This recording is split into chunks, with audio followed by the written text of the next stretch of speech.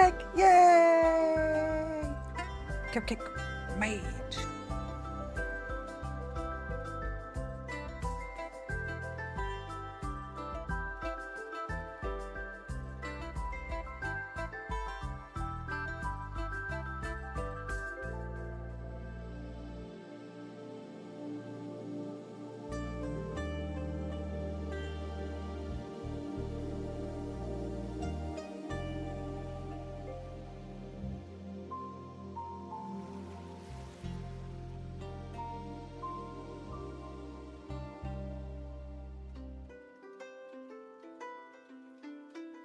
Oh my gosh, Ozibas, thanks for 9 months.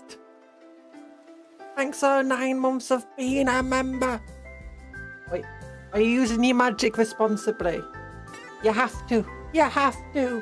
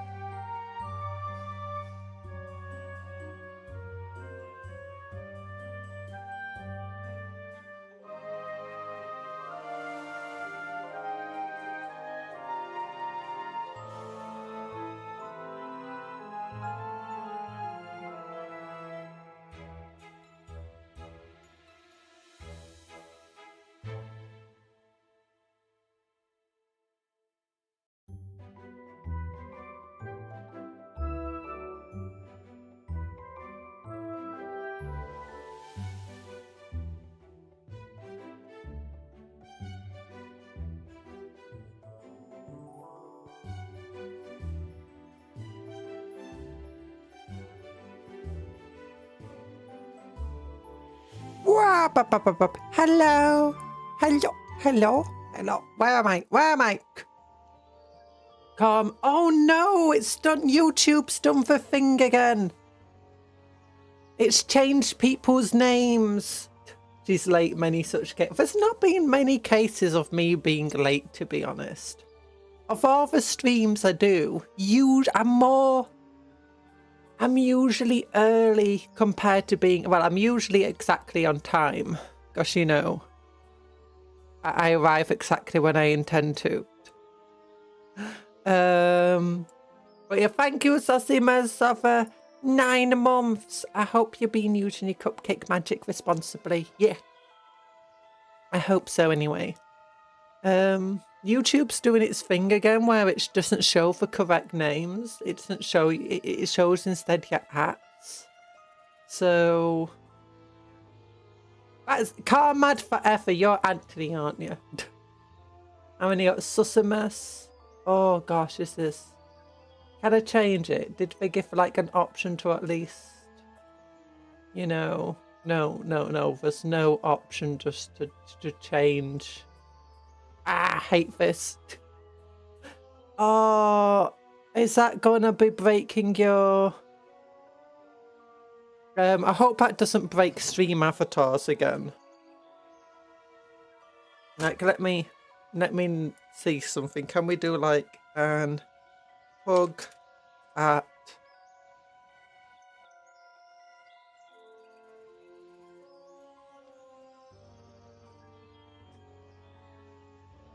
Does that work? I wonder. YouTube's being mean. So I've been like falling behind on all the stuff I need to do this morning. So that's why I'm a bit late. Oh, let me just clean my glasses for a bit. Yeah, I don't think the...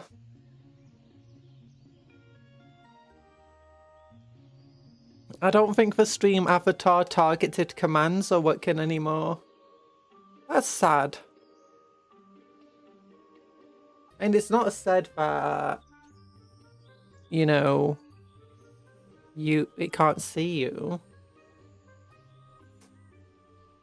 Seeing the gamer tag is wild. I haven't been known as this for a decade plus. I have console friends who've never heard that name. Yeah, it happened last time. YouTube did this a while ago.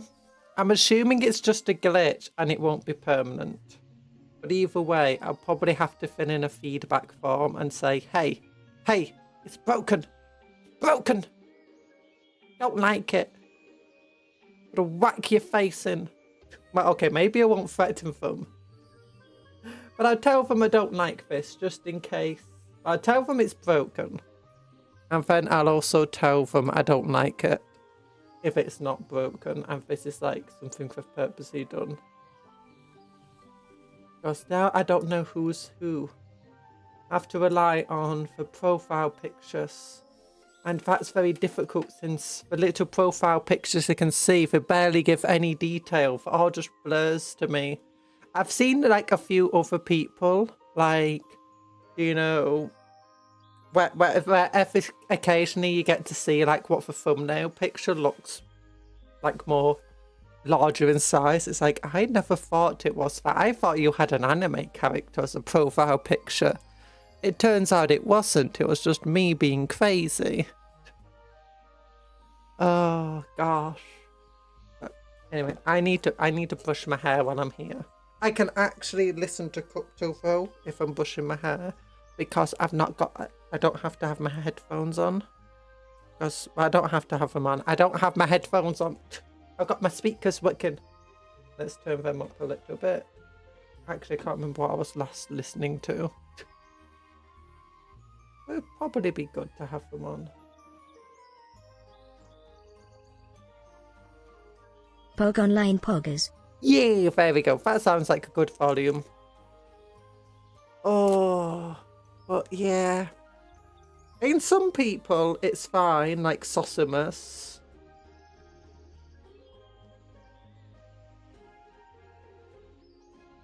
You have evolved from Cupcat to Cupbat, 'cause you're blind as one. I'm blind as a bat. No, for tiny little profile pictures. And I don't think you've got an anime character profile picture, but I have thought some of them were anime characters. Or sometimes I was right that the anime characters are just wrong at what gender the anime character was. Or which anime character it was. Hi, Briar, you're here to attack. Oh, no, don't attack. Oh, no, no attacks.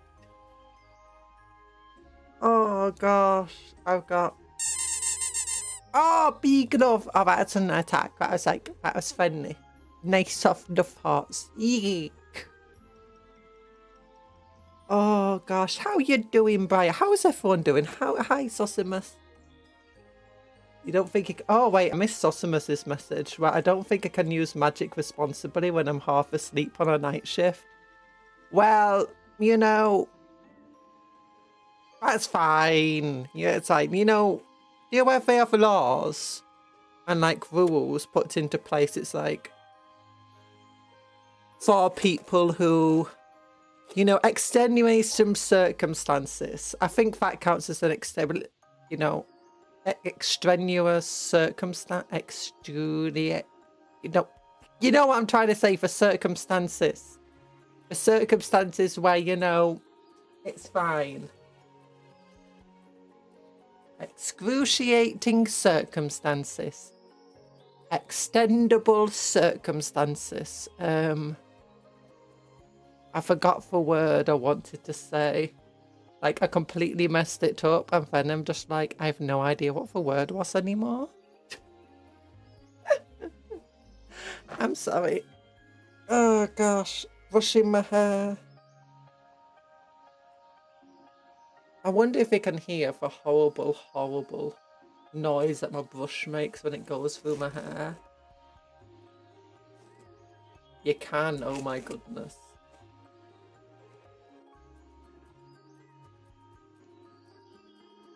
You know, I'm not someone who has to, like, super frizzy hair, so you should expect it shouldn't take me long to brush my hair and get knots out of it. But I have this weirdly wavy hair that just gets into knots constantly. Especially if I'm not feeling well. You're now a cat. No, I'm not! Okay, it's back. It's coming back.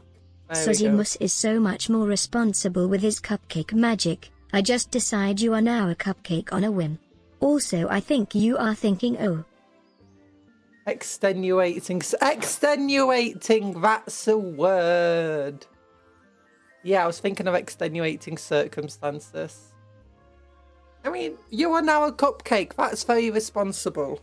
Turning everyone into a cupcake, not a bad idea. I think everyone would like that. You don't even need to ask them, would you like to be turned into a cupcake? Because you know the answer's going to be yes. I mean, why wouldn't they want to be a cupcake? It's much better than being anything else. Oh, gosh. Okay. My hair is kind of semi-brushed. Feels kind of terrible because I've not been allowed to wash my hair as long as the ear infection is still around. Oh gosh, I don't have my gloves on. I was about to go into Handcam without gloves. Cupcake only model when? What do you mean cupcake only model? Like one that's just a cupcake. I've got 6 of them. I've got 6 of them. Wait, no, is it 6? I've got 7 of them. I've got cupcake. I've got strawberry and cream. I've got sour apple. I've got galaxy, that's 4. Chocolate carrot, that's 5. Watermelon, that's 6. And cookies and cream, that's 7. Yeah, 7 of them. And for all proper models, like the VTube Studio models. You as a cupcake. I'm always a cupcake. What you on about? I never said sometimes I get hungry. No, don't eat cupcakes. They're friends, not food. So mean, Anthony. So mean. Oh, I got gloves on. I got gloves on. So if I bite you... No, don't bite me. No, no biting. It tastes of sour apples and raspberry. Not good. Okay, boss handcam, here we go. Here we go. Look at these things. We've got 2 of the Cupcake carriers. Look at them. Look at them. Cupcake carriers. And we've got the Mega Track Scrap Gear. Whoa, look at this thing.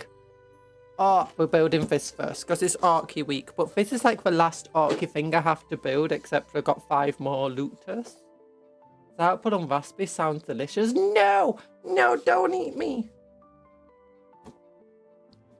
Oh my gosh, my hands are just black. This isn't what's not intended. Like, is that like do my hands just look like shadow monster hands?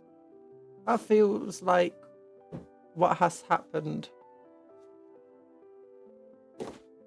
Oh, I need to just like fix that a little bit. There we go.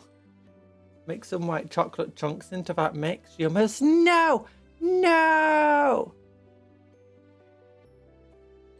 Also, I thought this was fine. I'm still messing with the camera settings. Configure video. So this is how it looks right now. If I up the brightness, how does that look? Sure. Okay, that looks a bit better. Okay. Yeah, that looks a little bit better. How does this still look? That looks... Do this. Oh, it looks better. You can actually see all the detail on this now. Yeah, that looks how it looks relatively in real life. Yeah. Okay, let's put something that's lighter on screen. Oh no, you can see this relatively well. That's nice. And what about this? Citadel colour. And then if I put this on screen, how does this look? Okay, now that one is a bit blinding. But it's not as terrible as it's been in the past. Oh. Okay. We've got the model to build. Oh, wait, how do I open this? Is it like... Oh no, it's not been opened ever. Oh no, it has been. Never mind. We just go... And then we go... And we go... Whoa. Oh look, you can actually see this thing without it blinding you. Oh my gosh, I'm figuring out how to work this camera. It only took me like a year. Oh look, I can actually show you the... Oh my gosh, look, there's an instruction book. You can actually read it. You can say no all you want. The desire to make raspberry muffins with white chocolate chunks and sour apple icing is now overwhelming, and I wouldn't even know where to start. Use your cupcake magic, but don't eat them. Don't eat them, they're friends. Oh look, oh my gosh, it's a weird instruction, but it opens up into 3 pages wide. What? Oh, and here's the rules for them. I don't think this thing will have any spare parts in it, which is kind of sad. I'm not sure how I want to convert it, if we even do want to convert it. I kind of do want to get a Mega Track Scrapjet and just convert it, kit bash it into an actual plane. But you know, might not be the best idea. Does it only have 1 sprue? A very big box for just 1 sprue. You could easily split this into 2 sprues and then put it into a small box. Now it's kind of disappointing. Scrapjet best flying unit because it's not flying. I don't think it counts as flying at all. Okay, now it's a bit dark here, but if we turn this light back on, the camera's a bit angled. Sorry. There we go. Is that fine? tiny bit. There we go. So here it is, a Mega Track Scrapjet. I feel like I should follow the instructions because this looks a little complicated. But you know, I don't really like instructions. I know it's an Arky vehicle. I think we should be allowed to make silly Arky mistakes. Oh look, it's got like a hole in his back. Got a hole in his back. Oh, that would actually make it very difficult to use this body on like a different arc. Oh, tiny little snotling that goes up the very back. Kind of want to replace the Arky head. She's still so ill, she's contemplating using the destructions. Yeah, I'm sorry. We have to use the instructions. No, we're not going to use them. At least at first. We're going to try figuring out if we can put this thing together without any instructions. And if we make some mistakes along the way, you know, that's just how you do a proper Arky build. We've had fun putting the wrong pieces in the wrong places and getting something a little unique from it. And I think that's part of the fun of, you know, building Warhammer sometimes. That's like where I had a lot of fun as a kid. Oh my gosh, it's got little wings. Like, why wouldn't you? Why wouldn't you play big old Warhammer? We're clipping it out. We're clipping it out. We're clipping. We're snipping.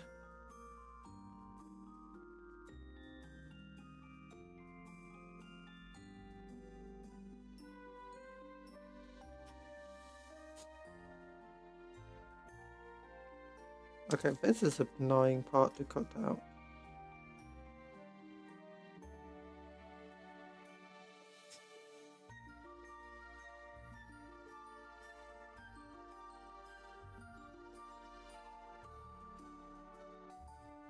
Okay, we need the knife to just trim down this little pipe part here. There we go. Oh gosh, I just took a massive chunk out of the pipe. It's fine. It's fine. It's just a bit of battle damage. It's a bit of wear and tear it's got. Okay, this bit looks like it needs a good old clip. How's this all looking? There we go. So these two pieces go together relatively simply, like this. Ooh, whose lost cat is this? I'm not a cat! No! Don't turn me into a cat again! No!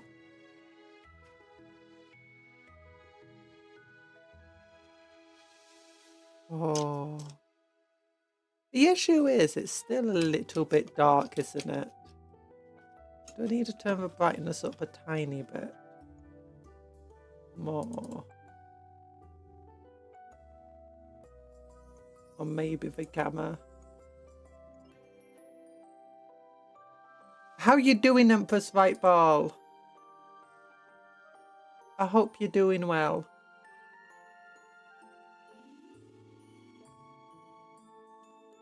Okay, now turning up the brightness too much just makes it all washed out. So, but if we try a little bit of gamma, maybe that will help. How about you? Okay, this looks nicer.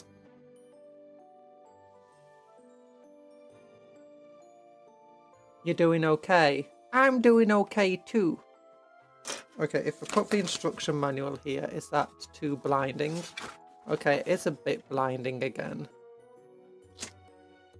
It's just trying to find that balance. Okay, yeah, I think it's also a bit too washed out right now. Yeah, made it too washed out. We'll configure the video settings a bit more.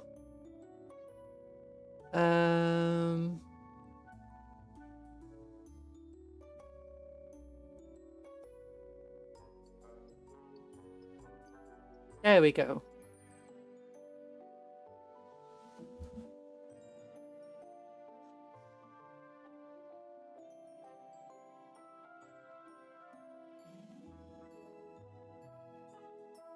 There we go. You know, that's okay. What kit is this? It's a Mega Track Scrapjet. Yeet. Okay.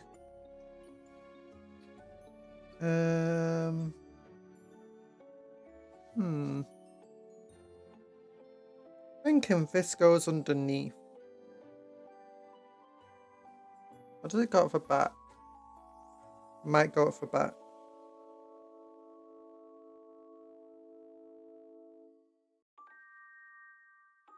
There's a noisy vehicle outside.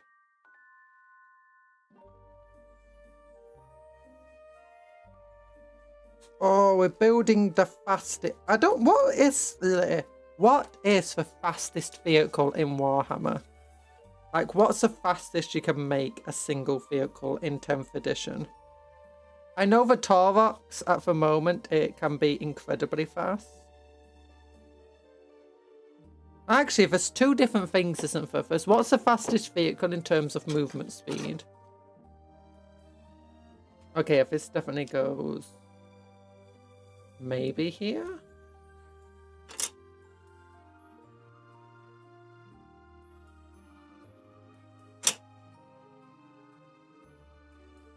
Okay, yeah, it goes here. Oh. Oh. Is this a new kit? I've never seen it. It's an oldish kit. I don't know how new it is. It's not super new. It's just... I don't know. It's one of the newer Arc kits, but that's not saying a lot since the Arcs haven't had a lot of very new stuff for a while.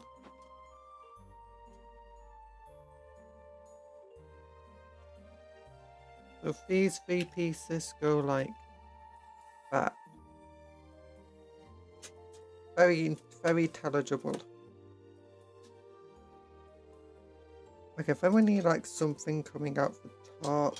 I don't think it's just a panel that goes around the front part. Like this part. No, that can't be it.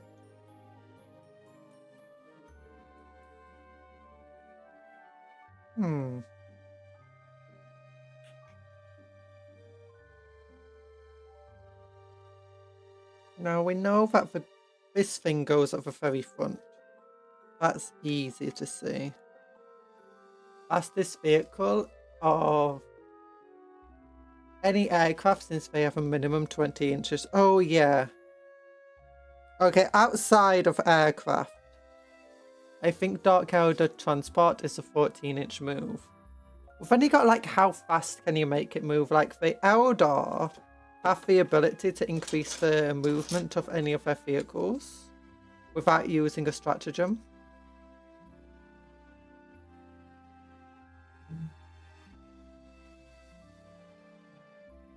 It's just their battle maneuvers, as we call it.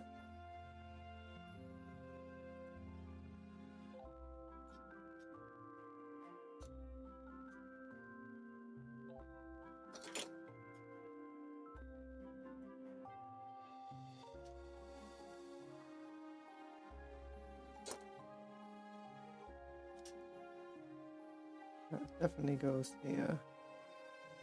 No, I think maybe gluing these two pieces together is where we should start.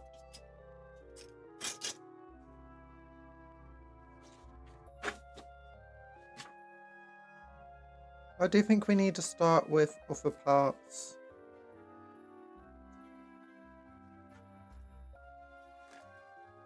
Do you think I've been holding it upside down for this entire time?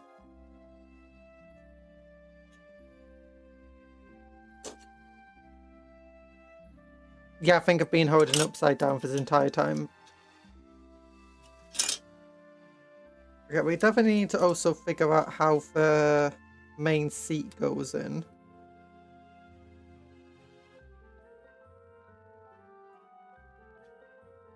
Oh yeah, and with back to maneuvers, you can also like get a faster like assault and stuff. You know, this might actually make a good video in of itself. What is the fastest vehicle in Warhammer other than aircraft? Okay, that definitely goes here. Definitely goes. Okay, this is one of those parts. I kind of want to build it upside down now, though, you know? Like, how would it be?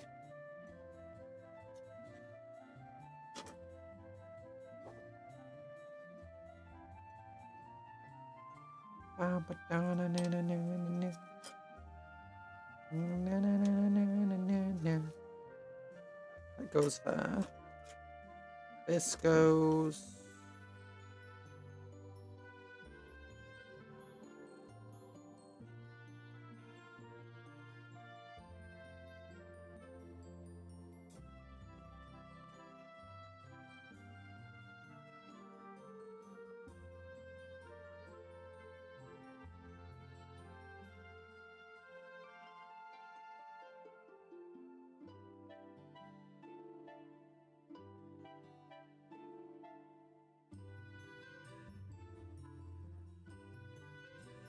Oh.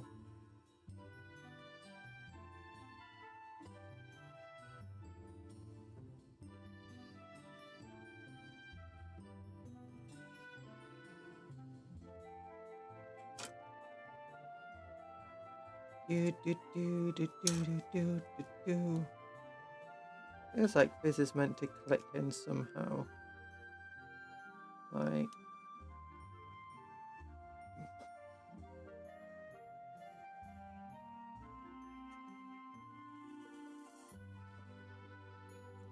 that? What? I think the Orcs would have the fastest land vehicles. Maybe. Like, does this... like, how does the Speed Freaks detachment even work? To make them the fastest.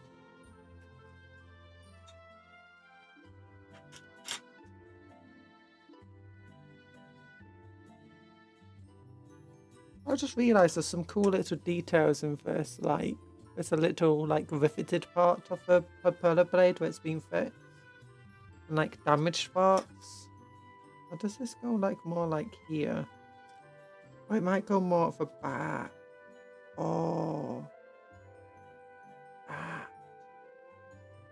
Unless it goes more like... No, it definitely goes more this way.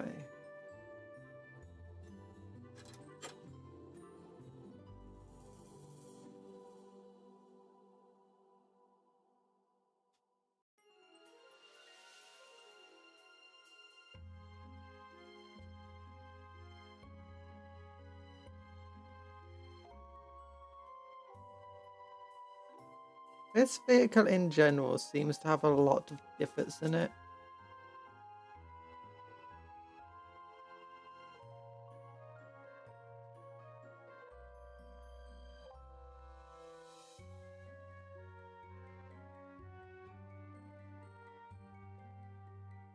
Yeah. If it counts hovercraft, then the neck ones probably. I mean, any vehicle counts as long as it's not got the... As long as it's not acting as an aircraft. So if it's got the hover ability, that's fine because that gives them 20-inch movement. And can still benefit from some of the speed buffs.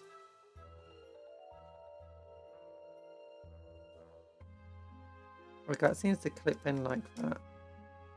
Okay, that's how it goes in then.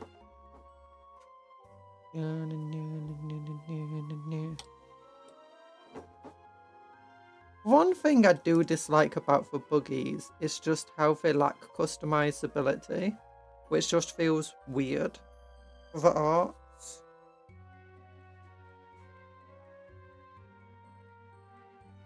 Yeah, then you got all your panels and stuff. Also, this seems really weirdly made. Like, it definitely feels like something you need to paint before you put it together. Just because, look how far, ingressed, like, is that the word? Recessed this is.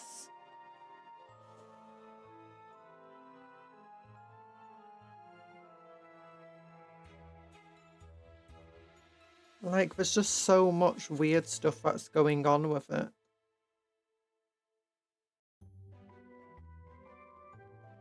Okay, you got the feet here. Need some clipping done to them.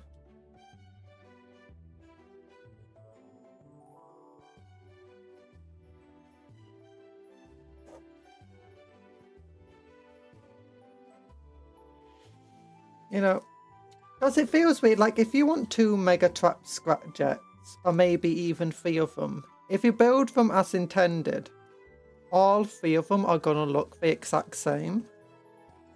And I feel like that's something that's really big with the current arcs, is that the newer boys kit is all monopose models. The Grot kit has a few customization options, but not that much, to be honest.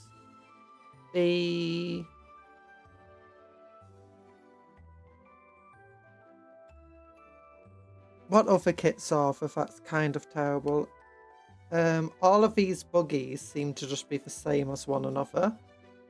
In terms of each buggy has just one way of building it.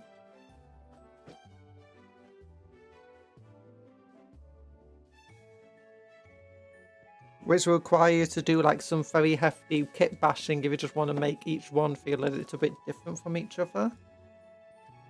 It just feels wrong for arcs to be like that. Like, out of all the factions, you'd think arcs would be the ones that like to be the most unique. Looking at the instructions just a little bit. Wait, is this meant to go like that? Glue in first. That seems so weird.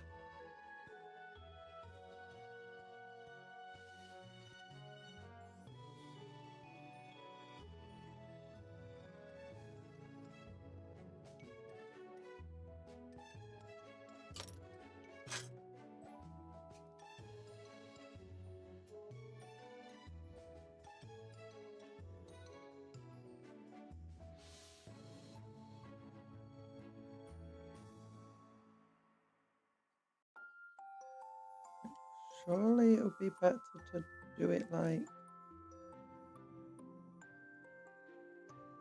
Okay, I guess that would be hard to put in.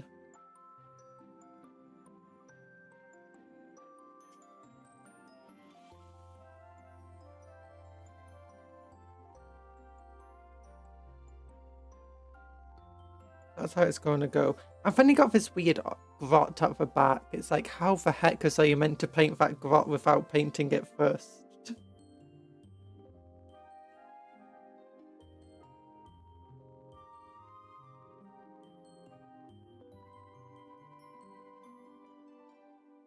Oh.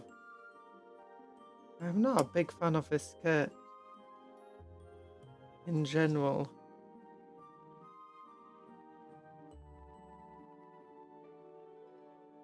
De orks is getting more morky, days learning standardizations. They are.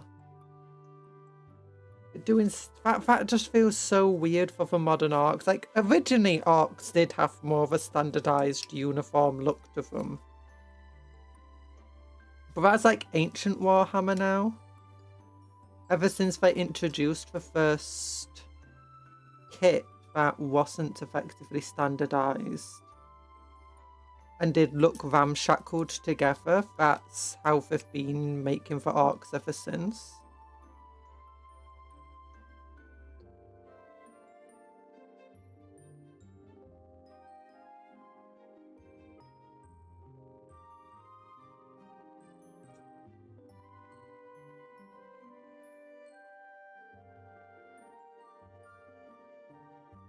I'm just looking for like little areas here where it's potentially just causing issues of not wanting to go together properly or fully.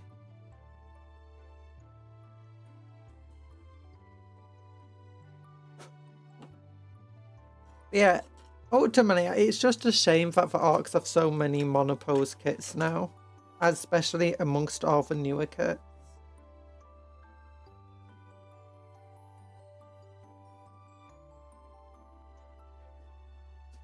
Like, the really cool models to build a one-off. That's about it. Okay, whatever. I have no idea how that control panel's meant to just glue onto this thing here. Because that's what it wants me to do.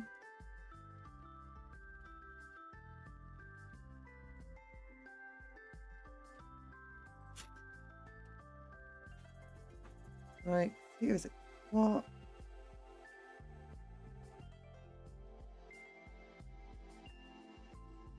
Well, we got the little grot. Like, it would be nice if this back part here, I thought this back part here wouldn't be part of the main body. I thought instead it would be something that, you know, you can put together. And then you put this little ball bit on. So that you can effectively put the entire model together. Except not glue this back part. So you can get to the grot inside, or who's going to go there. But it doesn't seem to want to do that.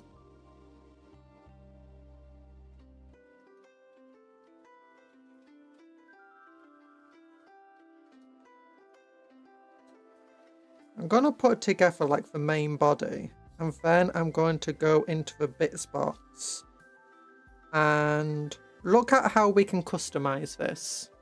I should have plenty of spare bits for that.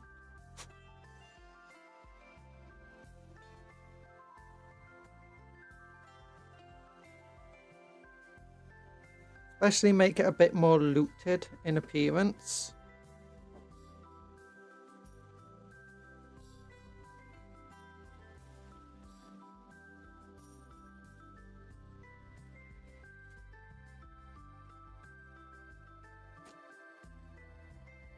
Do do do do do do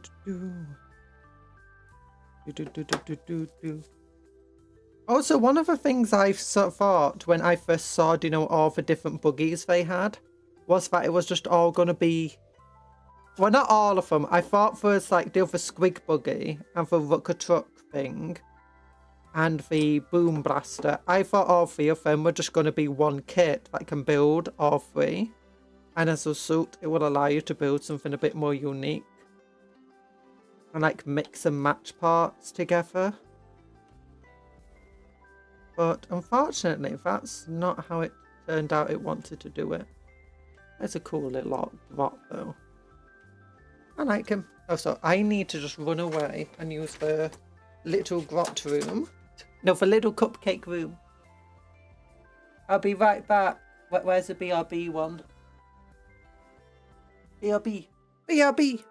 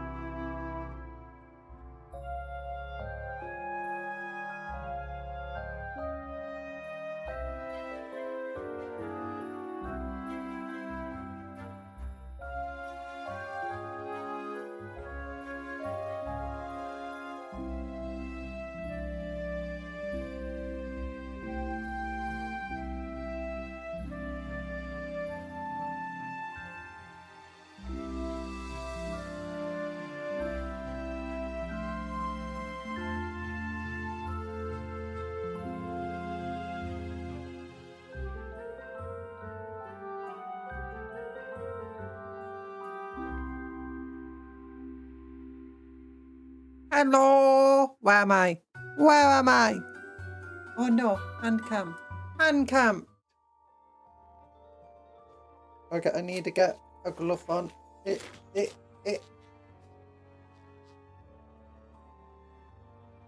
Oh, there we go. The gloves. Be on. Yeah.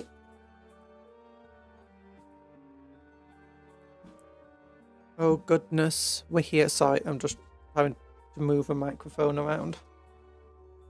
Okay, where's his little tiny arms? He's got little tiny arms somewhere, I imagine. There they are. I knew I saw them somewhere. Building the grot. Building the grot. We're building the grot. Grot. He's a little grot cake. He's a little grot cake. Grotty, grot. I like grots. I really want them to release. Like, can we have night goblins in 40k, please? Like, just for, or something similar to them, like a grot faction. Maybe like night goblins. It'll just be part of the main orc codex.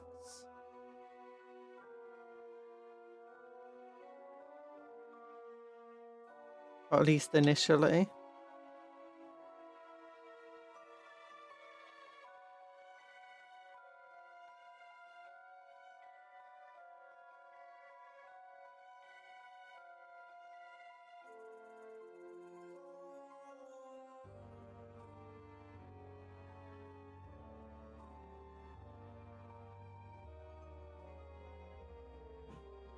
There we go. He's a tiny little grot. That light is on, isn't it? It is. A bit darker on screen than it is in real life. Which is weird because I got the brightness turned up. Hi, Dr. Smiley. You're painting Pyre Watchers. Oh. I hope you're having a good time painting your Pyre Watchers, and don't worry about being late. You're never late. You arrive precisely when you're needed. We're building a Megatrack scrapjet.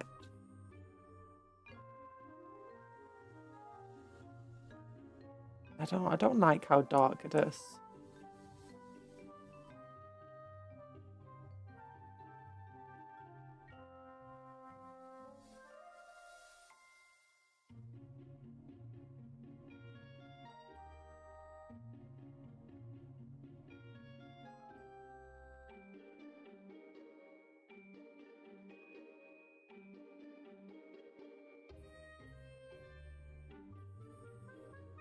Let's...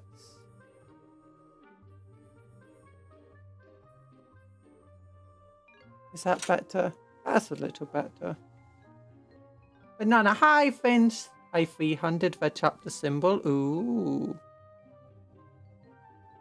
Did it go well? First time doing freehand? Oh, I'm scared of freehand. I mean, I've done real-life proper painting. Like watercolors and oil painting and stuff. I did traditional manga making using ink and stuff. You're like, how are you meant to paint this grot inside here? It just seems like such a weirdly designed model. Like, how am I meant to get to that grot? Most of the time when we have something like this, it's a piece that I can just take apart and just not have glued together until after it's painted. But I can't just do that with this. It's one of the first things I have to put in, otherwise I just won't be able to get the grot inside here. Feels like such a bad, especially since it's a relatively modern model. It feels like such a weird design choice that they made here. Also, fingies! Yeah!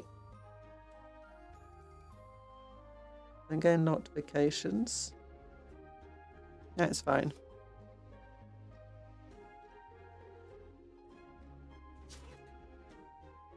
And I just don't like it. Right, how bright is it now? Super bright. Uber's light. Not too bright. At least that'll make it easy for combat patrol.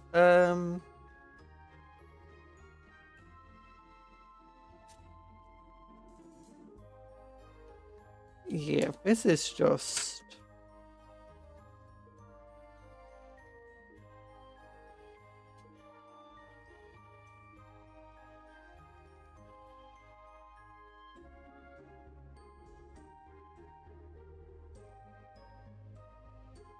Quite simply.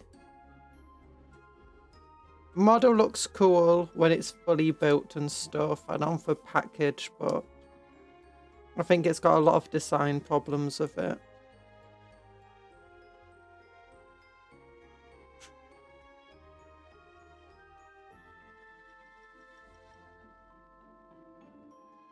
Also got that little gap at the bottom there. I'm trying to figure out what's causing it.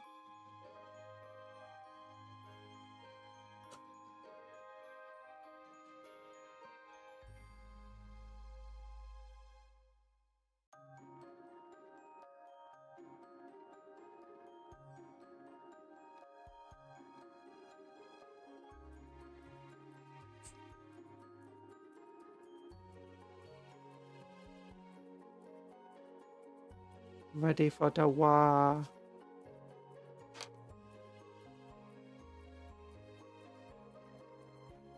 We are getting ready for the war.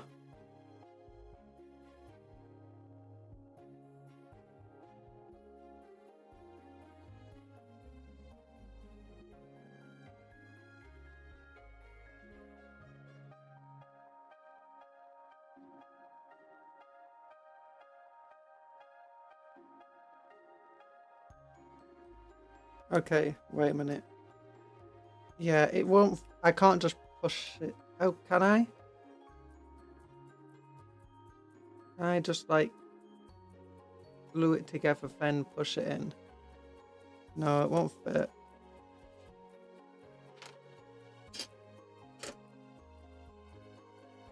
Okay, maybe it's this little grot cage. Maybe I just need to trim a bit more sprue of it.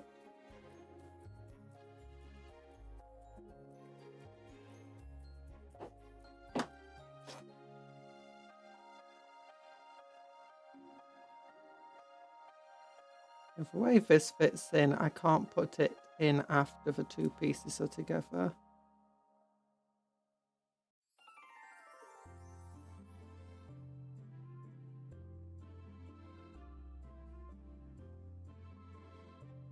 Weird, really weird design.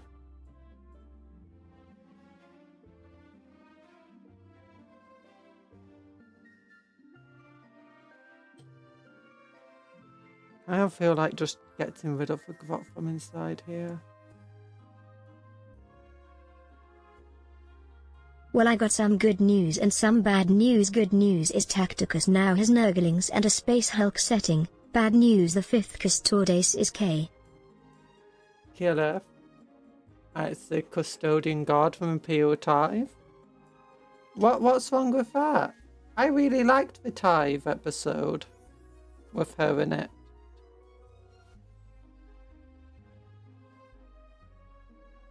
She was an absolute jerk and it was hilarious. I say it was hilarious. She was a jerk and it was incredibly in keeping with how the entire thing is setting up.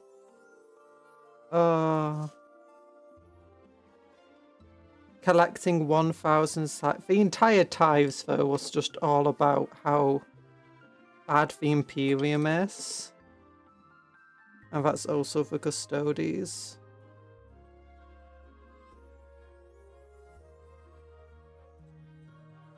YouTube just immediately censored that. The 5th Custodes is a woman. What's wrong with that?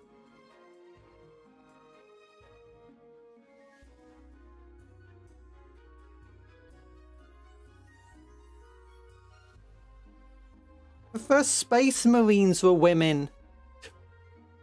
Like, seriously, I say the first ones. First edition Warhammer had female space marines, and they eventually changed them to Sisters of Battle. They also had a half Eldar space marine. For years, we never had any Custodes, and there was no intention to ever release models of them.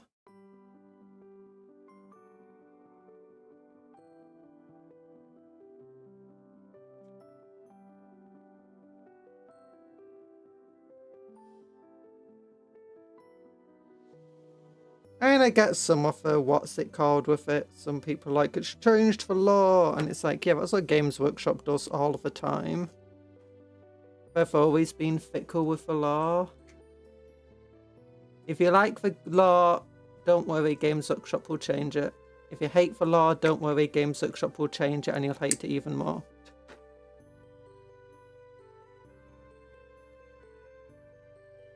Boltgun 2 will feature Sisters of Battle as your MC. Really? That sounds cool. Not what I expected, but that's pretty cool because have we had any Sisters of Battle games, like ones that focus on the sisters? I know when I grew up I wanted to get Sisters of Battle minis, but for all metal, and they didn't even have a codex at the time. Or a proper one. And they're just really neglected by Games Workshop.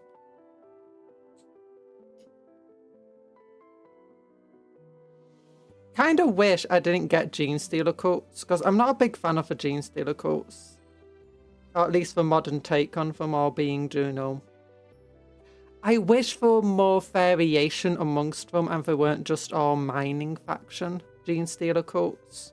Like, yeah, it kind of makes sense. I wish we got more things like the Pope Mobile and stuff like that.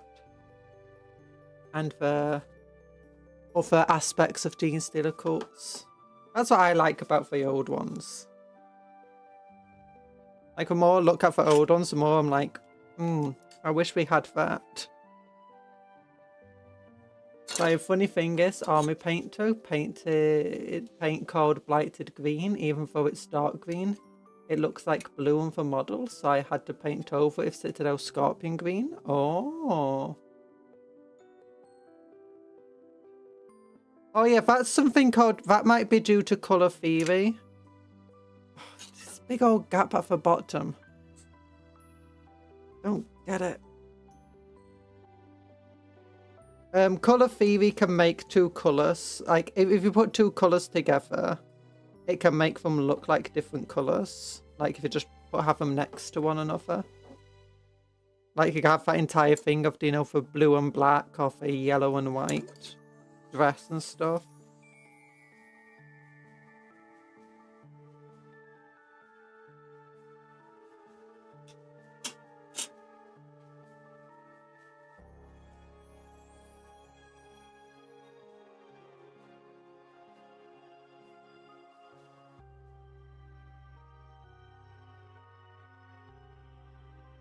At least you don't have to roll a 4 up to get them back. Yeah. And the Femme Marines for ugliest models ever, so ugly if I wrote them out for setting. I mean, it makes sense of them to be ugly though, like everything else. A lot of the models back then were ugly.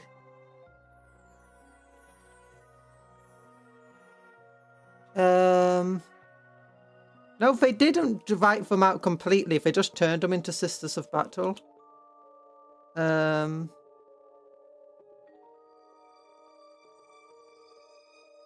Which is not quite the same as writing them out of the setting.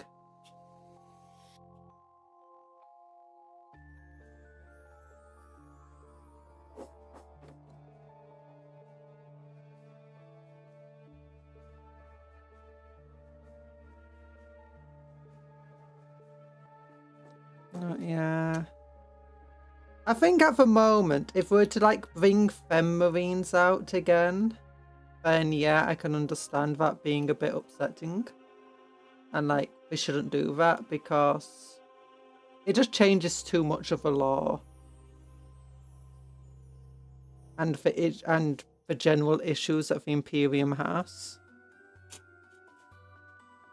But when it comes to them custodies, and honestly, I'm just more upset that they have custodies as their own models and faction now. I feel like it would be cooler if we just didn't have them and they just remained part of the mythos of Warhammer.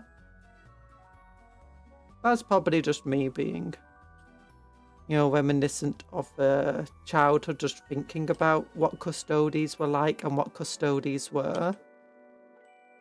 So we had no idea. All we had was guesses and hints, and a lot of the hints were contradictory to one another.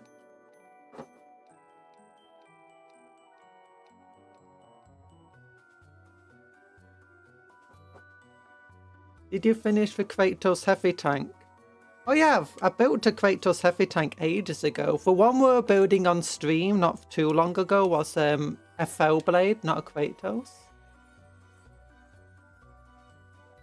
I mean, I've not painted either. Okay, there you go. There's the main body of a vehicle. Now I want to get to the point of, you know, just messing it up. Kit bashing it into something else. Because it's still aching for Primarchs of Olympias. Yeah, for the Fellblade, here's the Fellblade. For the Kratos, just give me a moment.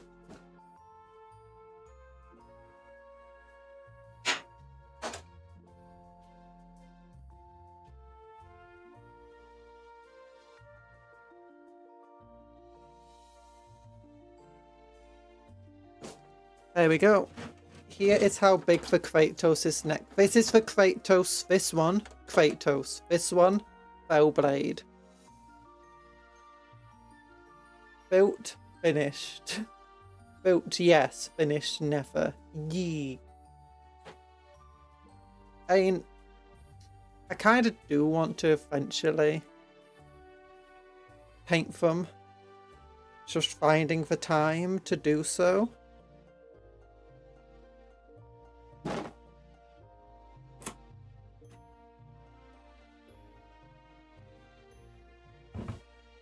Unfortunately, I'm just falling behind on so much stuff.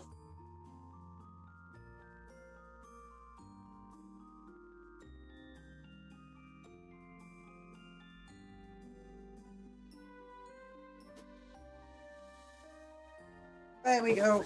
Oh, I did have a super productive day yesterday. I built.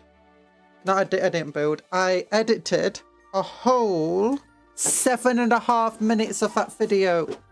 I also went to the dental hospital and I made the thumbnails and I even got some stuff cleaned up. Like some old sprues and stuff. And we could put this on the back. Okay, that might be a bit too big and silly.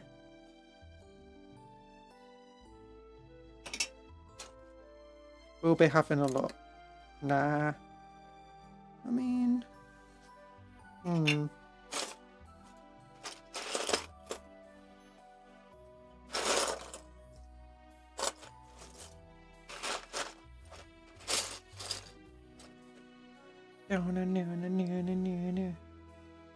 Oh, that could look cool, actually. Instead of, you know, the guns up here, having this thing, like...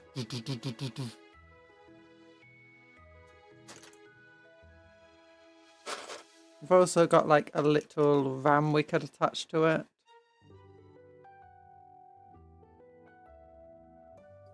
I think you can do a delta wing Dakar jet. This isn't a Dakar jet, this is a scrap jet. Megatrack scrap jet. Which is a land vehicle. That looks a bit like a jet. Because it's basically a crashed jet that you put tracks on. And it goes flying forward.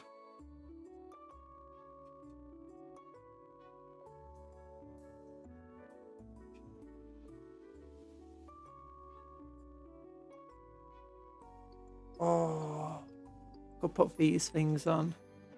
Daka for the Daka phone. Yeah. All these streams and still no time for painting. Wait.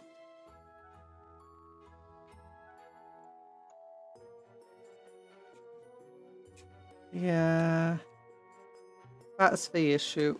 There's just so much stuff to do. Oh, I could put it on little skis. Oh, that would be cool. Don't you think? I like maybe these bits at the back here.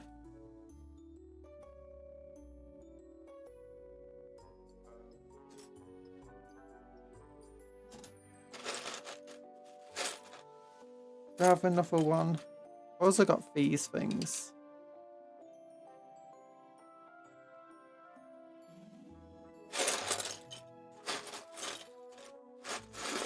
There's a really noisy fan outside. I'm sorry if you can hear that.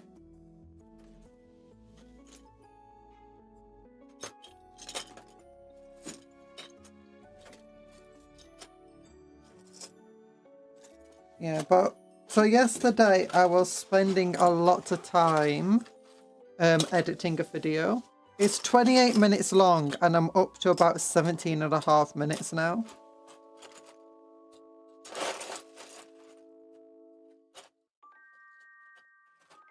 Oh, here we go. Here's a second one. Cupcom paints when Cupcom runs out of models to build, which I guess is never. Not when I quite run out, it's just...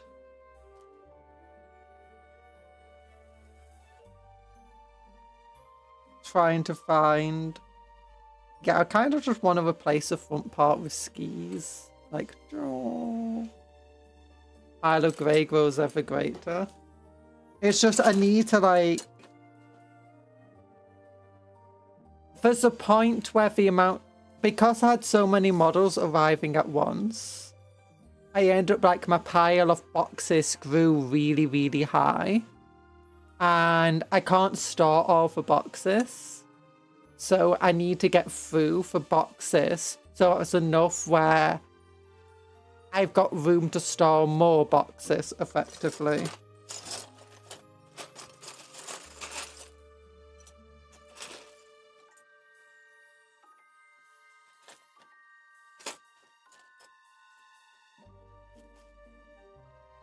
Oh, that's a cool piece.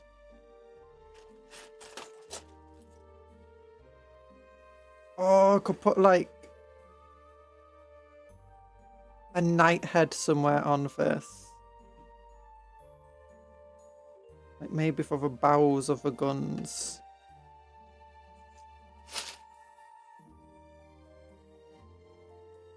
Gatling cannon. That could work. Now I want to keep this.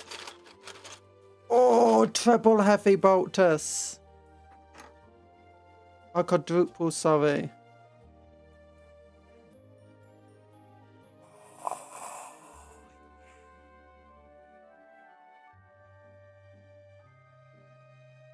Is that perfect?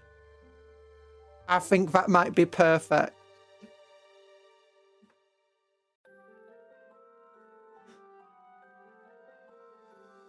Oh, Night Smasher. Mega Ski Snowjet. Yeah, Mega Ski Snowjet.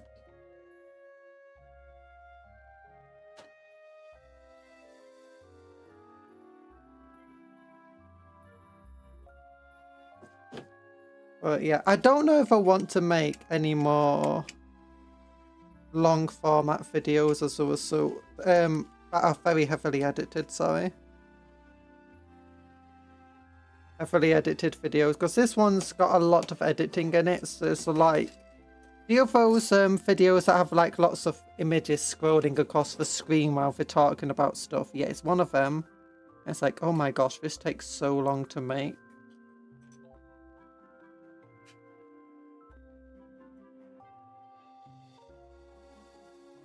It's just taken up so much of my day. Like when I'm not streaming, I mean, I don't have a lot of time off stream to be doing other stuff. Like I had an hour yesterday, not even an hour, 40 minutes at the end of the day, around 10 in the evening, to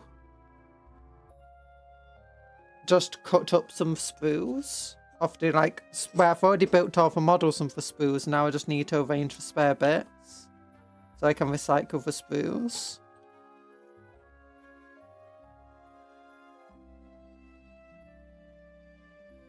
Is that? It is. Cupcake Empress. Hello, Clockwork. How you doing?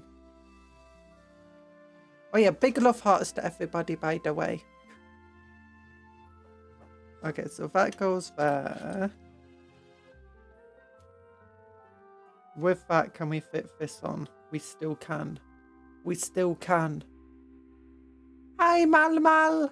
Mal was taken. No! Mal's been taken.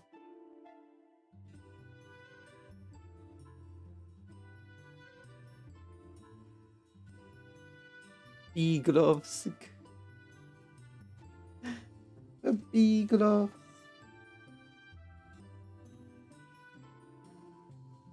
Okay, what do we want to attach? Was this part?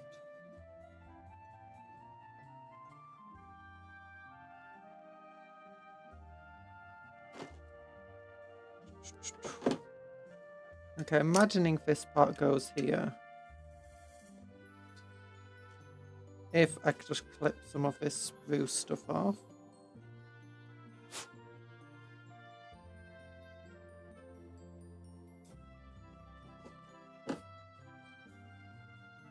I've been good. I apologise for my recent absences. No need to apologise.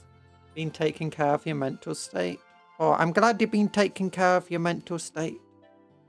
That's important. No need to apologise for that. Okay.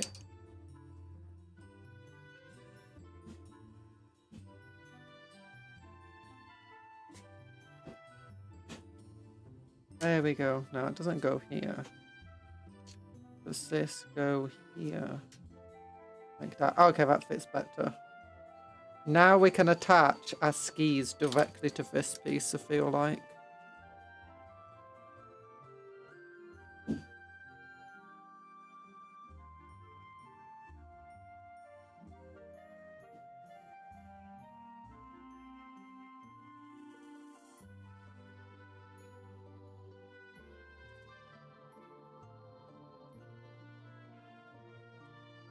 A scrappy jet of a mega track variety. Yeah, that's what we're building.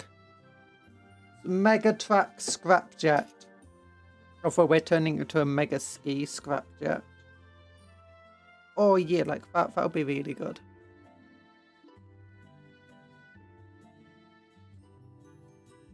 I don't know what I'll do with that. I'm going to attach something to it. Now if I put the heavy bolters on here... No, that actually looks fine. Oh! Yeah! The mega bolters will close off that area.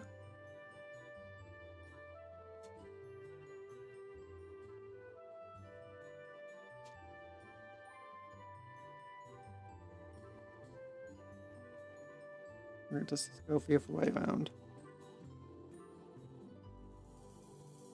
Yep, there we go. So that goes there.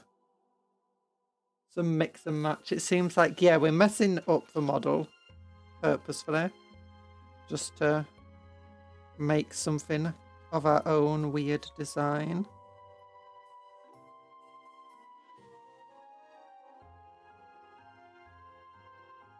It's a spoopy cat for spoopy month. I'm not spoopy. I'm not a cat.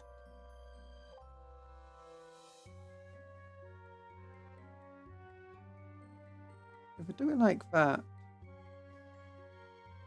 that'd be better.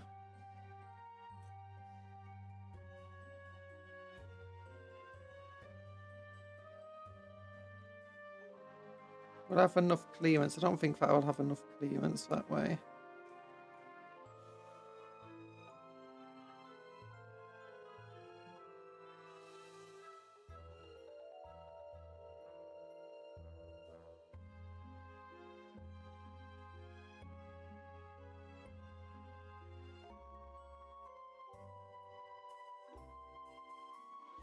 I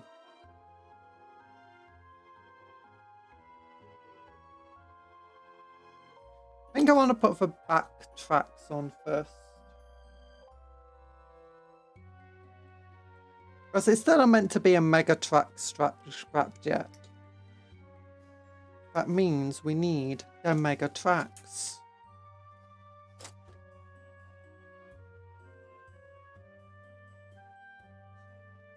Skis up front, tracks at the back. We're making a snowmobile out of this scrap jet. We are. Oh my god. Okay, so this goes like that somewhere. We need like some other pieces to join that.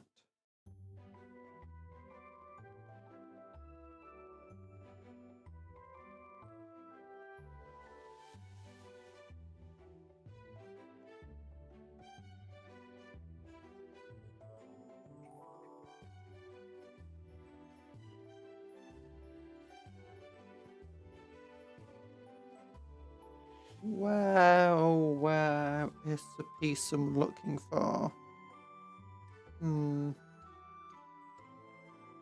Is it? That might be it.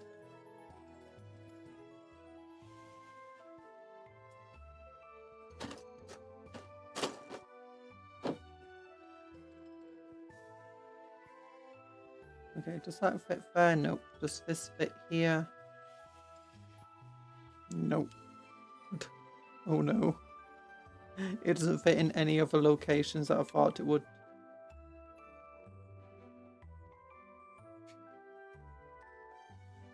Right.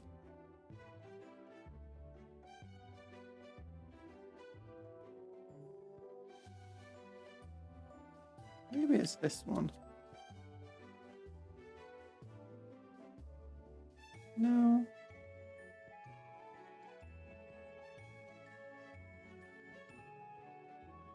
That definitely looks like the piece that goes under this part.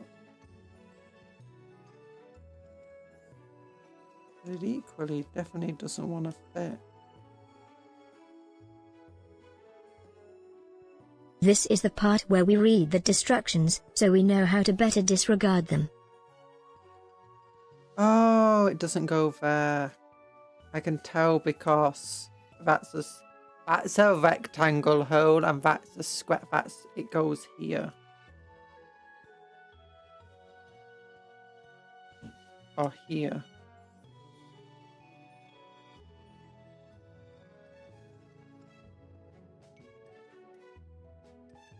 I think really it's meant to go like here.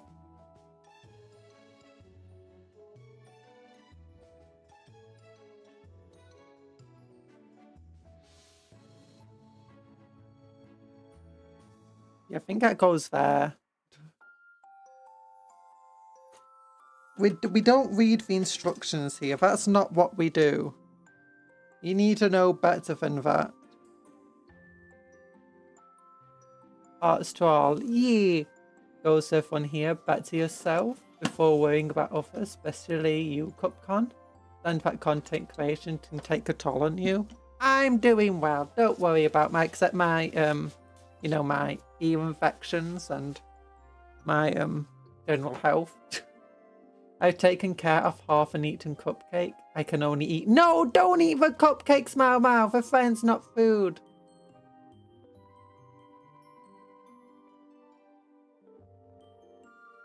My mental state is like half an eaten cupcake. No! Rectangular block goes in the, that's right, the square hole. I should drink Cupcake. No, don't drink Cupcon's cola. That's evil. Okay, I might actually have to read this. 40.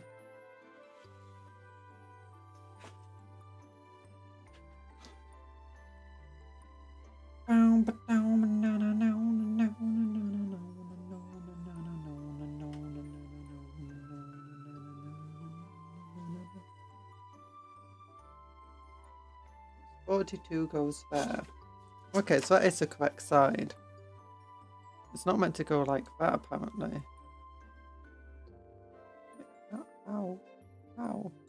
It says it wants it at an angle. But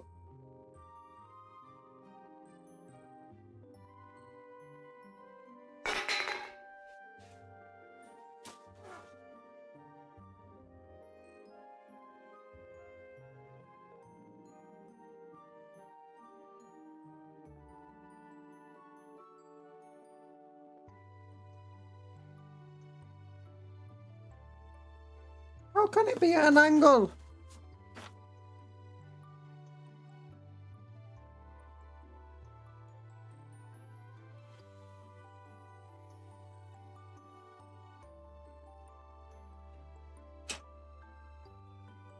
Also, some of these pieces seem to be mislabeled.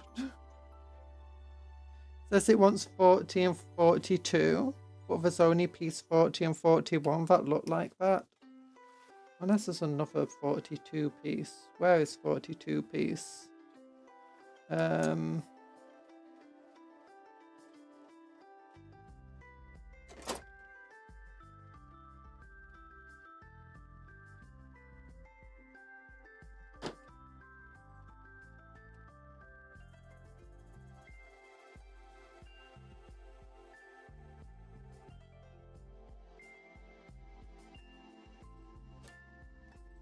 But cola is delicious. Cola is delicious.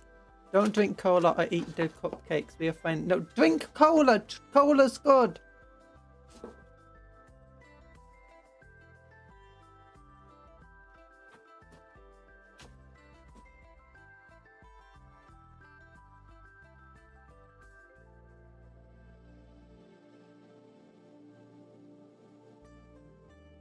Okay. Okay, give me a moment. This goes on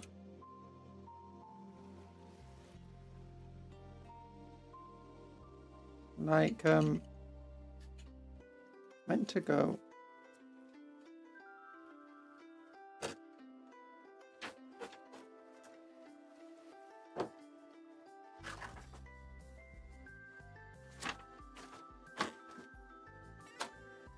The instructions are making it worse.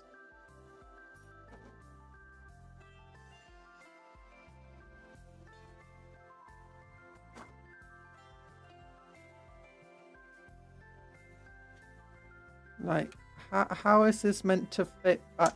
There we go. Okay, so it squeezes weirdly back here.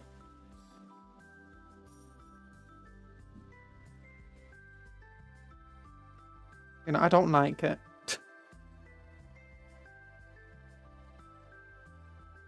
And then this piece is meant to go on like...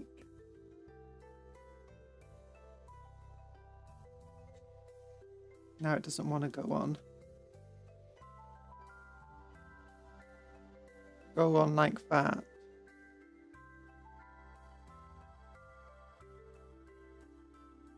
Okay, I had a hard time getting you onto there, so I'm just going to leave you like this. Bam, bam, bam.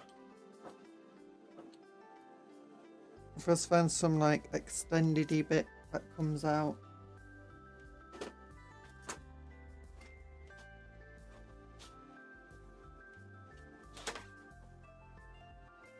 Is it 37?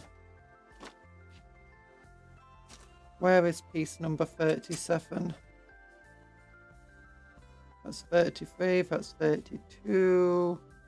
Oh, those are the two pieces we were looking for earlier. 37's here. Drinking cola makes your cupcake far more soggy. No, it doesn't. Only if you drink too much. I got some new redeems. I did. But they don't work for everyone. Also, I just accidentally dropped that bit in the bits box. Oh no. Where'd it go? Okay, somewhere in this big box of bits is the bit I dropped. Wait a minute. The hand actually caught it. The hand. This hand caught it.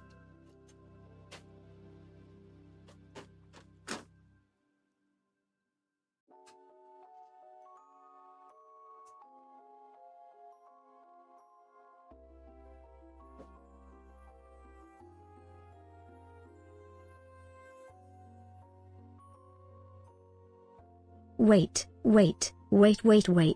That's a suspension. And an axle. How? How do orcs know this when the Imperium gets the Lehman refuses to move? The Imperium do have suspension, it's just not modelled on a lot of their models.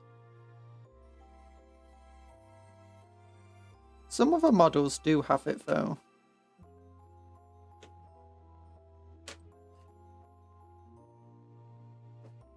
Also, the arcs like to go fast. Obviously, they need suspension to deal with all the bumps and stuff, and they're going super fast.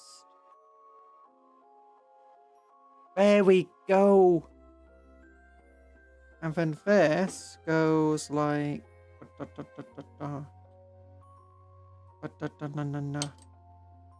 like this.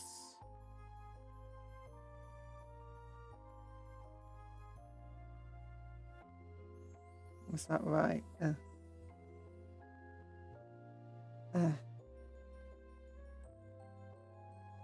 There we go. Yeet. Now, what's the suspension connected to? Nothing much. If we've got suspension, they just forget to connect it to anything. It's fine. Don't worry about it.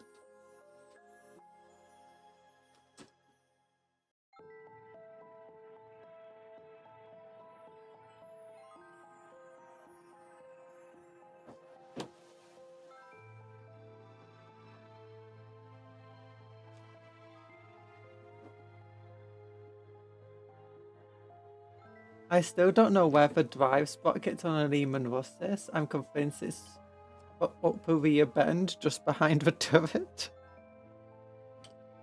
Oh no, we'll have to build a Lehman Russ. I'm of the opinion that because the tracks are so thick on Imperium vehicles, that the engine mechanism to drive them is inside the tracks itself. And it's powered by the main, you know, engine. So like the motors within the tracks itself. So the tracks are like that, the motors in the middle.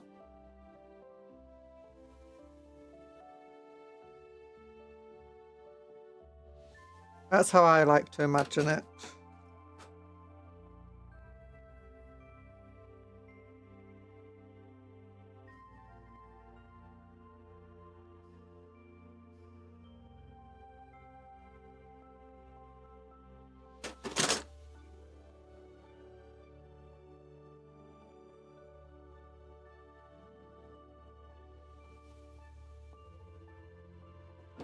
And that does mean that the armoured side is extremely vulnerable. But, you know, that's just what the Imperium's like.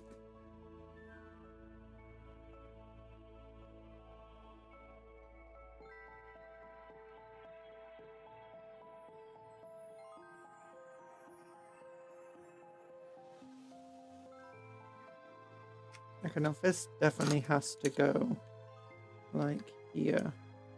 There we go. It does go there. Okay, at least this bit's attached to something.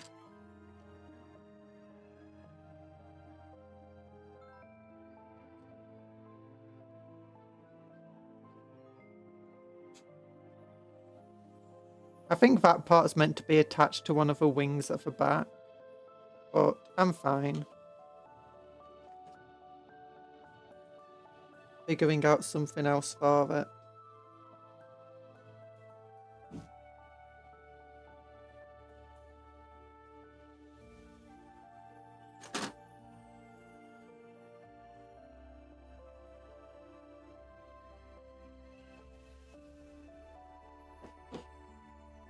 Okay, so this goes like that.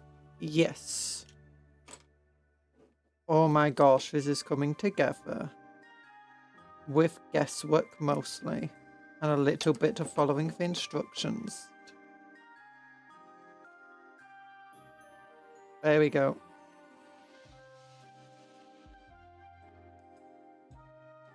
Okay, you go here like that. Oh gosh, we got one of the tracks on. I needed one of the tracks on just to know what height I need to get the skis at.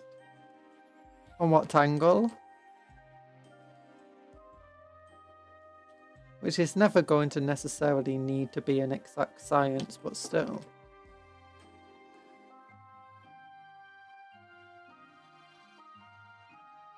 There we go.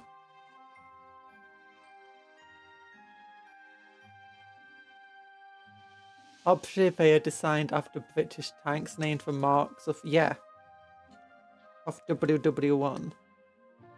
And the Churchill series of their overhaul tracks. Maybe my version explains why they seem to have 2 sets of idler wheels. Yeah. Well, they are definitely inspired in shape by them. Based on how they work and like how the inner mechanisms are described, they described more like modern tanks. Rather than, you know, ancient tanks.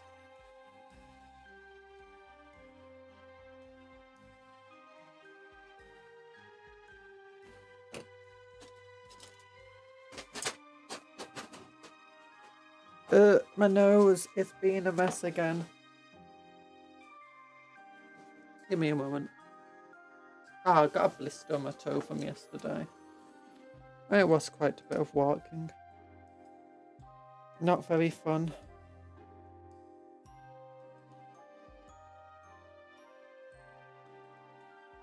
Okay, I want to steal these 2 bits then. And by steal, I mean just utilize the bits where they're meant to go. Which goes here. Yeah, that makes sense.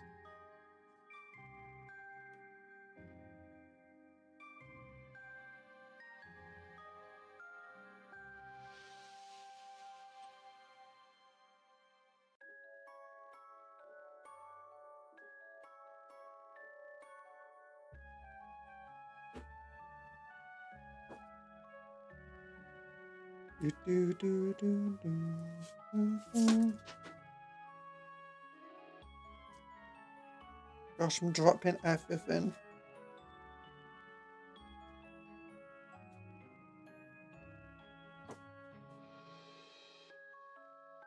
You say this, but I have yet to see what kind of monstrosity would be made if we stuck a meteor engine from a Conqueror in a Churchill. Oh gosh. I mean, it'll probably not work that well if I'm going to be entirely honest with you. Okay, how does this look now if we'd have it like this? Wait a minute. The suspension is for the guns.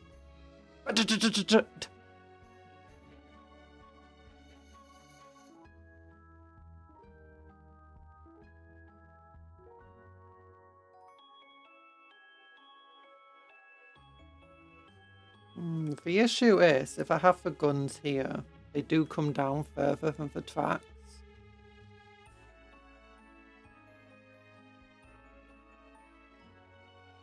Push them further up, get a little bit more clearance. I'll put them on the edge of the wings like that.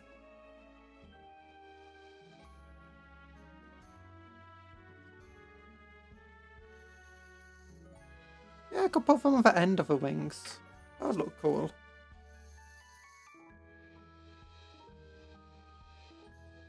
I'll put it eat the transmission for Sorv and the ground below it to become a deep core drill until it breaks, which will probably come soon after.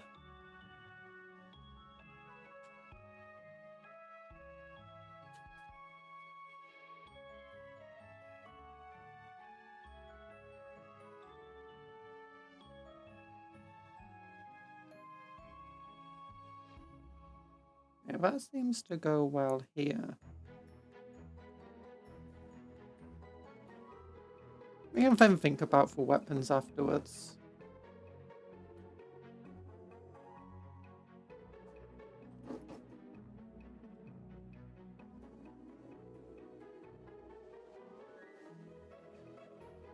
If we take this and go like, wait, it fit perfectly before.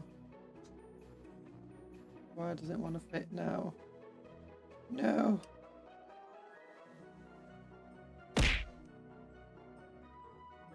Thanks for the yeet, Tony. How you doing? That's not how it wants to go on.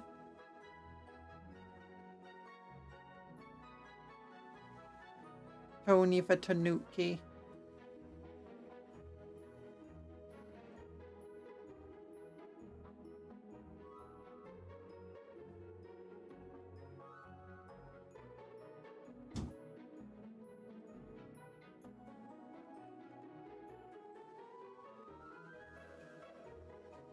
Okay, how does this even attach? Like that. Oh, it's... Oh, broken.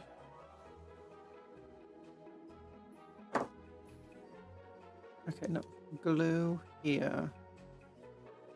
Glue here. You're gonna go now. Bye-bye, Dr. Smilex. It was nice of you to pop in. I hope you have a good rest of your day. How's this looking? Ooh. Ooh. Not too shabby. A bit higher, maybe.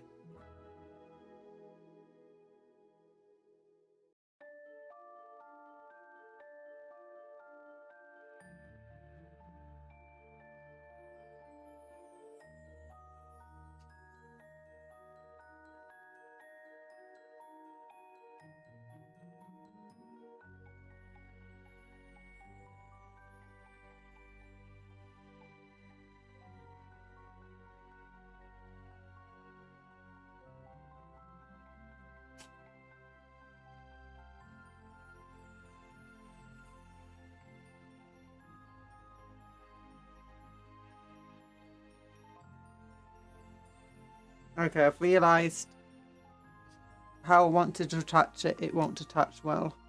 So I'm changing how it gets attached.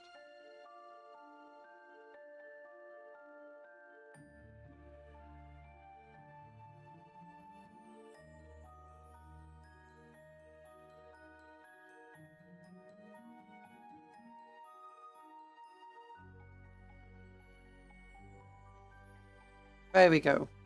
Perfect.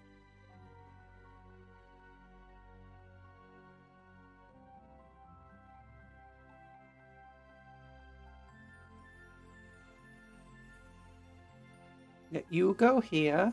It's beautiful. I want to go to a Bovington Tank Museum at some point. Mostly for the TOG and Black Prince. The Black Prince was the last and largest Churchill. Big enough to contain a glorious 17-pounder. That's ridiculous. Need to drink some water.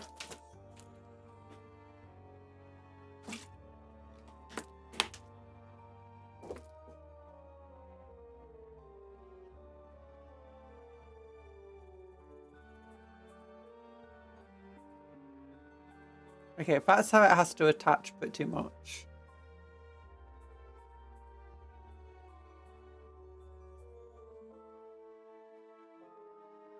So that means lying about here, hopefully, is where we can trim this.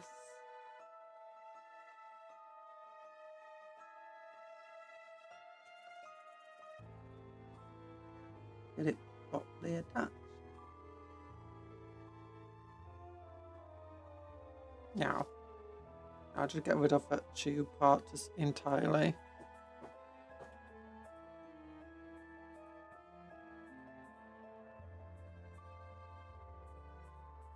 Then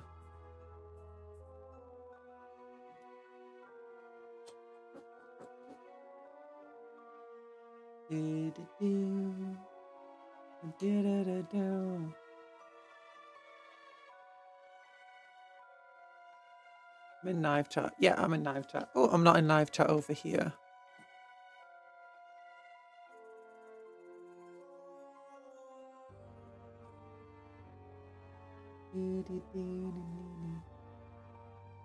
Oh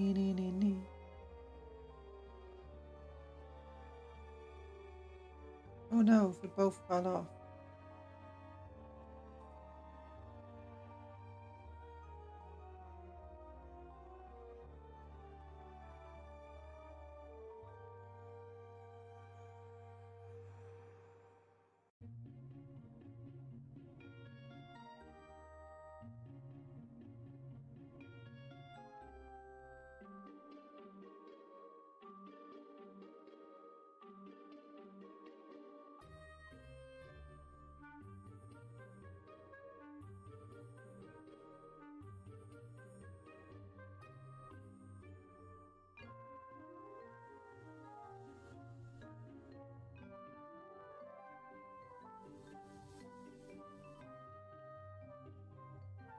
No,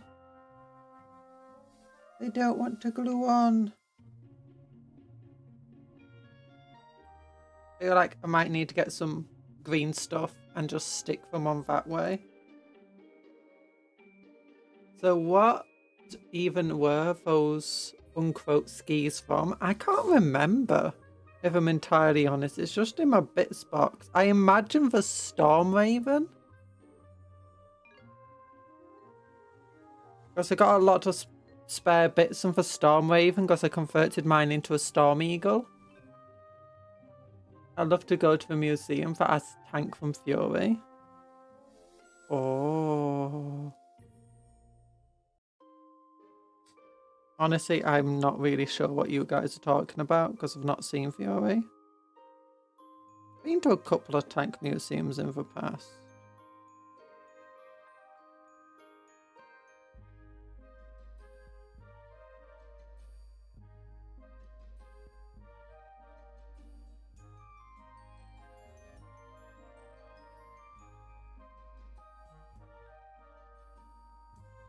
Do you know there's a lot of really old tanks you can actually just buy? Some of them are surprisingly cheap. The entire moving them and storing them is the hard part of, you know, having tanks.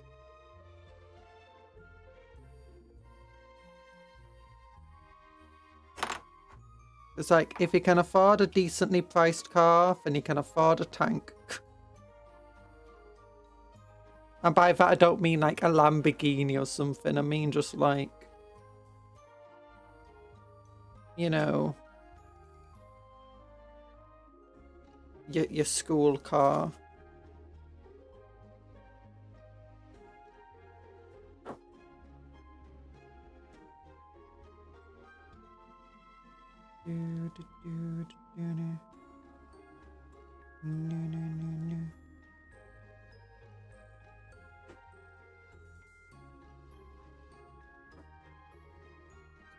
This entire piece, why doesn't it want to glue? Morning, TA, and hello, Ansa Berlin. GM painting some silver now while I watch. Good morning. Oh, good morning. That's what GM is. I was like, what's GM? Good morning. You're painting some silver, Nev. I hope you're having fun with that. I hope it goes well. We're trying to build a mega ski scrapjet.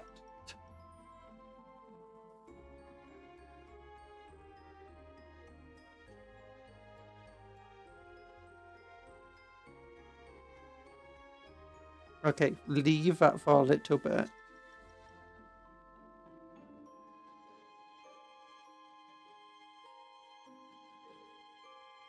When we got the big old guns on the actual front part, that we need to figure out what we want to do with them.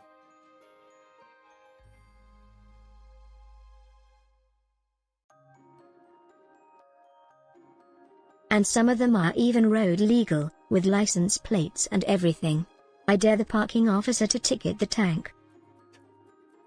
Are some of them road legal? I thought most of them weren't. Because of, you know, tracks destroy roads.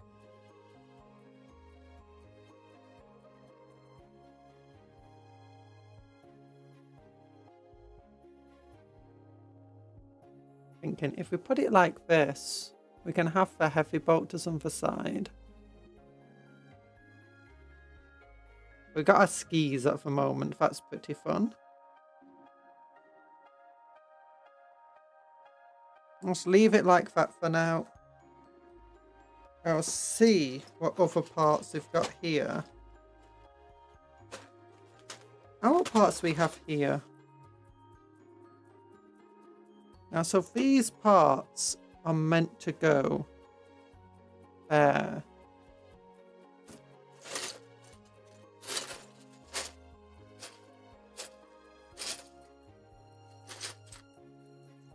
Another knight head. We'll just replace this entire section with knight heads.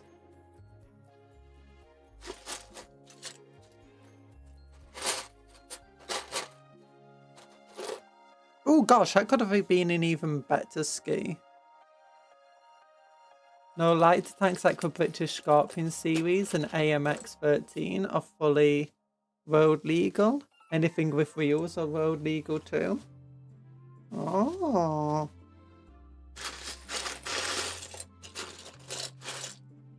Interesting to know.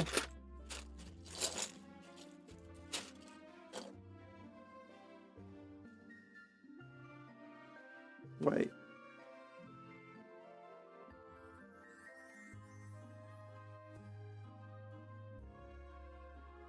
It's like a little slot there. I'm trying to see if a wing can just slot onto it. It can. Oh.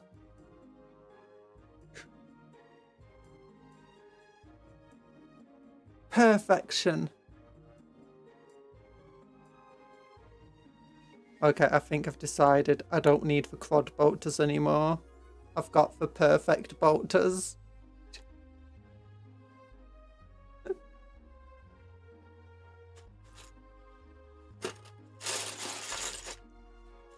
Oh, it's stupid, but I love it.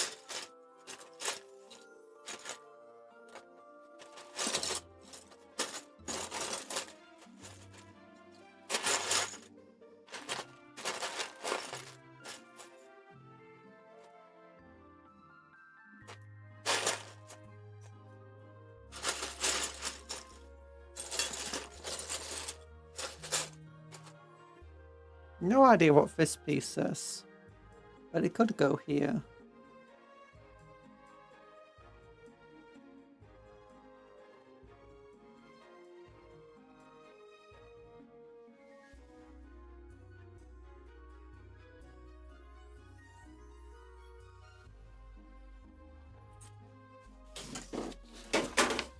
Oh gosh, be careful of the clippers.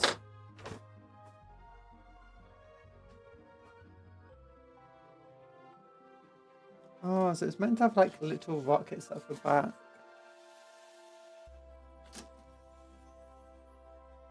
How do they attach on?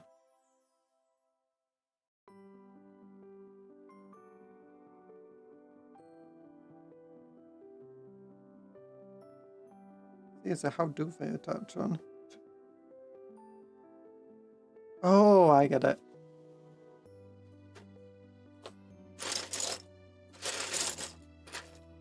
So we could just, both these bits seem like they'll be hard to replace, so we could just stick their heavy boltery things there that are meant to stick there.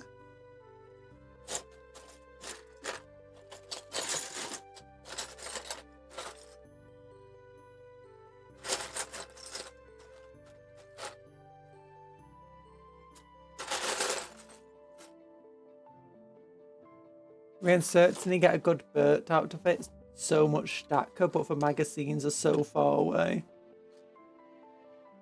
Don't worry about it.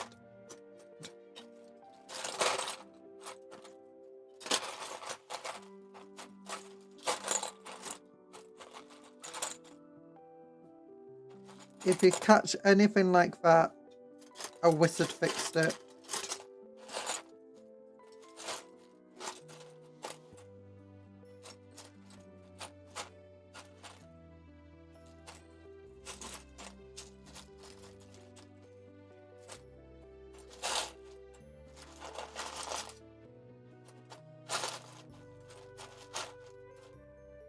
I'm looking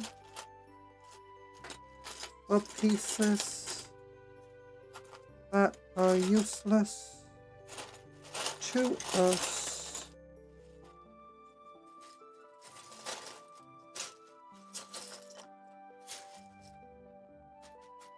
I could always just like attach this to here. That could be fun.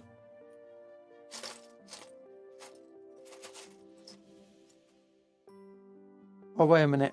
A piece of a knight. Nah, need something more angular.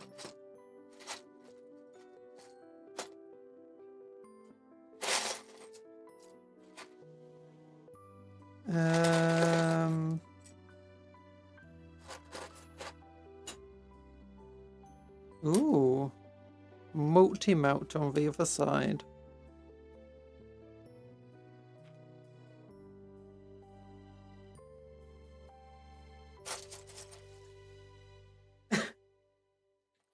Pardon me, sorry. I think these are from The power of Orky belief removes the need for reloading, just like it removes the need for airtightness for their ships. Source, trust me, bro. True. It's just Orky belief. Source, trust me, bro. Oh, here's the other ones. Okay, I'm happy with that. Not entirely happy at the moment. I want to get another piece like that.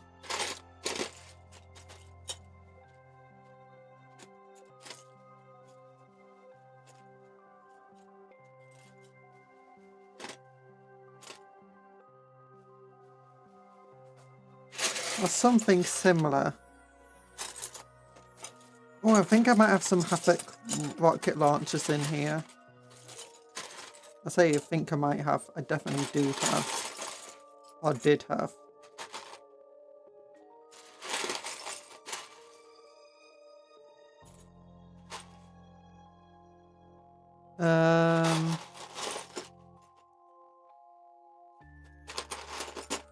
Where'd they go? Where did they go? Where'd they go? I don't know. It's up to you.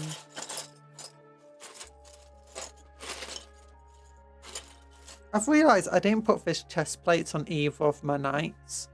I'm kind of okay with that. I have no idea what this piece is, but it looks like an Orky engine piece. Oh.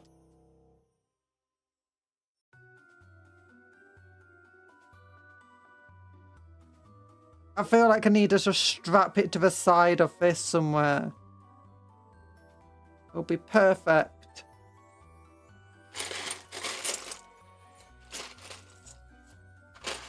Okay, where's my Havoc launchers? Are there just any other rocket launchers I should have? I know, big guns. A heavy bolter. Multi-mounter. No. And I got a last talon I could attach to the back. So we could have it like this. And then attach the last talon here. Oh, that could actually work.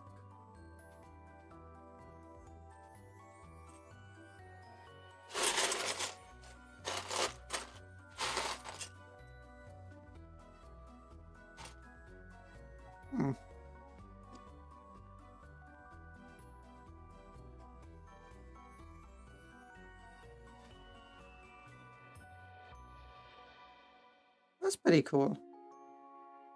I'm thinking that might be better on getting rid of this.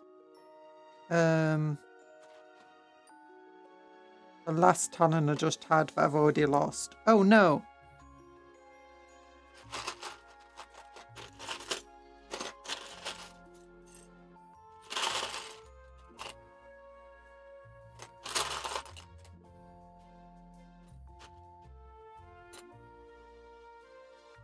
I'd made my ability to kit bash the only time I went off script. building a model meant I botched the legs of my knight. Thankfully, it getting skitted by dog balls solved that. Oh no. That doesn't sound great.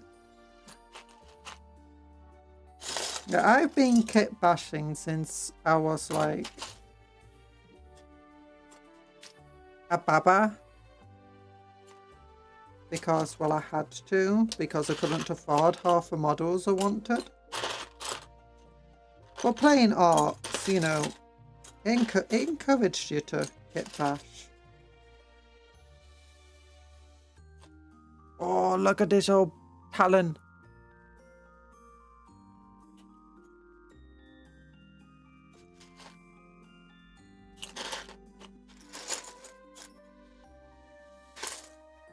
Okay, where are... I saw like 2 Havoc launches earlier and I just completely ignored them. Where did they go?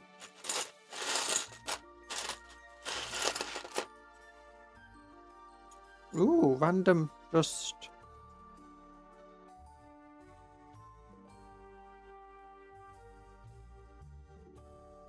Engineer piece. Exhaust.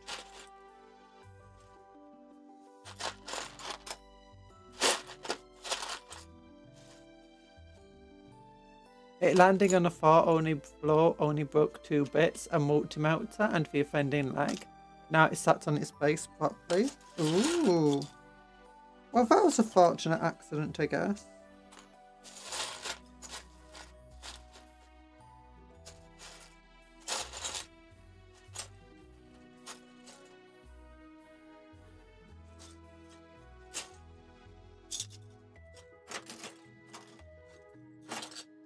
Okay, I'm just going to have to take out big bits until I can see. I Havoc launchers aren't exactly small bits.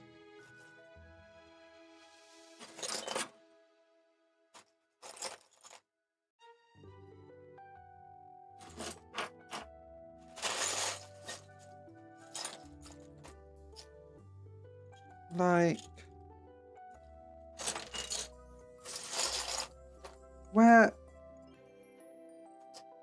Where are they?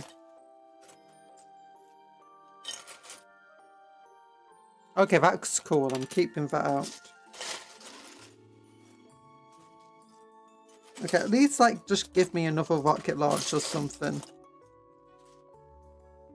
I found a different rocket launcher, but unfortunately it's a Hellbrute one. So it's a bit fleshy. And a bit chaosy. You know, I'll put that in the maybe pile.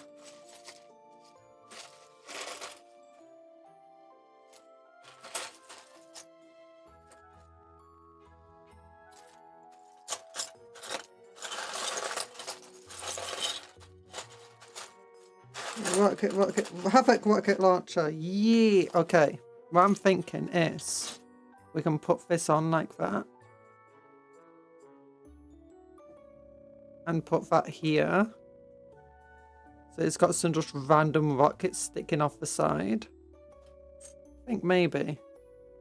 Rip it off that base. So it sticks more just straight on. Yeah. Yeah, I think that's good.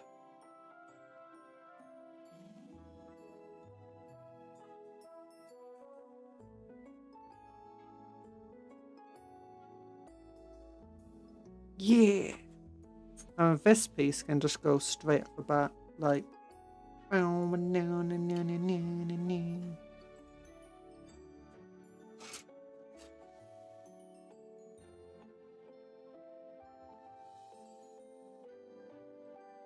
Okay, that's cool. I like it.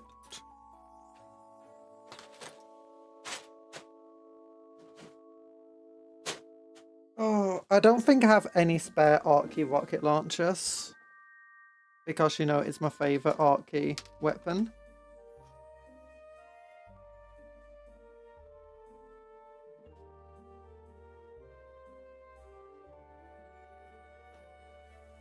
Random just bolters there.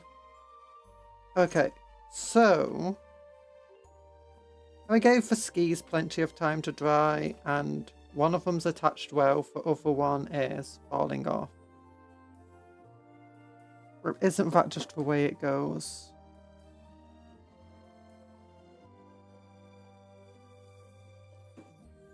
Lots of glue, so it was spilling to all the gappy gaps. Then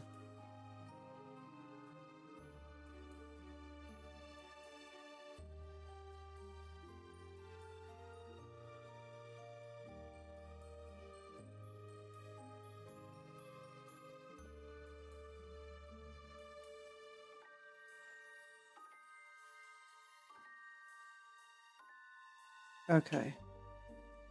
So what we need is glue and U, and then a U squeeze into there. Yeah. And then do the same. Abadoo. And then we got wing heavy bolters. Orcs love heavy bolters. I do like the fact that they made heavy bolters more useful, you know, in general. In the modern rule sets for Warhammer. I always felt weird that heavy bolters are like such an iconic weapon and they kind of sucked.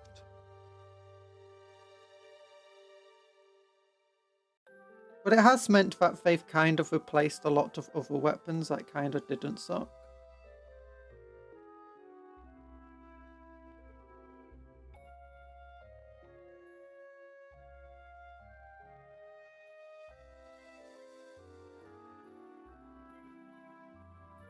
Like the multi-laser is just not worth taking over a heavy bolter turret.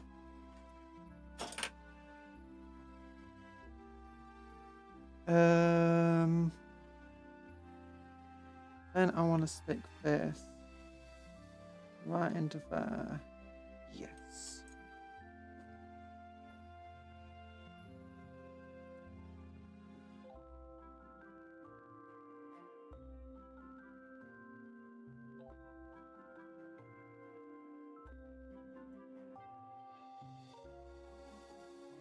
It's perfect. A perfect little wing at the back there. Oh, the Megatrack scrapped yet. It's so stupid. But it's beautiful. And I love it. Okay, then take this piece. That piece actually isn't big enough there. I guess that's where this one can come in. Cut off the bits at the side. So fit in. Alright, you're off. Bye-bye, clockwork. It's bedtime. Yee. Get some good sleep. Sleep's important. Alright, Cupcake, I'm off to bed. It's late for me. Nighty-night. Oh gosh, I didn't even realise that was meant to be a Cuptle message. I apologise. Oh, I keep doing that, don't I? I'm sorry, Cuptle. I keep stealing your messages.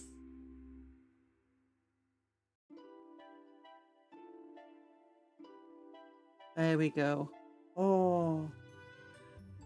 Didn't your night like break on stream, Anthony? Because I kind of remember you messaging at one point in a stream that your night got destroyed. By a dog ball. There we go.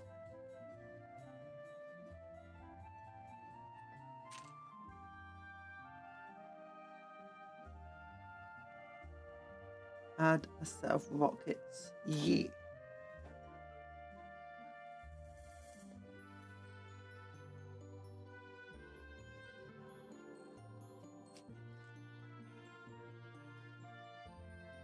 Oh no.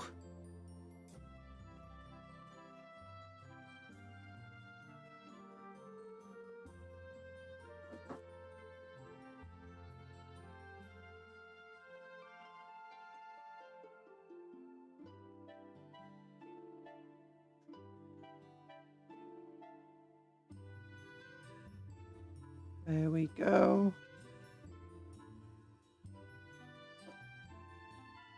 And then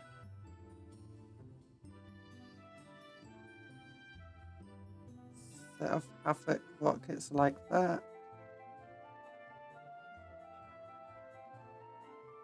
And I think I need to put for arc and for chair now.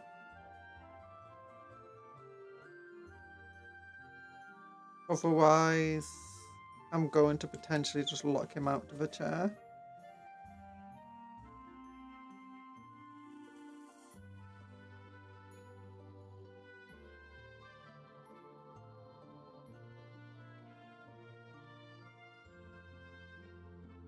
Goes like that. Okay, that was definitely enough room to attach his arms. Looks like that's fine.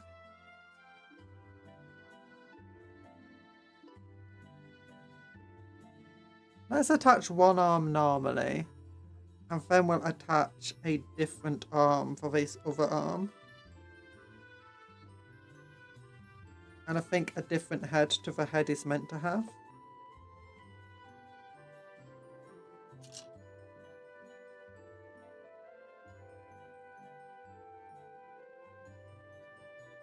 No, don't break.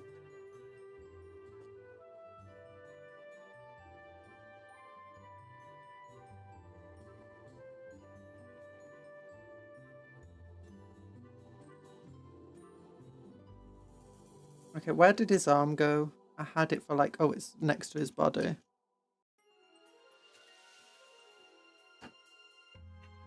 Hi, Hitosh. Hi, Hito. How are you feeling? Feeling better. My ears are still a bit of a mess, so I've not got the headphones on. I'm just listening to audio through my speakers. But otherwise, I am feeling a little bit better than before. Yeah, okay, we got a cool arm on this now. I think my medicine is slowly working. And we're currently making a big old scrap jet thing. What I'm thinking is we just have like random areas where we've just got like rockets and the rings and stuff.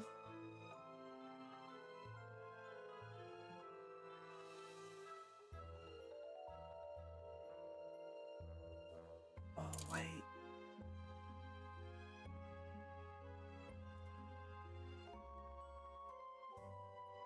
We're gonna have like rockets sitting on these prongs.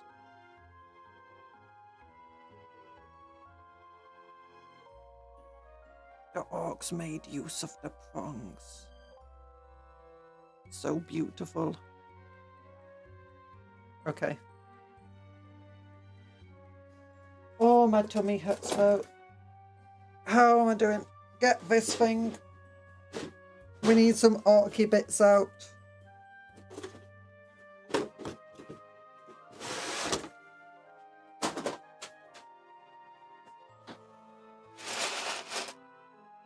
Okay, any orky arms and heads in here? I didn't think I was going to be using my bits box today.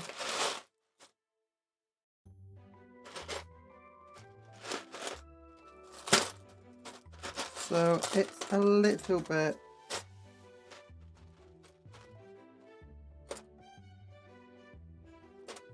not great. Oh, we could give him a Gene Stealer arm.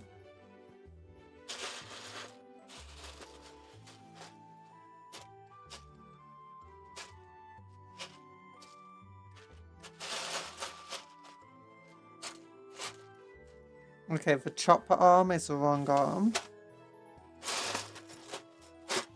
There's a bunch of bits in here that we can just keep out.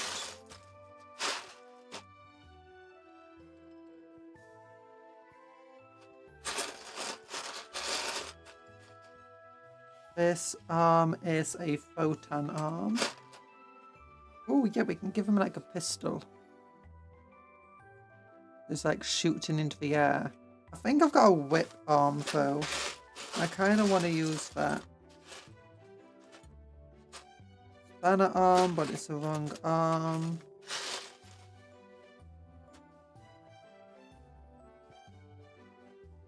Take care of yourself. I am taking care of myself. Don't worry about it. Big old orky thing that can go on the front. Nah, I don't want that.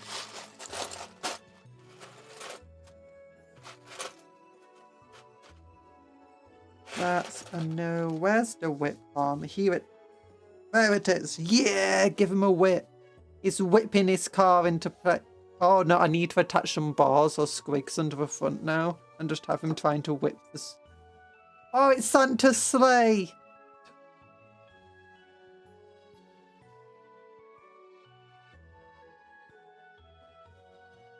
Oh no, this piece fell off.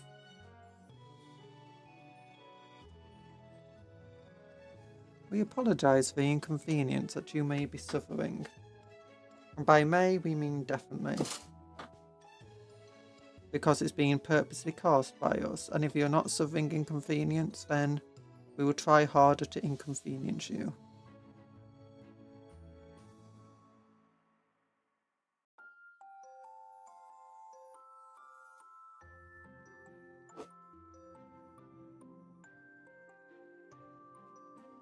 There we go.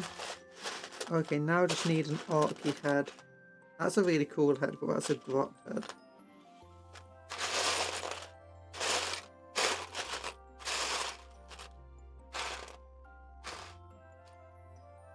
There you go, it's Christmas already. Yeah. Don't worry, I'll be better soon enough.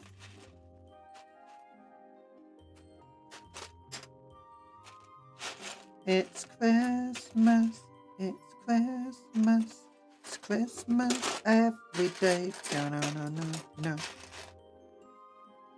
Okay, orc head, no, that's a grot head. Orc head, no, that's a grot head.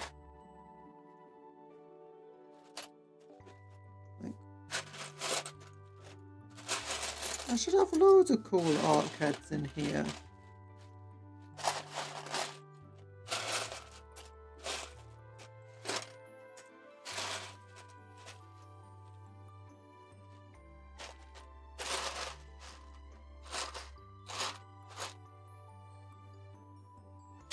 Big old pack of grenades. Maybe.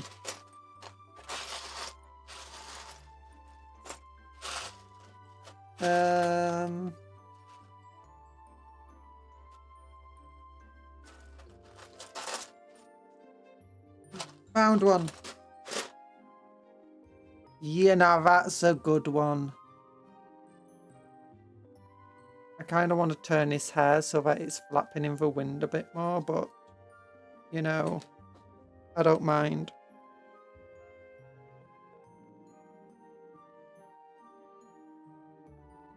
I'll just have his head turn a little bit.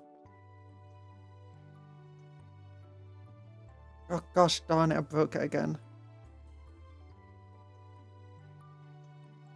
There it is.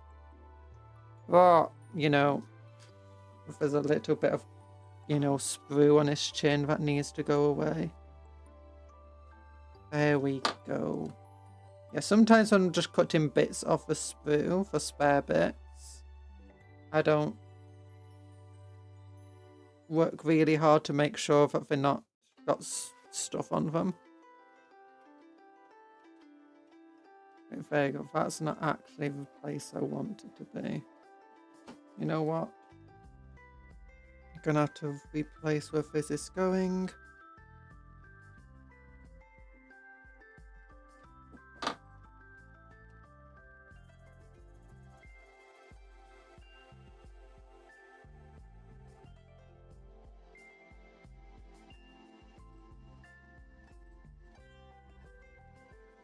There we go. That's better.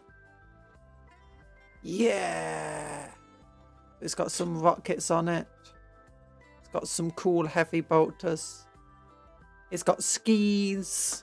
We got the snowmobile. Now I need to give him a snow base. That's just the way it works. I don't want to give him a snow base. Okay, since I gave him that head, I don't think this will fit on anymore.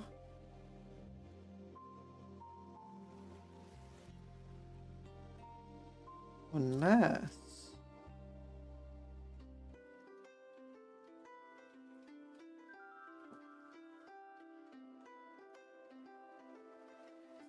Oh no, the other side of it has absolutely no stuff on it. Okay, never mind. Maybe we'll use the actual pieces it wants me to use of that back part.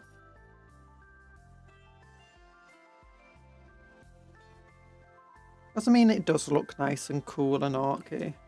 Yeah, we'll use this piece.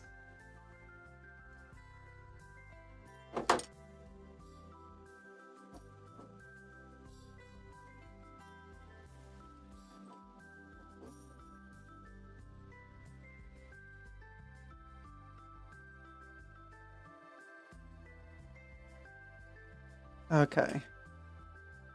And the extra DACA on this thing. We might as well just build it how it's meant to be built. I do kind of want to put the sledge, the ram onto it though. Oh, that would be perfect.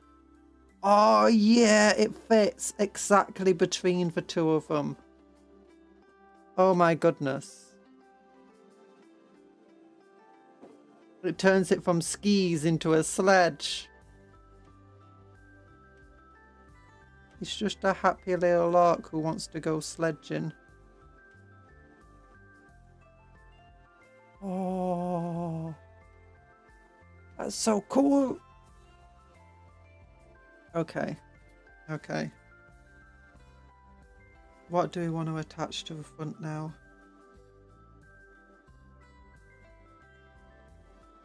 We got this piece here. This seems to connect to that piece.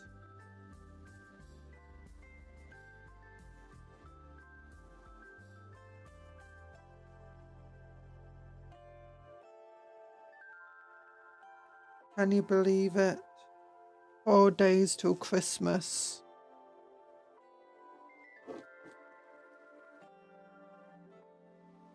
Oh yeah, stream times for some of you might be changing on Sunday because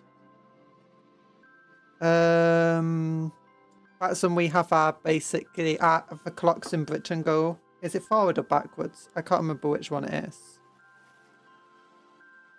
But I go from BST, British Good Summer night, Time, Conjurer. to Greenwich Mean Time. Hi, Native Engine.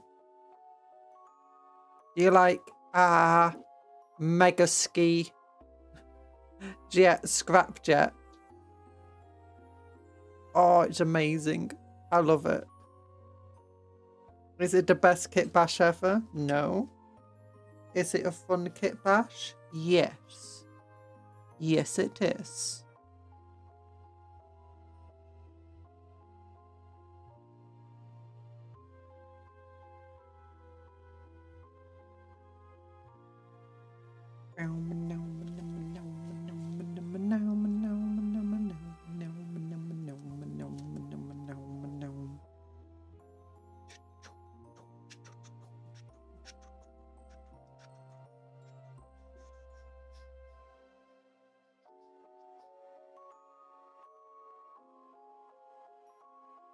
I kind of want a vehicle that has multiple one-shot weapons.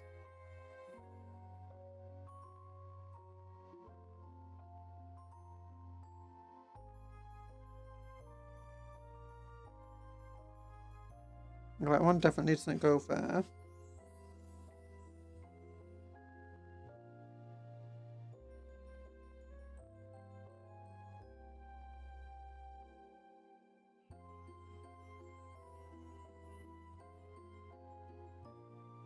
And we could put this here in the end.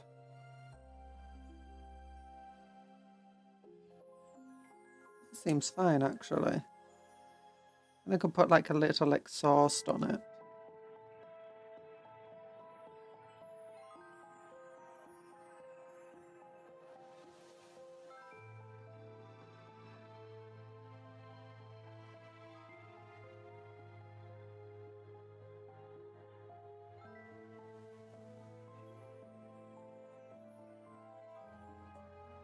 There we go.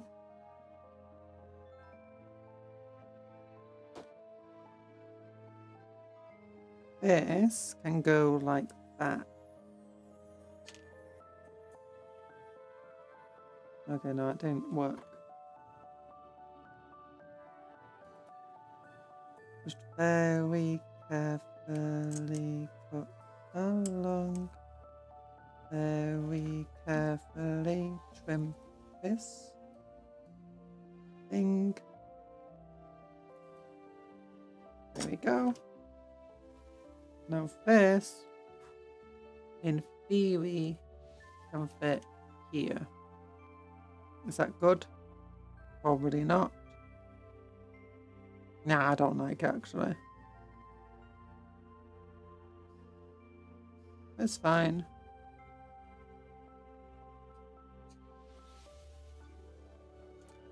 We can fit this somewhere eventually.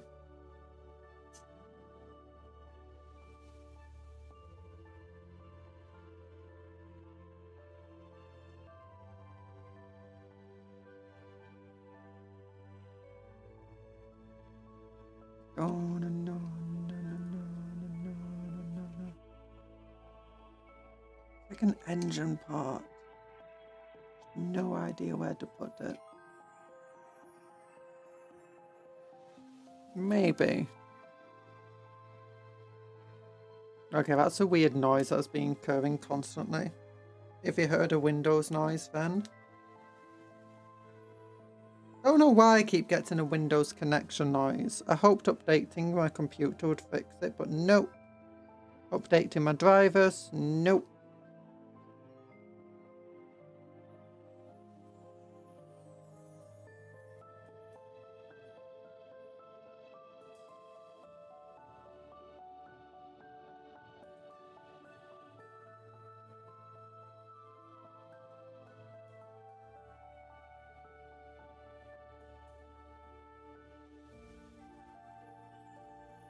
Okay, that goes there.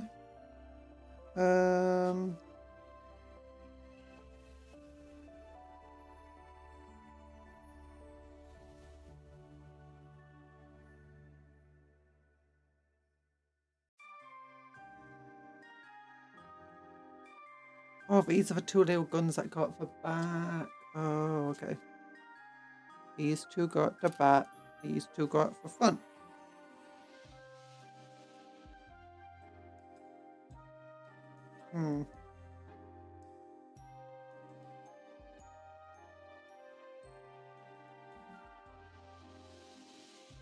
Bam bam bam ba dum ba da ba dum.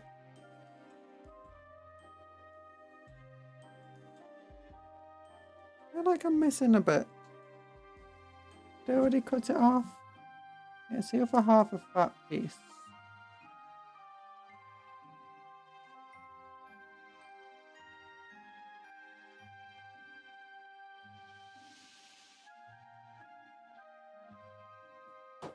Maybe it's this piece.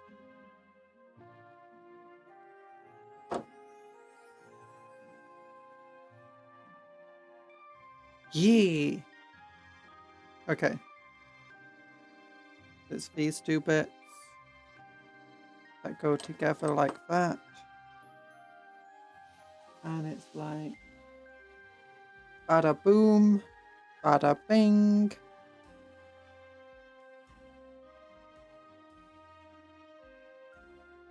Yep, that one goes there.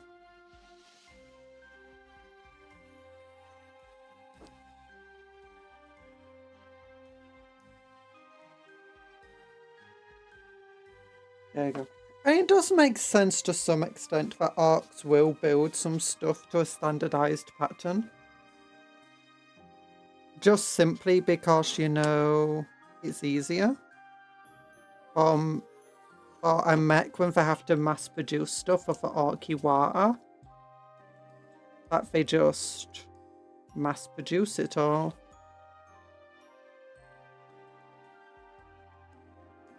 They give a bunch of patterns, or, you know, teach the grots how to build something, then the grots build it.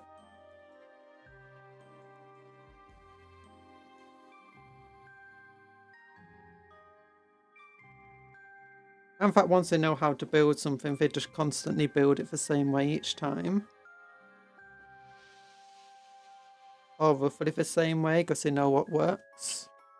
If it's not broken, don't fix it.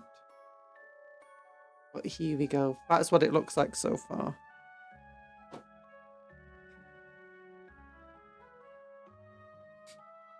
Kind of want to put this knight's head into the middle of it.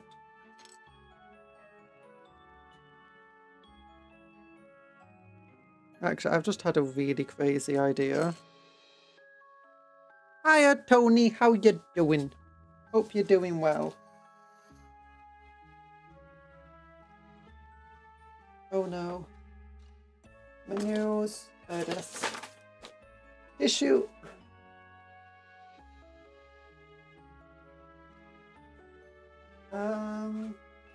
That's not it. Here we go.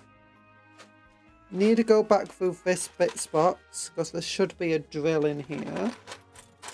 And I want to use that drill for something.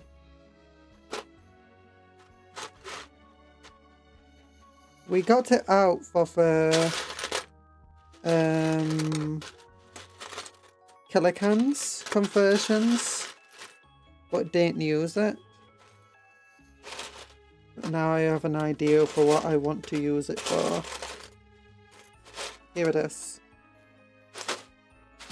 I'm thinking we stick this head and like have the drill sticking out of it.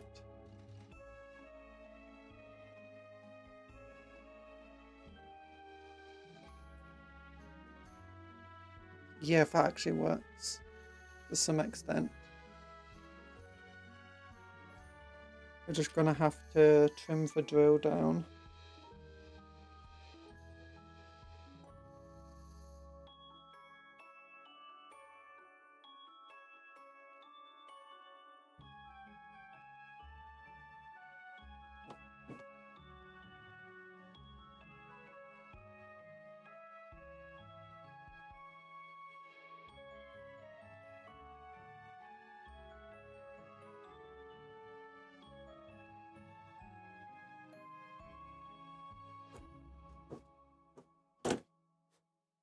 You're doing good. How are you How about me? I'm doing okay-ish.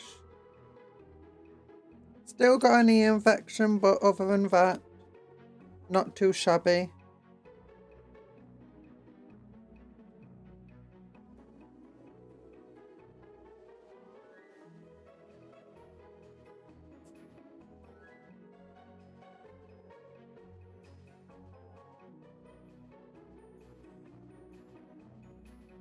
It's a bit true.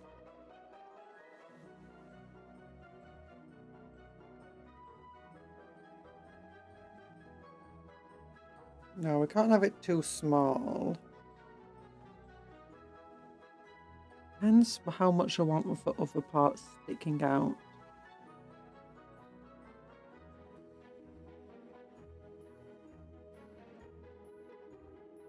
I think this is perfect. Like that. I'll just open this up a little bit.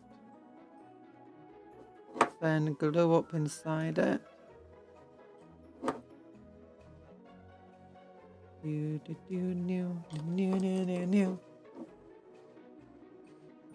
Like this. And it's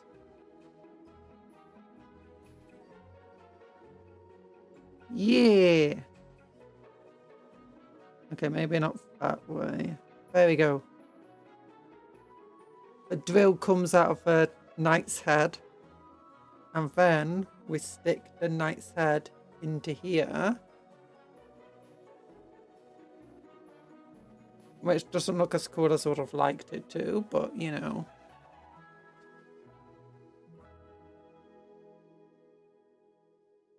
Still pretty cool.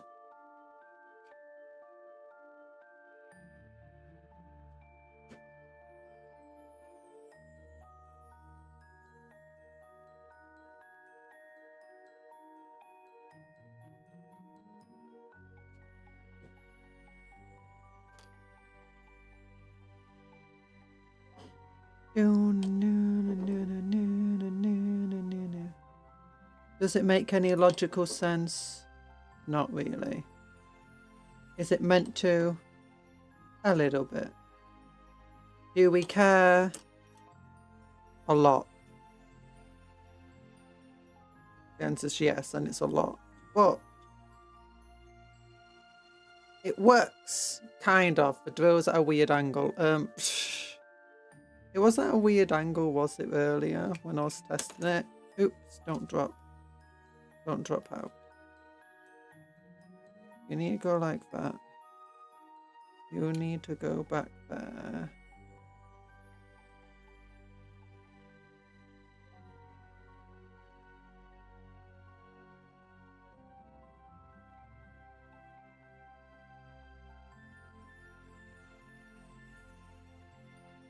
Okay, just keep it like that for a little bit.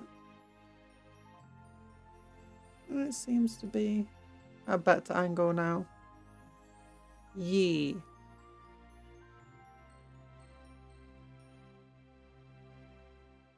And okay, yeah.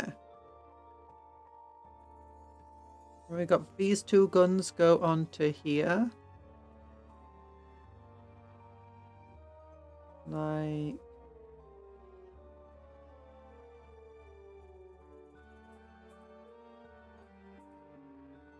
this.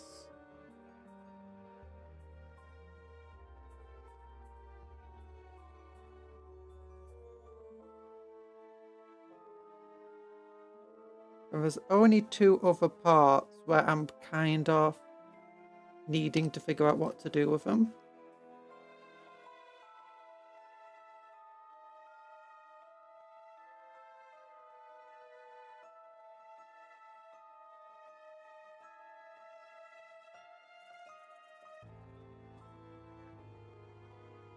And that's this bit here, where I didn't know if the wheels are meant to attach originally.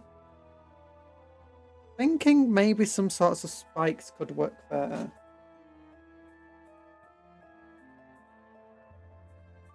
Oh yeah, these spikes are meant to go underneath, but if we put them at the side instead, oh, that would look cool.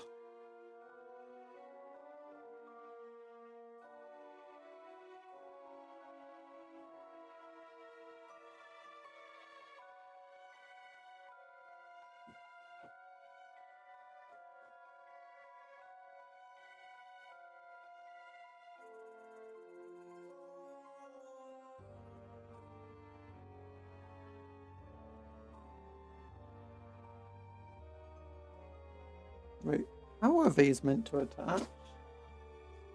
Yeah, like that.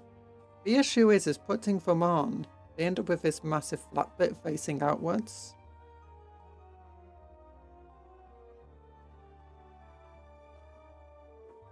It's like, I could put that on like there, but it doesn't fit perfectly. If I put it like that, it fits more perfectly, but then it looks weird. Feels like it should be pointed inwards.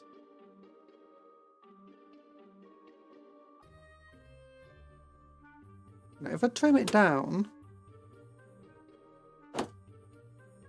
along one face,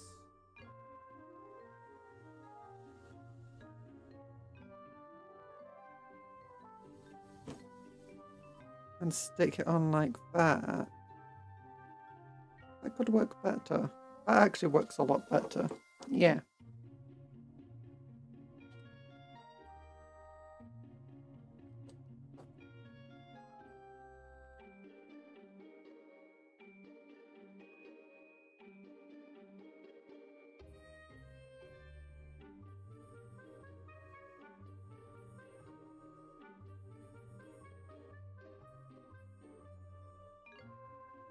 Yeah, oh, look at that. Okay, it's perfect. It's a perfect idea. Thank God for rockets. I think I need to just archify some of these other bits, like put archy symbols on them. I need to put something there. I don't know what goes there. What does go there? You got the archy guns are meant to be working. Okay, yeah, then we cut down that point into a flat surface. Again.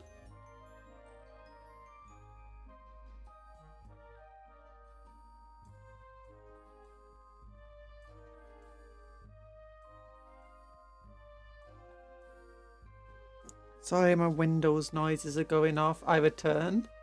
And the Precious has arrived. Knights Codex. Ooh. You got the new Knights Codex. What do you think of it? Well, I guess you've not had a chance to read it yet.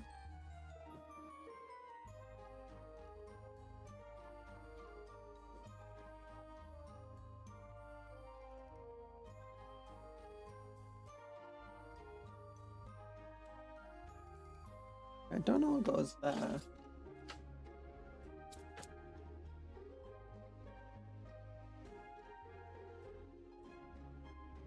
Okay, the rockets do go on for little wings. Go for those little bits there. I think I want to leave them.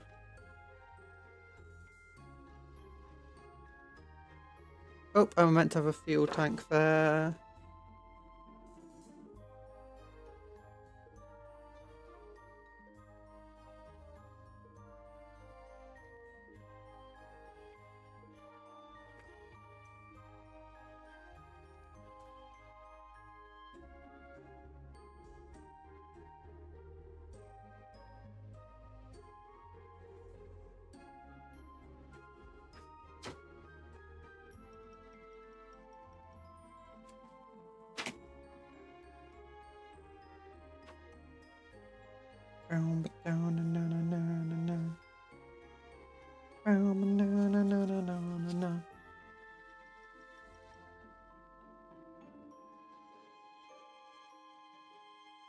And where's my nose?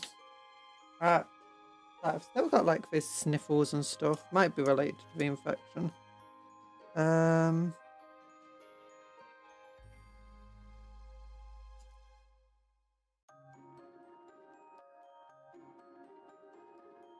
That's pretty sturdily attached there.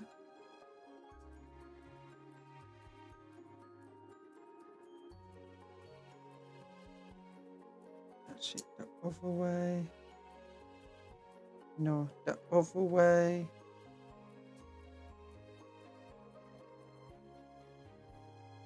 No. Okay, maybe this just doesn't go there. Wait, how is it meant to look again?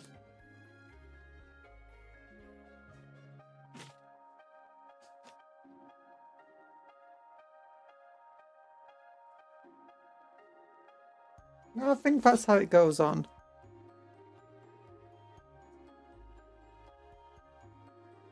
Oh, yeah, it does. It just wasn't clicking in properly.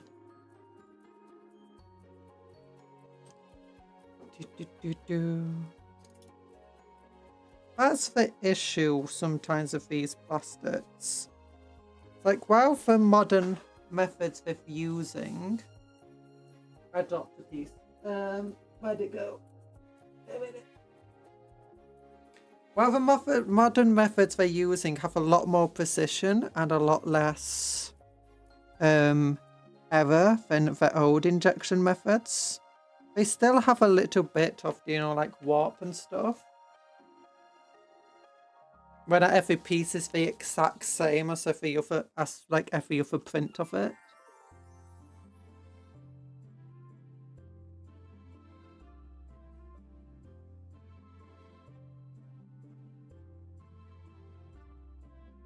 Oh no, the knight's head fell off. No. It's meant to be like that.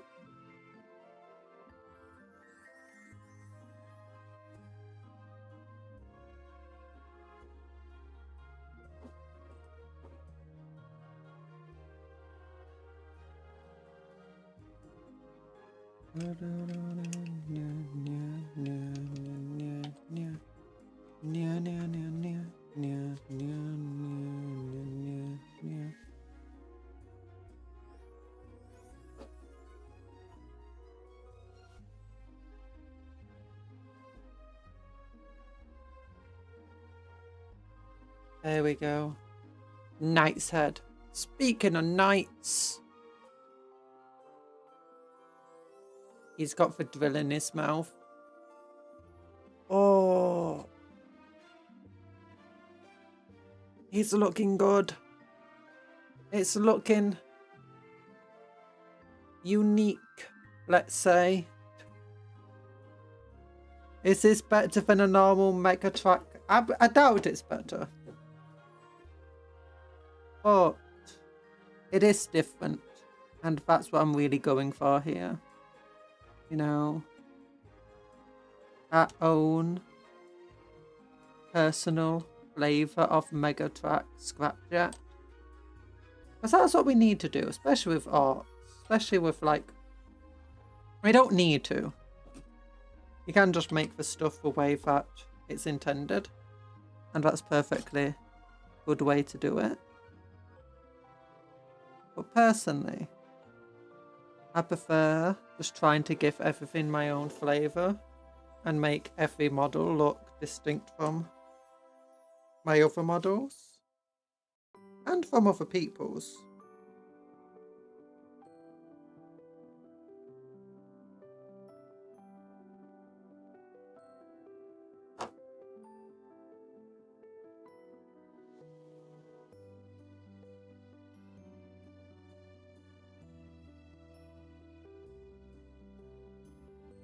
Meant to go there, definitely.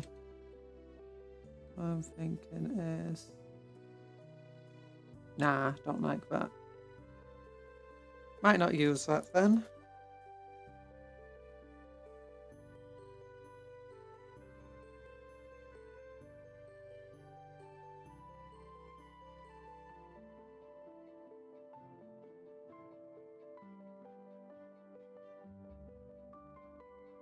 Thinking we'll...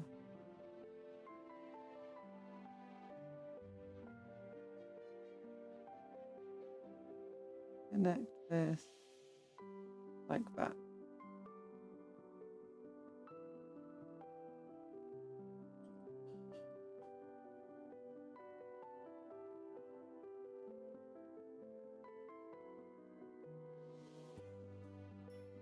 Yeah.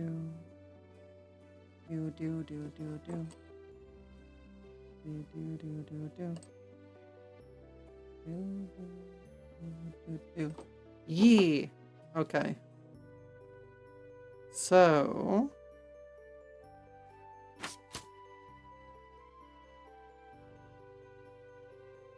what goes in that other part? Doesn't show anything going there. Okay, maybe nothing does go here.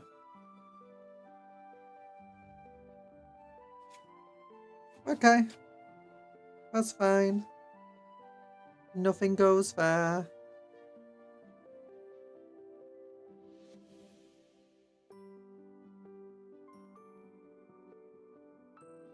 Okay, now these bullets that I've got here are meant to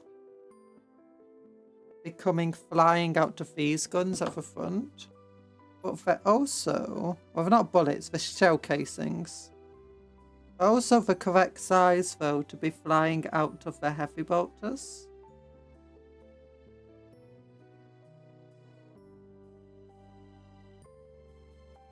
Well, that's just going to be incredibly fragile if I have them flying out of the heavy bolters. Especially with the way that you can pick it up.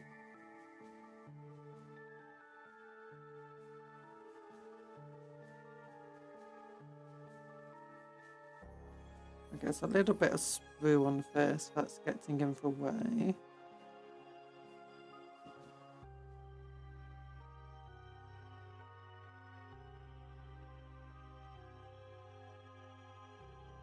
Yeah, I don't like the ideas of having... It sounds cool and everything to have these things flying out the shells. But I feel when trying to move it and stuff, it's just going to be something that's going to break off.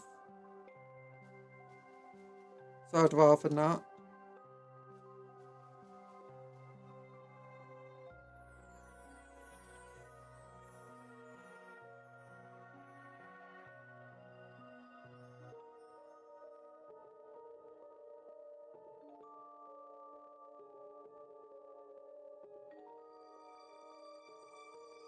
Is that a hoverbike or an armored tractor?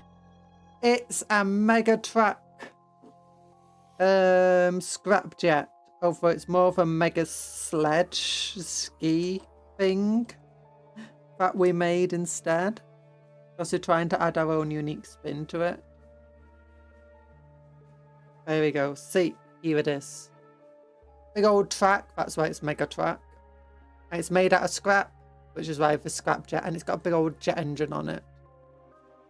But yeah. I have to be a bit careful because a lot of glue's drying on it. But look at all that Dakar. Oh, it's beautiful.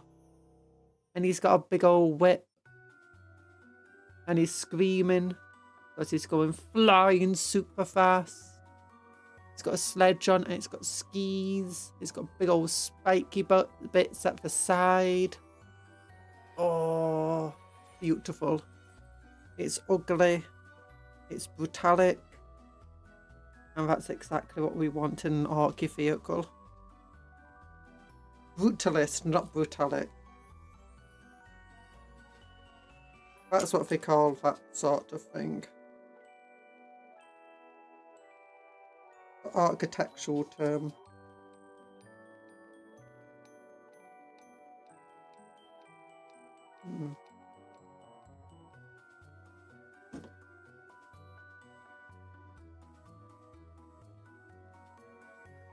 Okay, big old fuel tank. Yeah.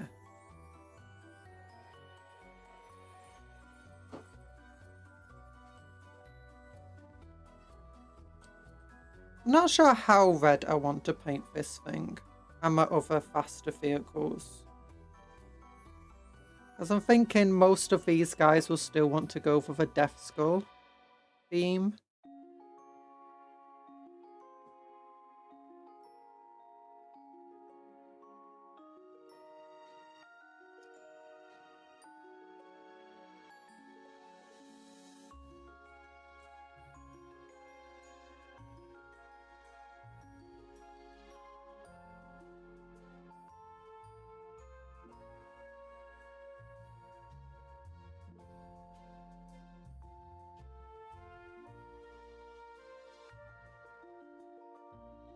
Oh god. I've been watching a lot of a tech tuber recently, but not like a proper, where they go in like all about modern tech, but instead they just go over like old-fashioned tech stuff and some new tech as well, like how things changed. Been very interesting.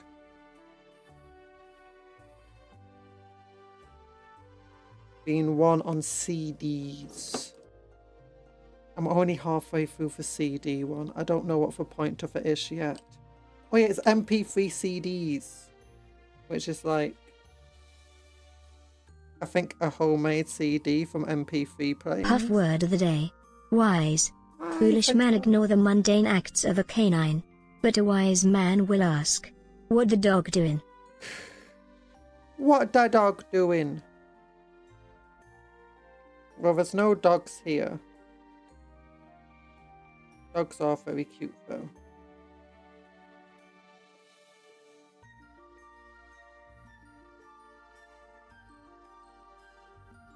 Okay, here we go.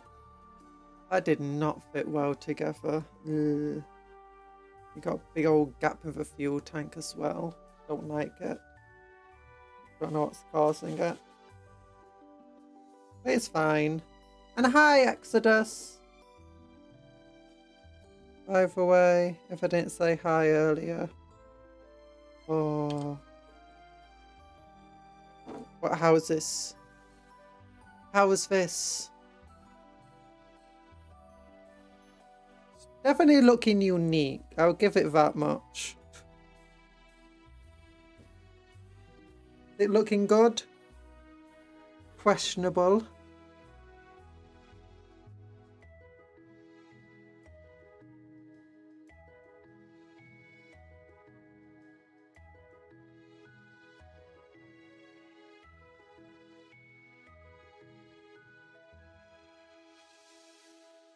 Nah.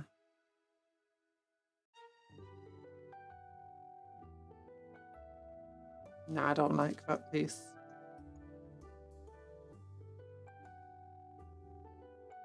Okay, what about these pieces?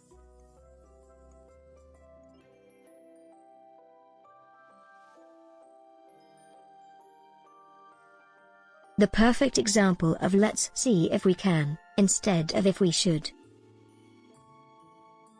No, no, no, no, no.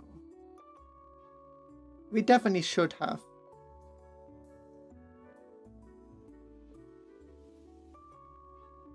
Because we need to prove we can do it. We need to prove that we can break the model and ignore the instructions and still get something that It's looks... orc. It's meant to look like it covered itself in glue and ran through the local scrapyard.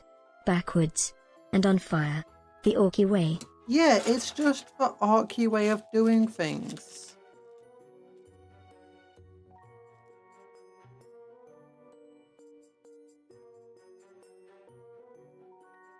Okay. There we go. We can grab this piece and put it on top of the Havoc launcher, making it orky instantly. I know it's orky, but still, why? Because I don't like my models looking exactly like everyone else's models. And if I wanted to get a second scrapjet, I wouldn't want it looking exactly like my first scrapjet. And this goes doubly just for orcs in general. Like, I want my orky stuff to feel orky and different and unique, and that's just a large part of it.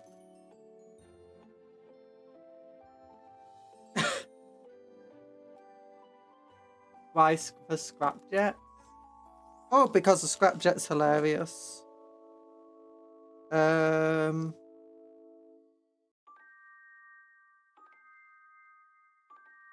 It's a downed plane, like the pilot crashed it, and rather than try making it airborne again, they just stick tracks on it, put a big old drill on the front, and say, okay, now it's a ground vehicle. Hello, Night Parade. How you doing? We got the fastest arc vehicle ever made. It's not the fastest, but don't worry about it.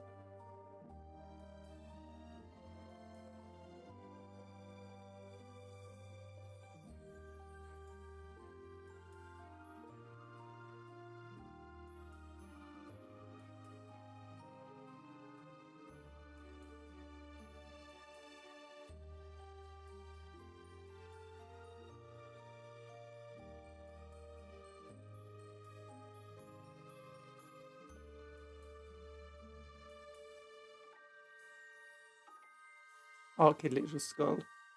We're making a mega trap scrap ski. Oh, it's silly and I love it. It's got so much DACA on it. Way more DACA than a normal scrapjet. That makes it perfect. Makes senses. Improvised armored vehicles make sense. Still odd. Still odd. No, never odd.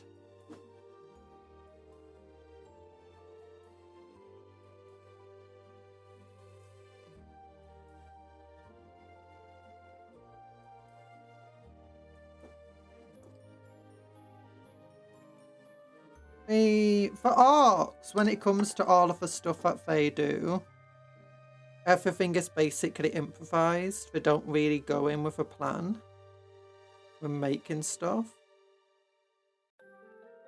Usually. As I was saying earlier, sometimes I can imagine a mech might have like a blueprint or a creation they made. So that's why every single one of them looks the exact same. Because he just has to mass produce it. He has to mass produce it. So I need a drink.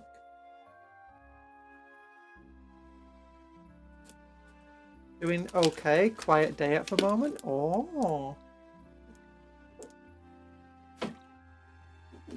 I hope a quiet day is a good day. So it's looking a bit archier now in those places. The fastest torque vehicle is the shock jump. This is because the advance roll is not an advance roll and is a deep strike. Yeet.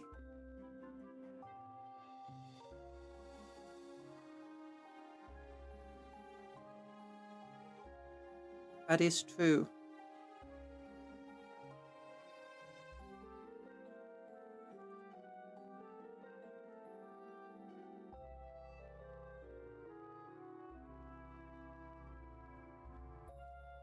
It was this of a shock jump dragster. That was pretty much what I was stuck between two.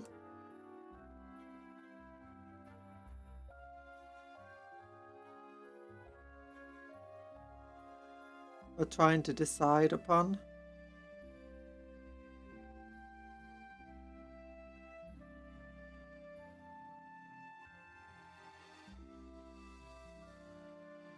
Because they're both just hilarious vehicles in terms of what they do. The shock jump basically just teleports itself into the warp and then back out to get around. It's a dragster, literally. It's the shock jump dragster for a reason. There's no way to get an advance and charge on it because it would be hilarious. I thought there was... Is it in the Speed Freaks detachment? I thought they had the ability to give stuff advance and charge. Like all Speed Freaks units.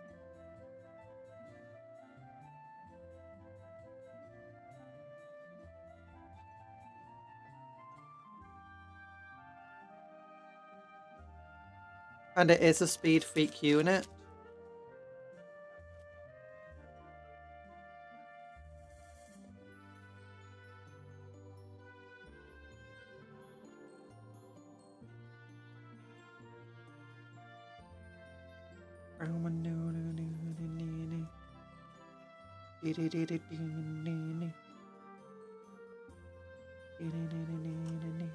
Ooh, this fits perfectly under that.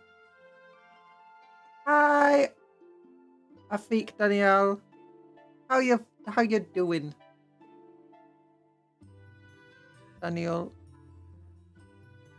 What are you doing? We're building a mega track scrapjet, but we're trying to do our own Archie kit bash of it.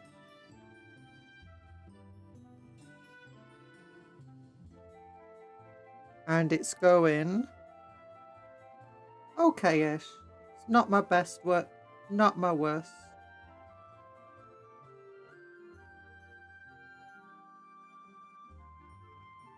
There we go. That shoulder pad fit perfectly on this heavy bolter to make it archier. Oh yeah! See, this is what we got so far. We turned it into a ski. We turned it into a snowmobile. It's got these spiky spikes on the side. It's got a big old snow plow.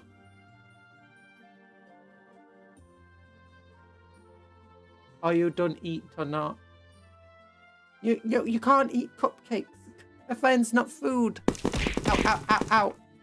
Thanks for the food.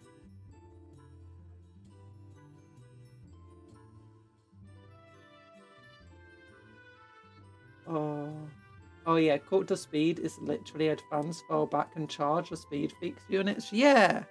So it can advance and charge, as far as I'm aware. Unless its ability completely negates that in like an FAQ or something.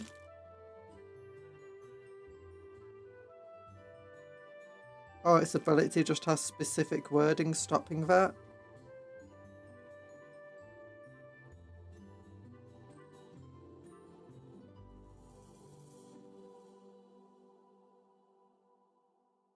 Like, there are some abilities where instead of advancing, you can move it 6 inches or place it on the battlefield, but you cannot charge the turn that you do that.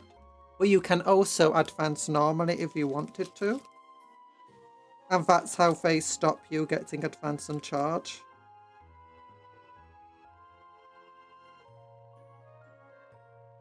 So it might be that though abilities wording prevents the charge.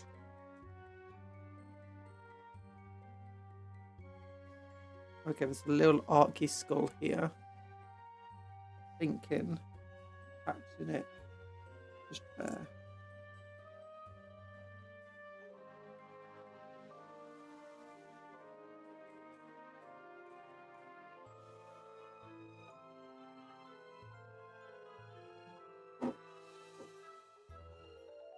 Oh no, that fell off the heavy bolter. Oh, I have to reattach it. Oh no. Where'd it go? The little skull fell somewhere.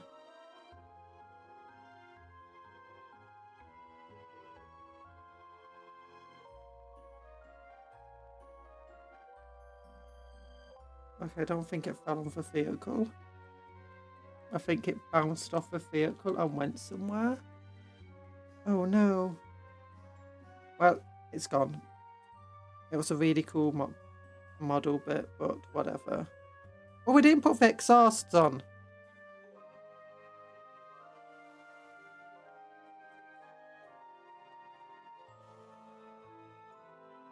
I'm a silly Billy.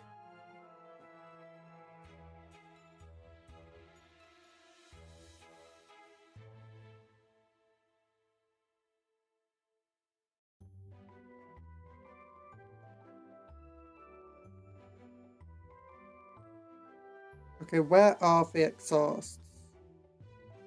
Are there these back bits? Yep, there's these back bits.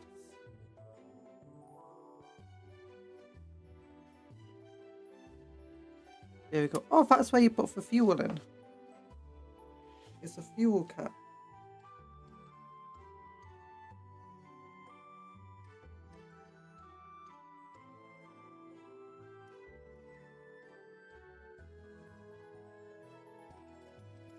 Okay. Glue on back here. I just dropped it. Where'd it go? I felt it bounce off my leg, but then it could have gone anywhere. Okay, you get there. Okay, it's here.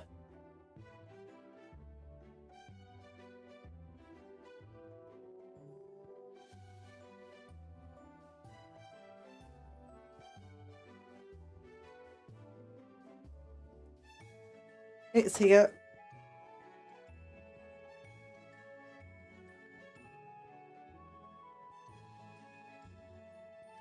Oh, darn it. It doesn't want to stick now.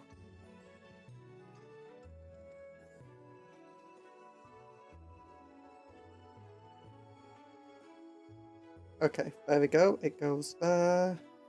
And very carefully stick the next piece on. And I think we just stick it to the base and it's finished.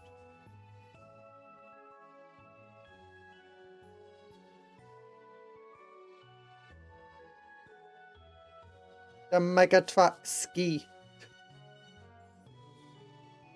Oh, it's so silly. I don't even think that drill will ever actually hit anything. That's not already been demolished by this front part.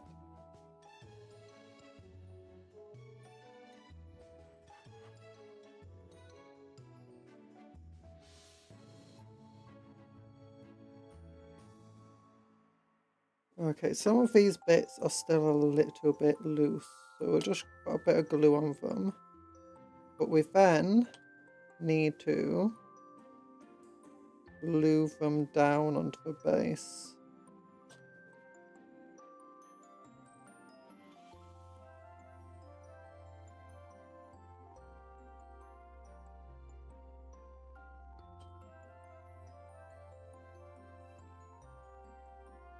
I found out recently that orcs have trucks with huge speakers on them.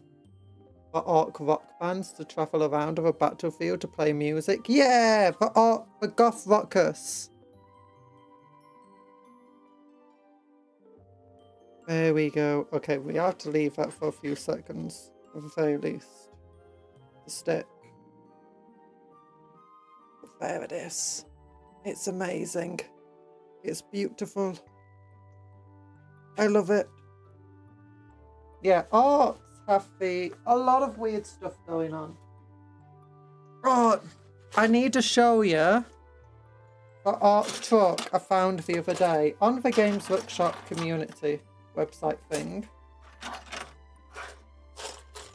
But it was such a beautiful vehicle from the 90s. And it's like, why haven't we had a re-release of that model yet? Because we need to.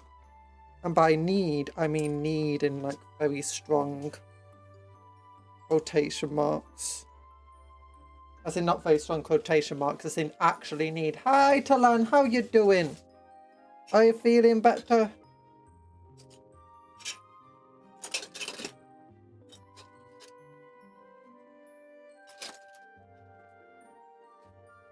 Let's just...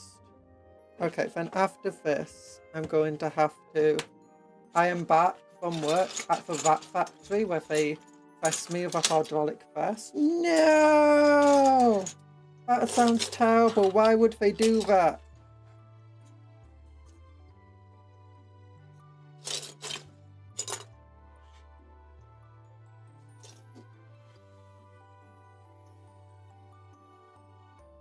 Also, we're being very literal today, Talan, so we believe you wholeheartedly.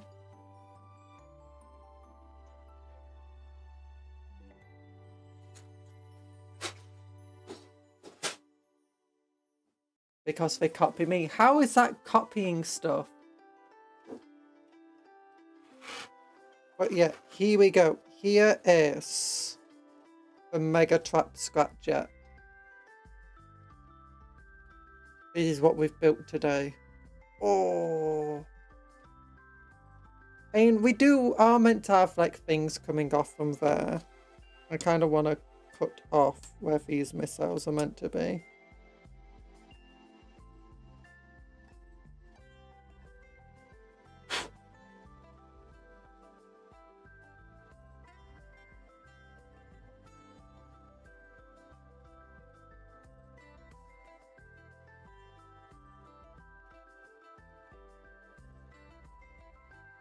There we go. But yeah, definitely not sticking very well. Like, not at all. Oh my gosh, I can't even see where it's been that well. Okay, a lot more glue at the back here. Along here.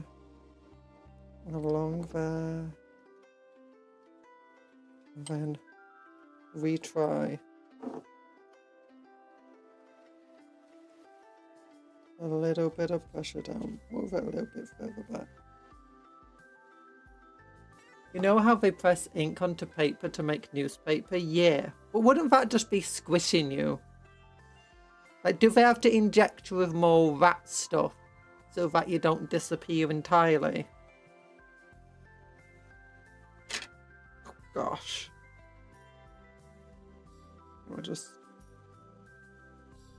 We'll leave it. Okay, I'm gonna have to BRB for a couple of seconds because I once again need to use the little cupcake room.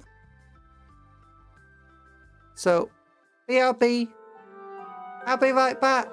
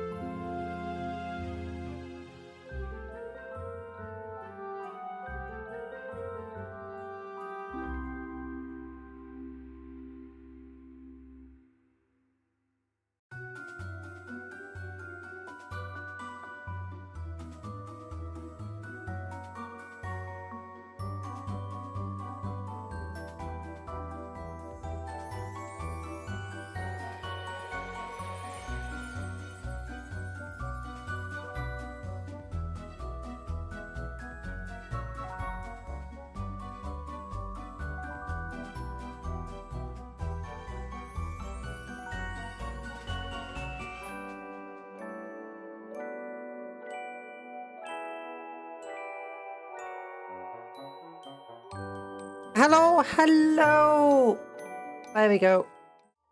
Okay, I want to show you for really cool vehicles of orcs that I found on the Nice Stuff website. Oh, Warhammer Artful for Years, Astra Militarum. Oh my gosh, data sheet rule reveals. Oh my goodness. It's going to be toughness. Oh, it's toughness 6 in Terminator armor. That's like, normally you only need toughness 5 in Terminator armor. Oh. Oath of Moment. Is eligible to declare a charge at a turn in which the advanced or fell back. Or shoot as well. He has to be your warlord. Oh no, this model is your warlord. It's a battlefield. You gain 1 command point. Oh my goodness, that's so powerful. Gauntlets of Ultramar, 4. Yeah, 4's over damage 2. Nice. Pistol, twin link. Melee weapon 6, damage 3. It's pretty powerful. Okay, Kite Tail's like, he's only toughness 4. He needs to be toughness 7 at least. Why is he not toughness 7? Plasma pistol. Why doesn't he get like 12 attacks with it? Why is it only damage 2? It needs to be damage 9 and like 67 attacks. Tempest Blade. Oh gosh, he has 3 different ways to use this weapon. So he's basically got an anti-large version. Strength 6, AP -3, devastating. I expected it to be Strength 8. That's the one where I'm like, okay, I'm surprised it's not Strength 8. Like, do you know, Empress Champions and stuff? But then he has a sweep. Sustained hits, 9 attacks. That's really good at getting rid of things like orcs and, you know, just 1 wound enemies. And then this one's like his anti-marine attack. Once per turn, when an enemy unit ends an advance or normal move within 9 inches, it can make a move of up to 6 inches. Okay. You can target this unit with heroic intervention for 0. Okay. Honor Guard. Blade of Honor, position, twin link. 6 attacks, 5, 2, 2. Yeah, it makes sense. Mastercrafted bolt guns.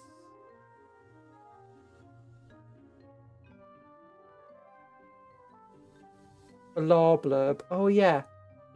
And no. The lore blurb for Cato Sicarius doesn't contain enough references to Cato Sicarius. It's true.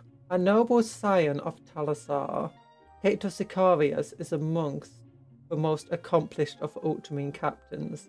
As captain of the Victrix Honor Guard, Cato Sicarius demonstrates superior swordsmanship as a true master for lightning assault, displaying his warriors with a decisiveness and speed, both of absolute confidence. He's okay. I thought he'd be better. These guys, 4 wounds each, that's surprising. Mastercrafted bolt gun with 2 damage, makes sense. Surprised they're not strength 5. But I don't think they need to be. Glory to Ultramar. I can't bother reading through all of that. But it's for pretty cool models. Nice Ultramarines to get a cool melee block. Meeting of the Blades. Oh, so this is a little story about Cato Sicarius. Calgar also has one. An Astra Militarum art through the years. Oh, now this one. This is quite an iconic piece.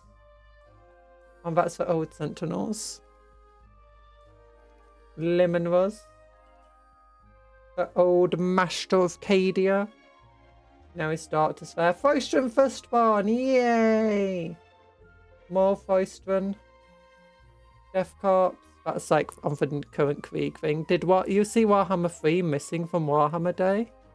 Creed. Wait, was it missing from Warhammer Day? Oh, that's sad. This is also a classic piece of art. Oh my gosh, that's really old. I think that might date back to when the first plastic guardsman came around, or the first plastic catachans.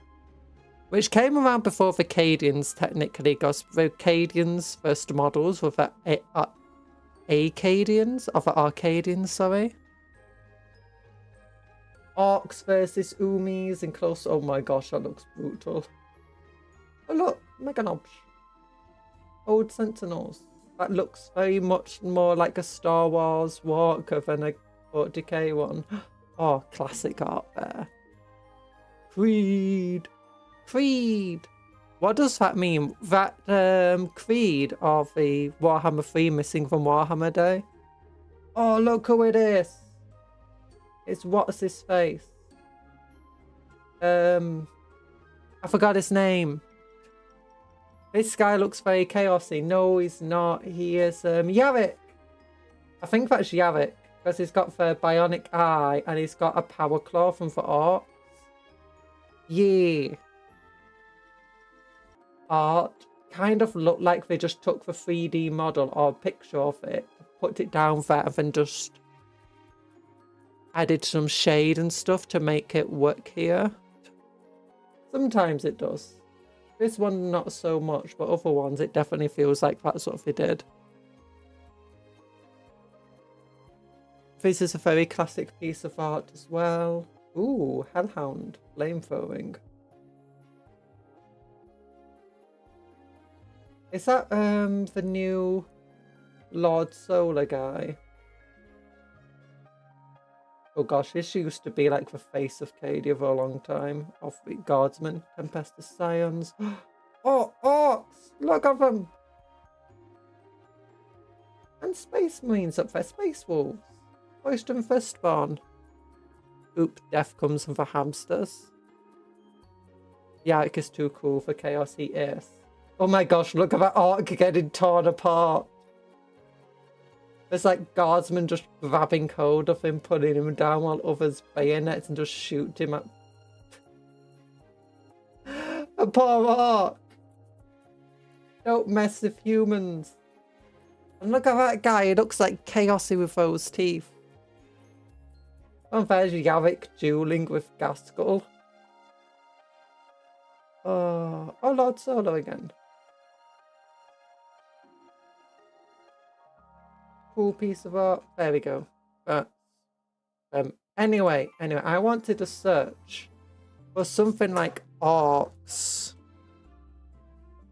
40 years or something like that. It was like 40 years of trucking. Oh look. I should probably just search the word truck. And I'd find it. Wait, is this it? No, this is it. Oh yeah, here, the trucks. Yeah, look, this. We need this back. What the heckers? This is so cool. Why don't we have this model? Just update it, release it in plastic, it'll be perfect. I want that so much. But apparently this is where like they built this and they're like, you know what? We like this. We're gonna make orcs more ramshackle. Because when you look at the other vehicles, they're not that ramshackle really. They look like, I mean, they look weird, but they're not specially built. Yeah, these buggies were around for ages. Then the orc truck, then the modern ones, which come from 2008. And then you've got the other cool stuff. But yeah, that's the coolest orc truck ever. Let's look at the orcs themselves. 1998, I think that's metal. 1999, yeah, those are the orc. They're the good orc boys. These orc boys suck. These ones amazing. Yeah. They're ancient. Oh my gosh, look at the 1993, 1987 orcs. Oh my goodness. Orc Raiders.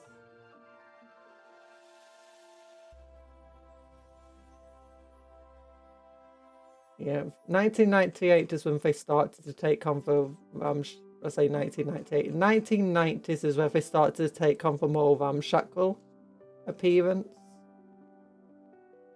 Like 87, they don't look that ramshackle. It's interesting. I thought so anyway. Oh. But okay, is our Megatrack scrapjet thing? It's connected to its base. Yes! Okay, it's perfect. It's perfect. Look at that. New look for Nighthead. The 1993 orc looks like a composite image of every northern bloke ever. With a very, very big head. Oh, gosh. But look at it. It's so cool. I like it. I like what we did here. We've definitely given it our own unique flair.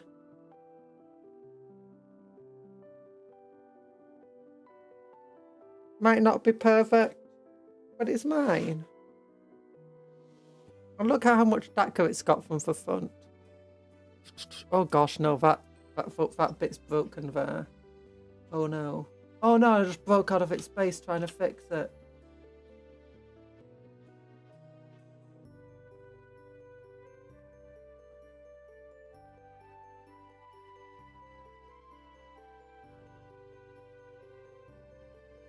No, proportions are incorrect. No, proportions are incorrect. Look. Considering I'm from the north, I feel like you're insulting me. We don't all have big heads. Okay, I might have a big head right now, but we don't all have giant heads like that. Not all the time.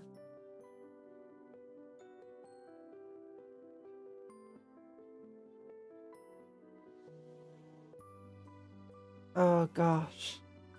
No. Yeah, I just realised how wonky that is there. Oh, but it's already fused. Okay, I have to fix this somehow.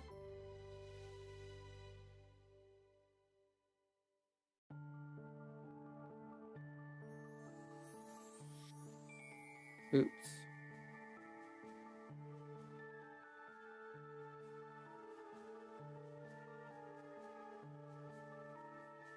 I just accidentally trimmed it instead.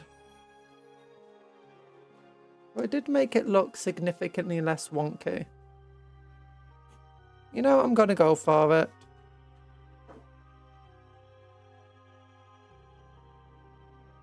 I could have been more correct and said Northerners. Look. You insult one Northerner. You insult us all. Because we didn't get enough schooling to be able to tell when one of us are only being insulted.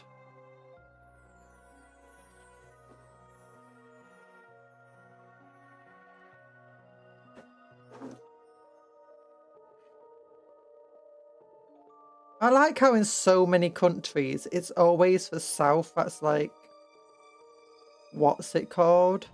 Like the worst part of a country. And then in Britain, it's like, no, it's Northern England specifically.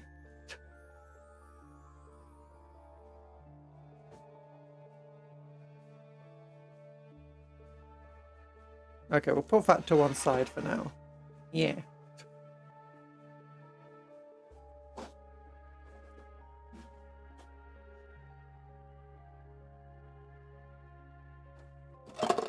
YouTube asked me, automatically restricted that.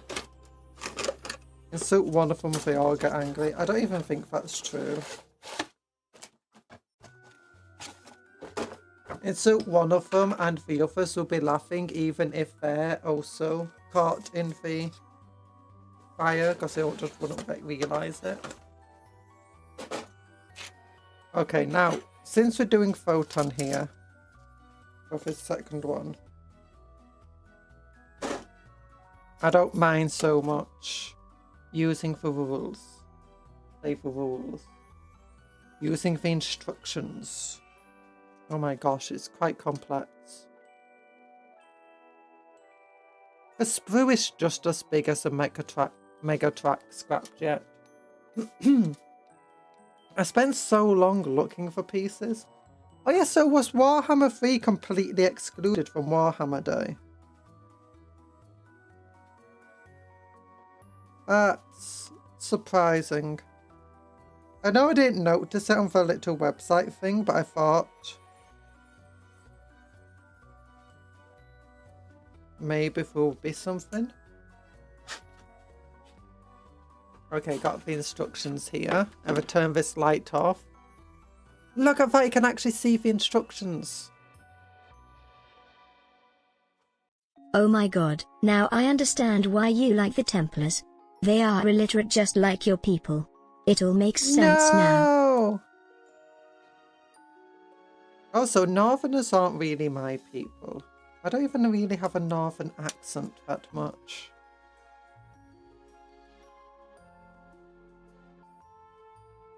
Although that's mostly where, you know, grew up. A Scottish accent is better than my Northern accent.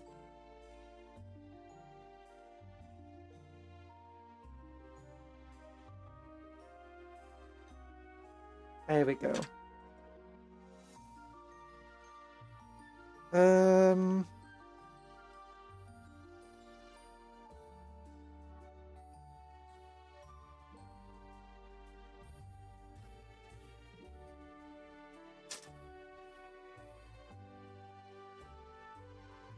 There we go. So that piece comes... Okay, that piece wasn't actually the piece that was meant to come out. Oh no, it was. It was.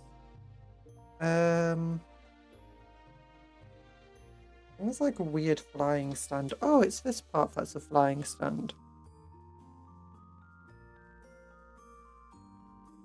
A lot of the time, these instructions make certain pieces look way bigger than they actually are.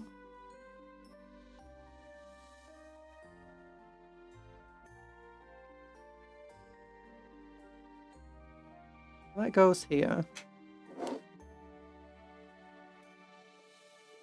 We got a Cupcake carrier. The Megatrack scrapjet took a bit longer to make than I intended it to be. But I'm not a big fan of that model. It's a really cool model when built.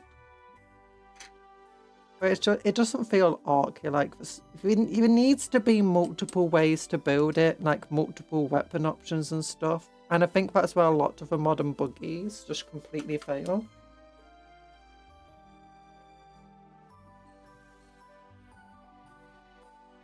They just lack that orky aesthetic. Oh, there's another piece I meant to stick in.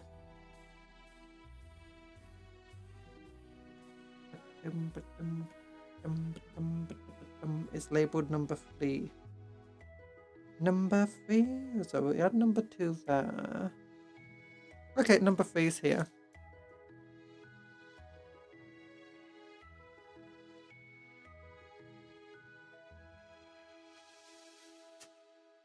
Also, Templars aren't illiterate. Where did the joke of the Templars are illiterate come from?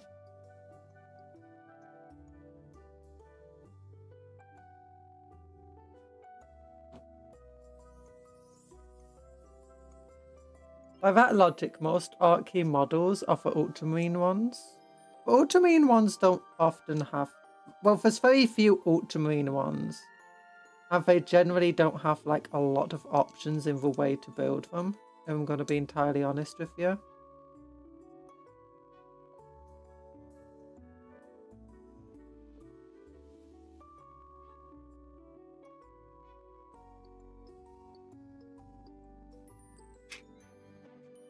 Because most of the ultramarine ones are things like Caligor and the Victrix Guard. I've done a lot of basic Space Marine ones, like the Primaris stuff.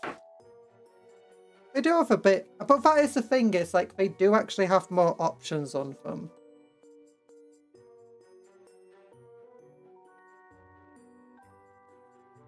which just generally makes them better.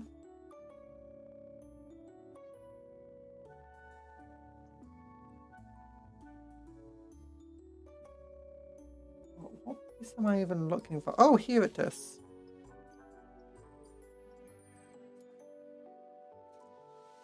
Like, most Space Marine models do have multiple head options. They do have multiple, like, weapon options. Like, even for ones where the Hellblasters don't have multiple weapon options, but your generic Intercessor has multiple ways to build their bolters. Multiple weapons of a Sergeant.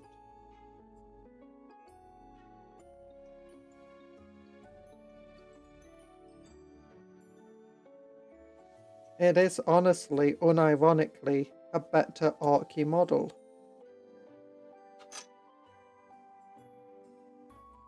And then there's a lot of ways to build each of the models, like you can be throwing grenades, you can be reloading, you can have your weapon underslung, you can be reading an R-specs.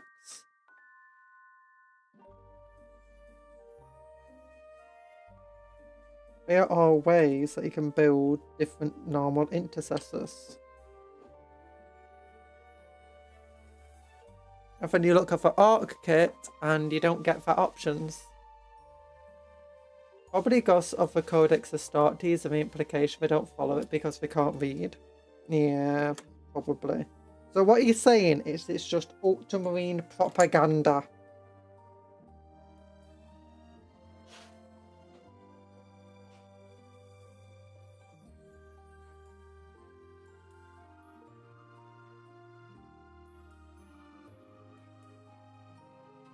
Okay, so yeah, this is just how it's meant to be built.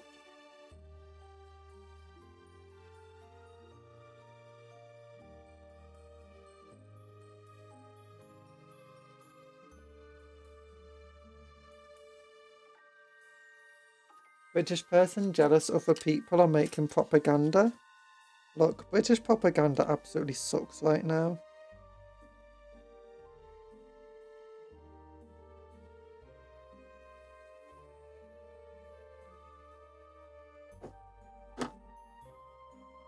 There we go.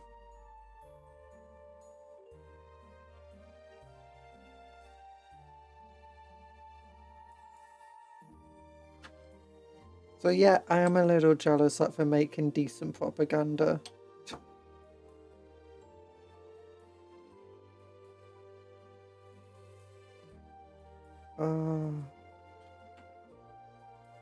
Well, like, we're the only chapter that goes out with loads and loads of books. Like, we're going to battle with books at our side, reading books, praying from books. The only books that the Ultramarines have ever read is the Codex Astartes, which leads me to believe that maybe they're the ones that are actually poorly read. Maybe they don't know how to read. And the Codex Astartes is mostly a picture book.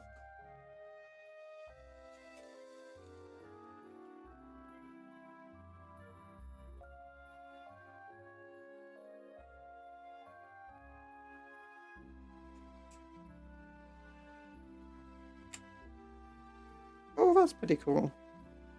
Slides in really well.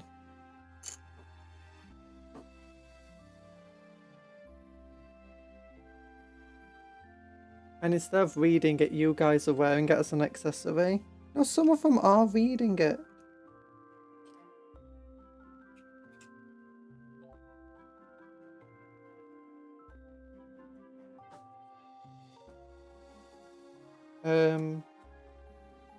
More Windows noises.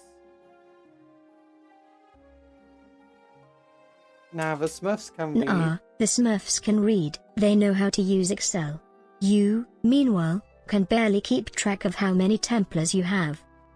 That's purposeful so the Inquisition doesn't catch us.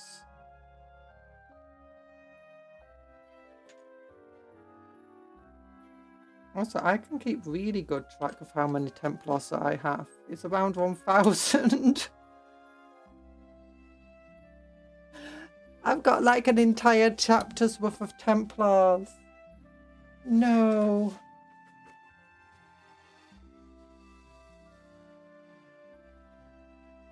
I've got more Terminator suits and the Ultramarines, or soon will do.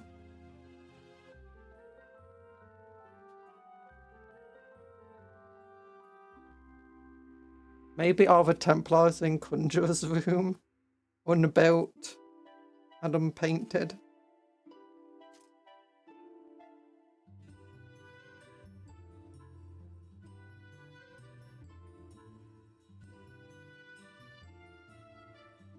They're in her walls. No, they're not in the walls.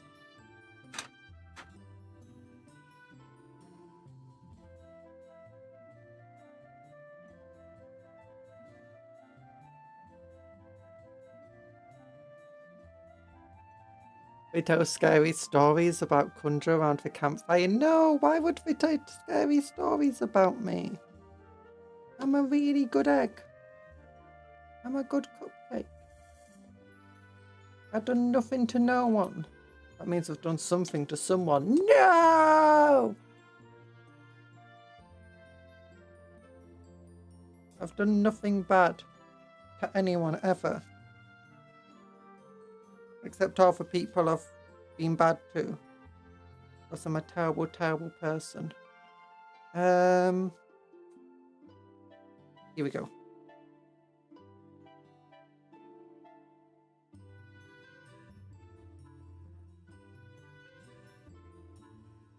This is a neat little model.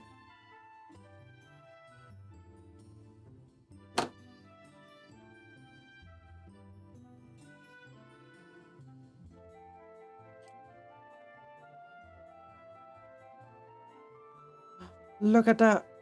It attaches. Oh, perfectly. So succinctly. Okay. Now we have a single piece of bar. I just need a metal bar. Well, technically it's plastic, but it's meant to be a metal bar. Potentially. Oh, here it is. I thought Black Templars liked Inquisition. They did help that one, kidnap Titus.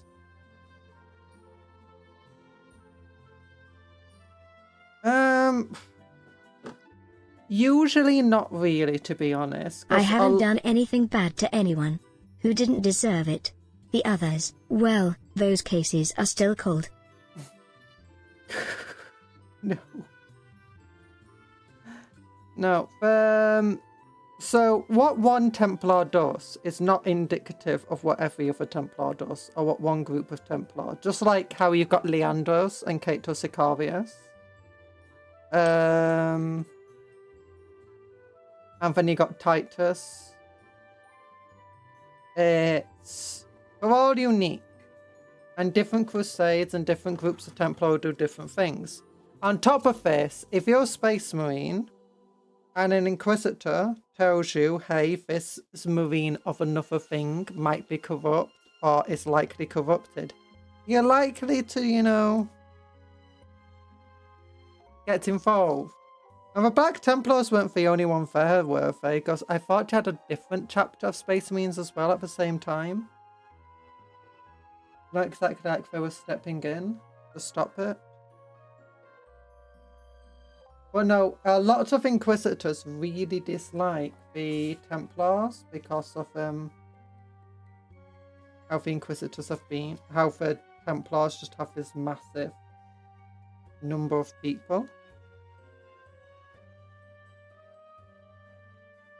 that are kind of just unaccounted for.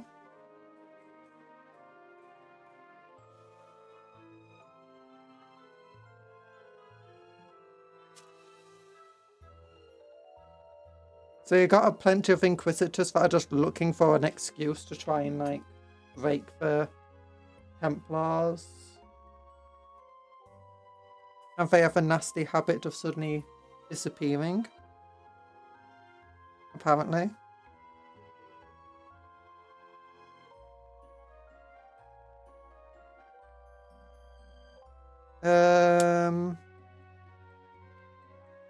They're quite close to the ecclesiarchy, so I've heard. So the Warhammer Church, basically. Who do you think is furthest from the Inquisition's good books? Space Wolves, Templars, or Dark Angels? Probably the Dark Angels out of the three of them. For one thing that the Templars have going for them is, despite how they ignore the Codex Astartes, despite how they're basically forming a legion, and all of these issues, is they're constantly fighting on the front lines and trying to basically win every single battle, and they're constantly crusading. So very rarely are they actually doing anything where the Inquisition is upset at them in their like individual actions. The Dark Angels are really, really bad for that though. They have their hoarding of technology for random exterminatus of planets that, you know, shouldn't be. The entire secrets that they're keeping and stuff. It adds up very quickly to why I think Inquisition don't like them. 23, 18, 28, 32. Oh, 32, okay. That's 33. Oh, why is it still making Windows noises at me?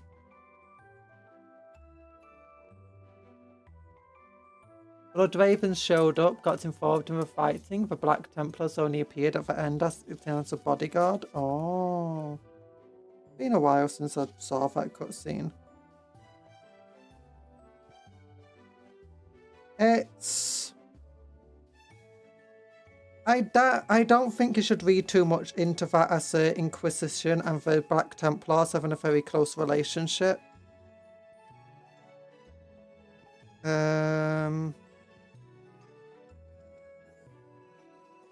So most part they don't have a close relationship. A large part is that due to the numbers, but also the Black Templars do have other issues that they're doing. In terms of, they don't always listen to what others want them to do. Oh gosh, the Windows noises are getting worse.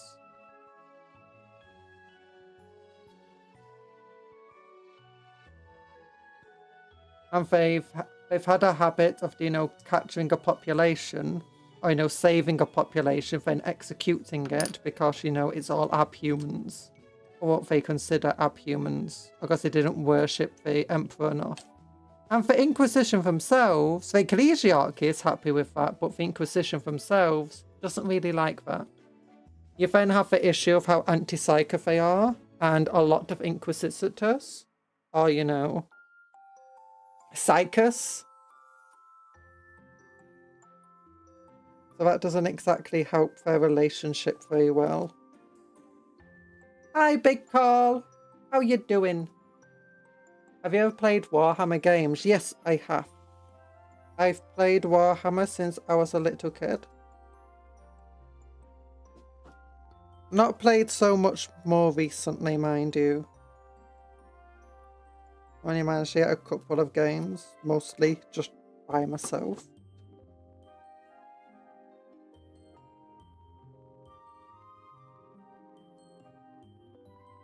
Also, I've got plenty of Warhammer video games. Yeet. Always have openly fought the Inquisitions and Grey Knights. Dark Angels tend to do it behind closed doors. Yeah, but the Inquisition is very well aware of that when it's behind closed doors.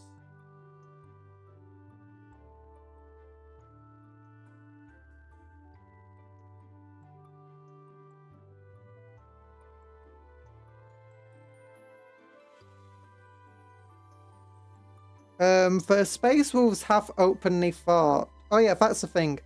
You've got two types of Inquisitors. You've got your psychic ones and you've got your non-psychic ones. And then you have your ones that like psychers and ones that absolutely hate psychers and corruption. The Inquisitor that was in Space Marine 2 was a bit corrupt. In terms of how much he hated corruption, ironically.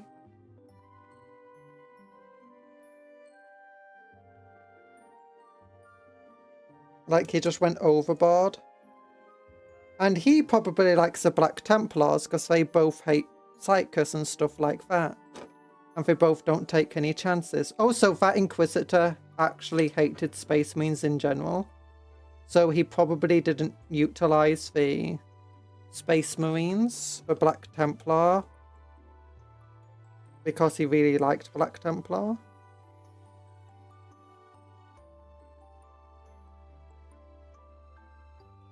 So yeah. It's a bit of a weird thing in general. Space Wolves fighting the Inquisition and Grey Knights. That was a specific situation, and the Grey Knights and Space Wolves barely fought one another. Outside of a single Grand Master who was getting really too big for his boots. And he didn't have the... So the Inquisition and the Grand Master both didn't really have much support from most of the Grey Knights in the Armageddon. When... Like, the Grey Knights didn't... Most of the Grey Knights didn't support the Exterminatus of Armageddon. And... As a result, they purposely avoided any conflict with the Wolves, and the Wolves were more than happy to avoid the conflict with the Grey Knights, for the most part. The Inquisition that were there were also Radical Inquisition, not Radical, Puritan. Puritan's the best one. And as a result, didn't even have the full support of, like, other Inquisitors and stuff. And there have been Inquisitors that commended the Space Wolves for their actions, so you've always got that situation. But the major issue with the Dark Angels is you got two things. A lot of Inquisitors, I say a lot, enough Inquisitors are aware of the Dark Angels past and the Fallen. Because, well, they have access to, you know, all the old files, and we know that a lot of Dark Angels went rogue and, you know, joined the enemy in the Horus Heresy. Which... The Dark Angels like to keep a secret, but it's not something they can keep fully. Despite how they would like to.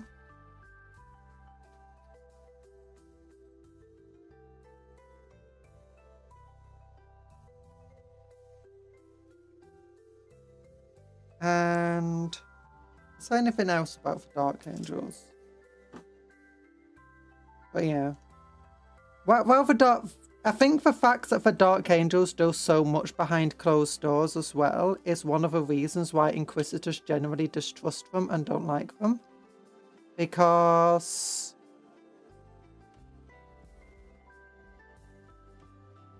Well, at least with Space Wolves and Black Templar, they're very, very unsubtle about what they do. There's absolutely no subtlety about it. They want to do something, they're going to do it out in the open. And this is, well, what the Inquisitors would rather happen.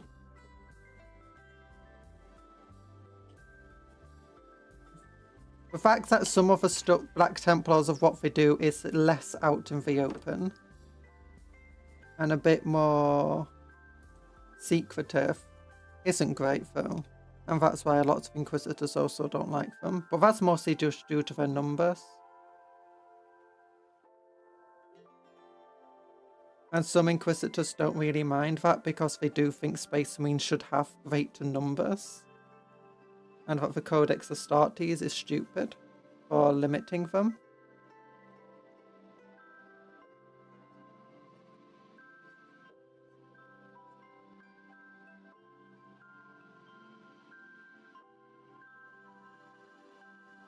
There we go. Look at that.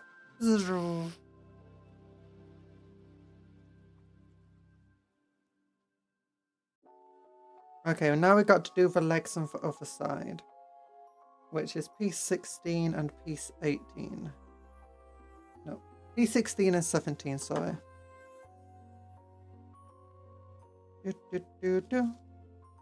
We're making Caplicus Carriers by the way, because they're cool. And then we want 18 and 19, which is these two. Drink. Thanks for the drink, Quadro. And thanks for the food.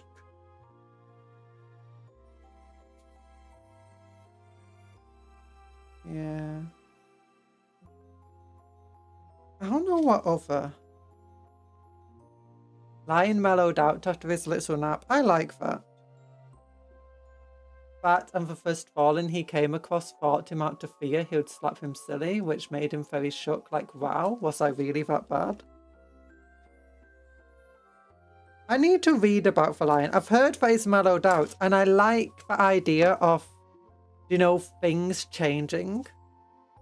Like, you had Gulliman, who was all about rules and, you know, following them, and he came back like, I'm breaking, like, every single rule I ever made and had. And the Codex Astartes, you know, needs a major update. I know I wasn't finished at the time, but my gosh. 16.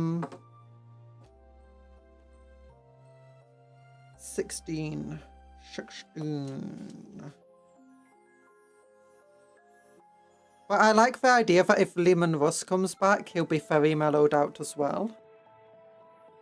And not as crazy as he was last time. And probably even more liking of Psychus and his Rune Priest and stuff. I kind of like the idea that when Falcon comes back, he might be more... Or if Falcon comes back even. He would be crazier. Not crazy. He'll be Xenos liking. I really like that idea. And like really hating of the Imperium and stuff. And in many regards heretical. I also like the idea of if Falcon like survived, he's just been hanging out on like a Xenos world. Protecting the population. Or something crazy. Oh no. I like Vogel Dawn to come back and just be absolutely crazy though.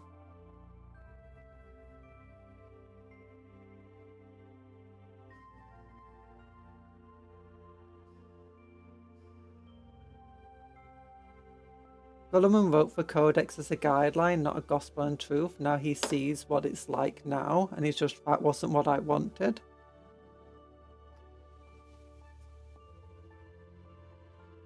Yeah.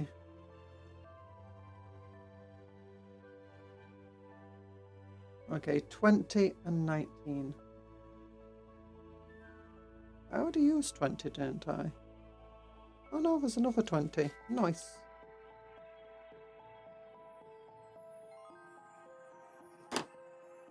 Yeah.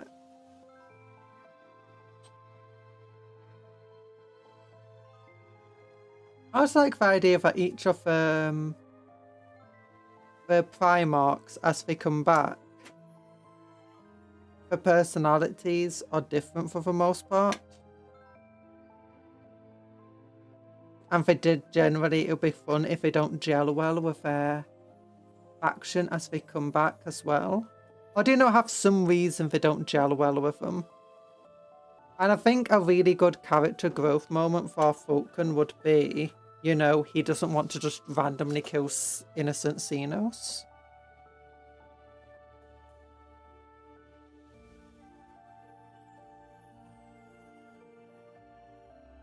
And will potentially look at his own children with disgust, because that is what they do.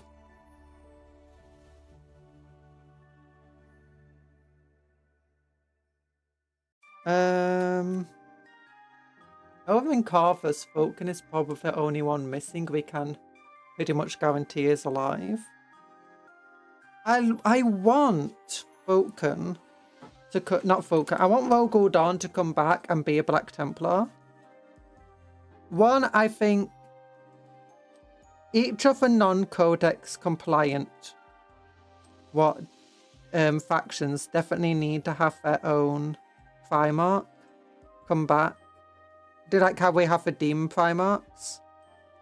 And I think Dawn choosing to join, like going completely fanatical and going back on how he used to be would be such a great moment, especially like since he's probably trapped in the warp somewhere.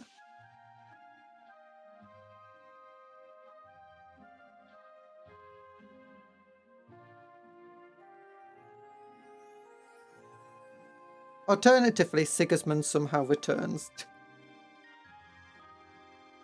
Sigismund somehow returned as a demon Primarch, as a saint.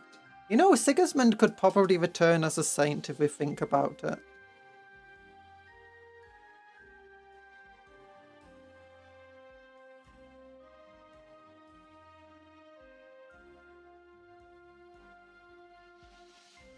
Okay, now I need to find like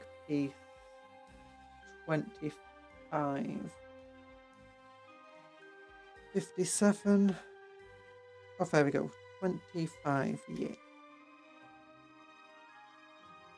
Jagatai is probably still alive. He's probably still doing the Commonwealth 9000 racing. Yeah.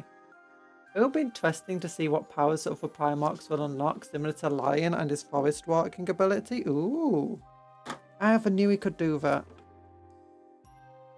Like, lore-wise. As I said, I've not read Lion's... I've read bits of it for Lion's Return. But I've not, like, read one of the books fully.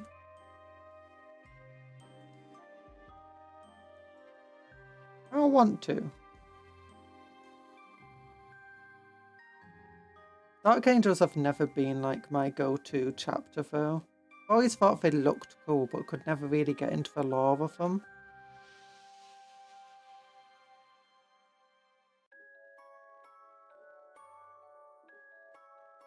Because it also doesn't seem to have much room for, you know, more tolerant Dark Angels. Because of how overbearing the Dark Angels chapter is with its successors.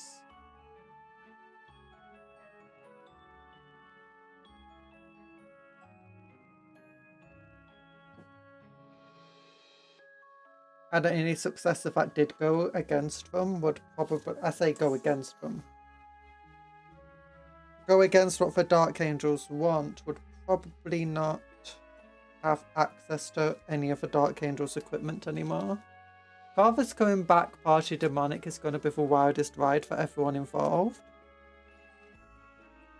I think if they brought him back, it might be in a more Legion of the Damned-esque thing of where he appears and then disappears again. If they brought him, Corvus, back.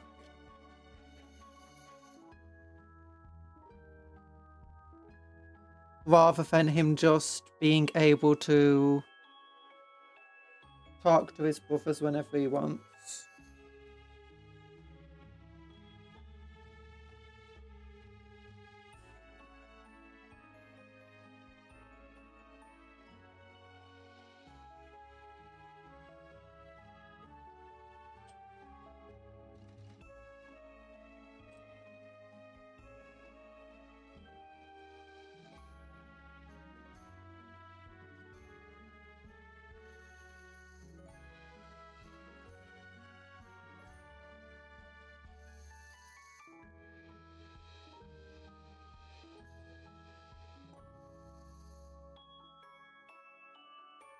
A bit like that Grey Knight character in the Legions of the Damned.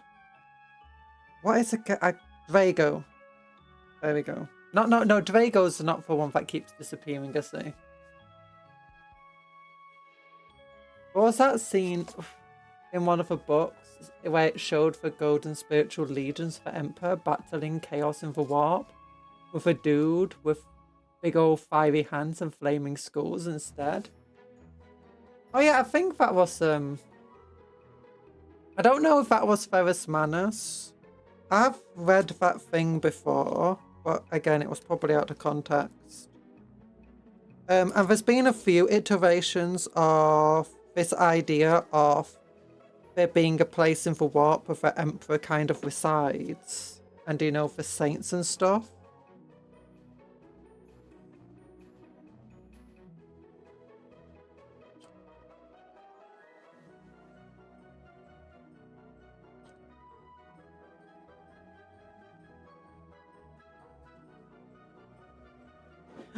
Imagine if Falcon returned, but he became a Primarch of a Tau. That would be hilarious. I don't think the fan community would take it very well. Or do like he's with the Eldar instead or something? Drago is currently... Oh yeah, so it was Drago. Occasionally coming back into real space and shouting cryptic obscenities at everyone and then leaving again. Yeah. But isn't he not in the Codex anymore?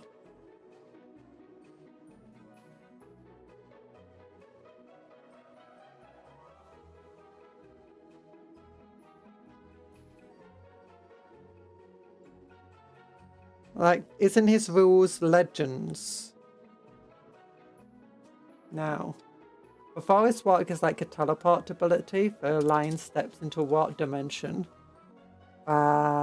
Looks like his homeworld's forest, travels a bit and steps out on another planet. He met the Emperor there. Whoa. I definitely need to read these books.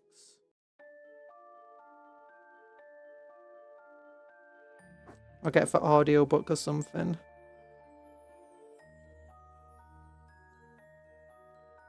I'm not sure if every Primarch should return though.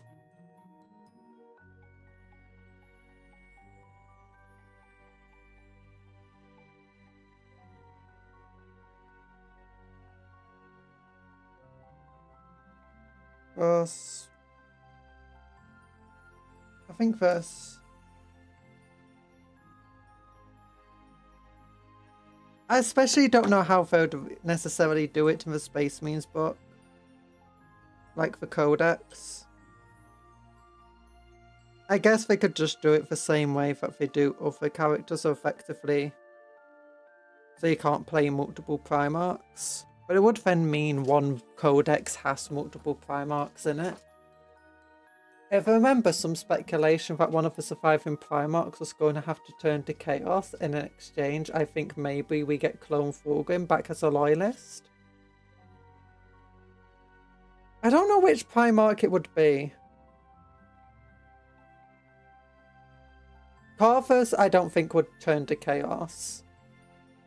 Ferrous Manners could have done. Or that like one of the shards of Magnus could be restored to more fullness, giving the Imperium a good Magnus.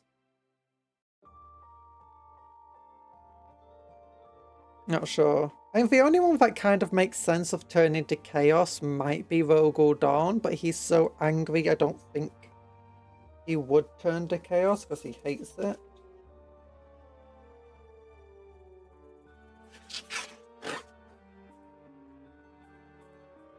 Okay, 37, 36.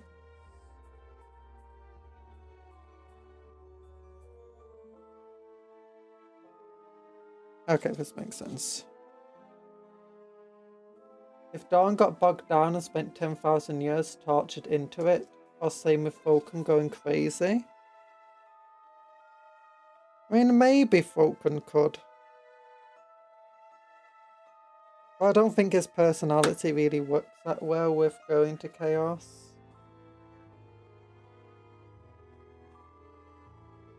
And equally, I don't think being tortured into going chaotic would be a very good story for a Primarch.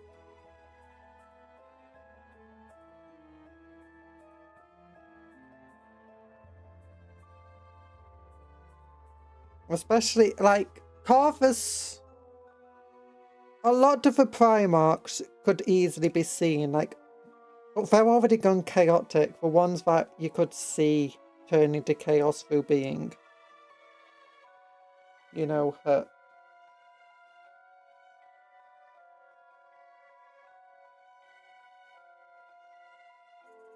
Like, Conrad Kurz could do that.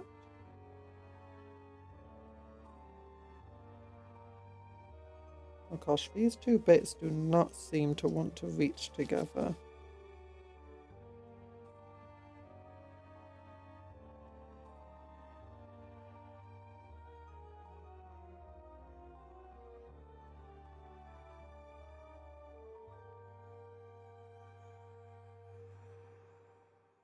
Okay, that works. Even this piece doesn't want to go there anymore.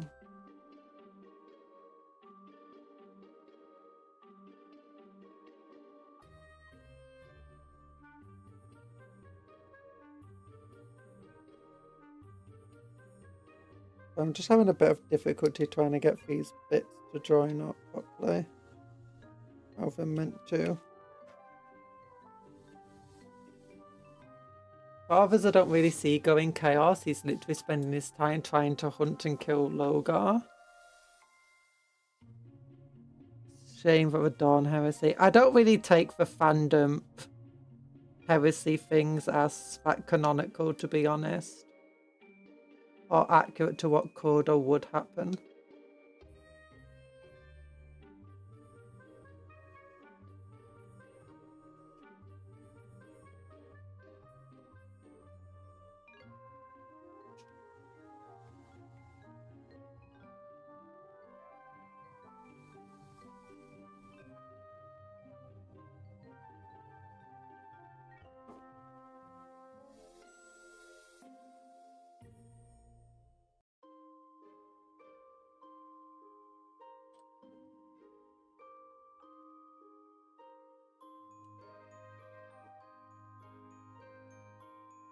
Necron Corrupted Iron Hands would be cool though. So I need a drink again. Ugh, my throat.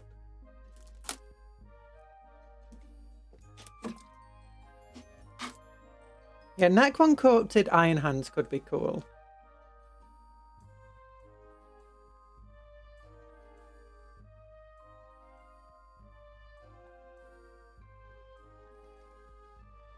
And same with Mechanicus. I was seeing someone saying, like with the Mechanicus game, first they talk about this risk of the Flare 1 virus affecting humans, and a couple of times when it seems to have jumped to the Skitarii. Of what if we ended up getting Flayed 1's Admech models, like Skitarii or tech priests and stuff that have been corrupted by the virus?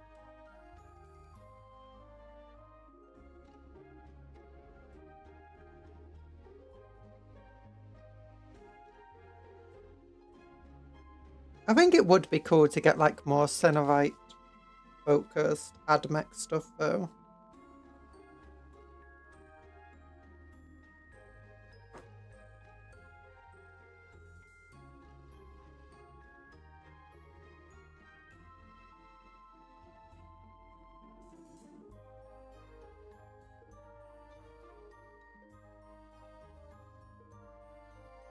There we go.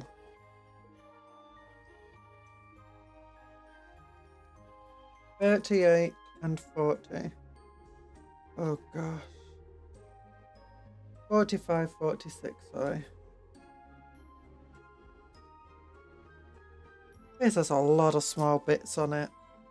You'd think with being it's a relatively small vehicle it would be easy, but my goodness, there's a lot going on here. Megatruck Scrapjet has nothing on this.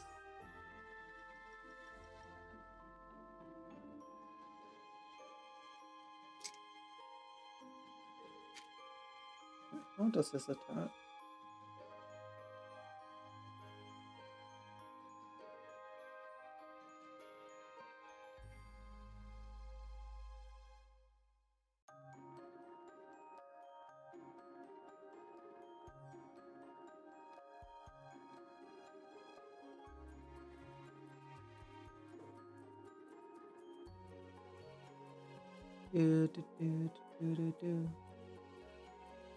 But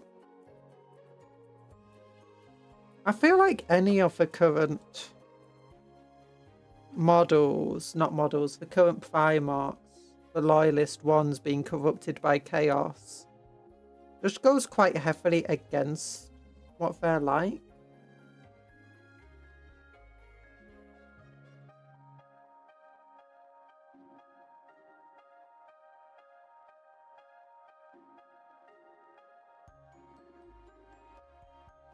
But I don't think we're going to get that many Primarch models, to be honest. for 40k.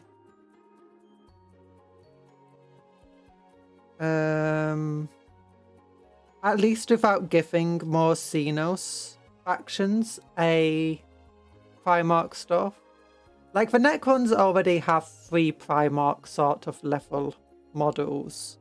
You've got the Deceiver, the Nightbringer, and then the just general Catan. The Eldar already have the Avatar of Cain. And that other guy. The Votann don't yet have a Primarch level guy. They've got the new cool dude who hunts Tyranids. But he's not quite Primarch level.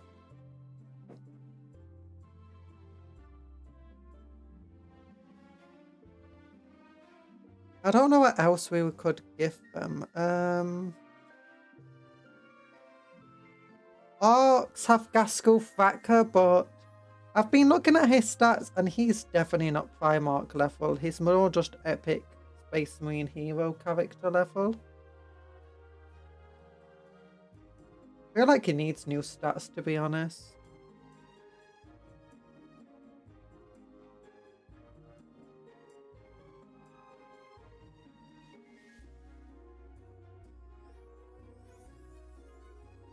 Okay, so we got 45. Oh my gosh, can it stop making Windows noises at me? I don't know why it's doing this. Only 2 Chaos Primarchs left, or Perturbo and Logar. Peter Turbo is meant to be a Dreadnought looking dude, kind of like the Obliterators. Logar, I bet, looks a lot more like a Possessed. Potentially.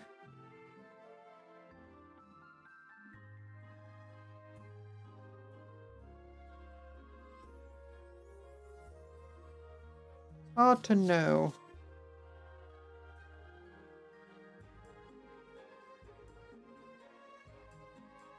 And you already have you know, things like Balagar as well.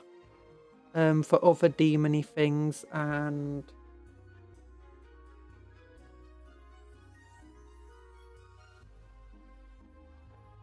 such.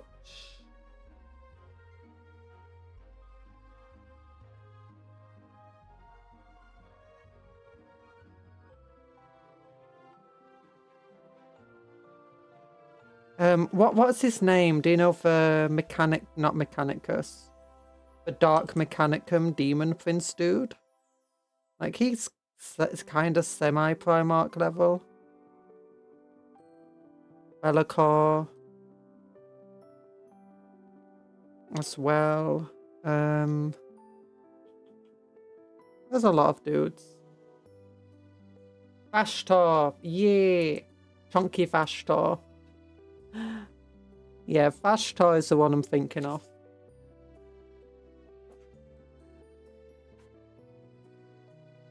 Abaddon isn't really Primarch level either, because I was looking at his stats and I'm like, oh my gosh. I thought like my captain being able to kill what's his name relatively easily, Abaddon, was funny, and then I realised, yeah, no, it's not that hard to kill him. Not much of a thing. I mean, okay, it's not the easiest thing to get rid of. But considering he was meant to be like on Horus level, almost. It feels a bit weird. That being said, nowadays my captain can take on Angron relatively successfully. No, Abby is like chapter master. He's more like Space Marine hero character, like Caligar and stuff.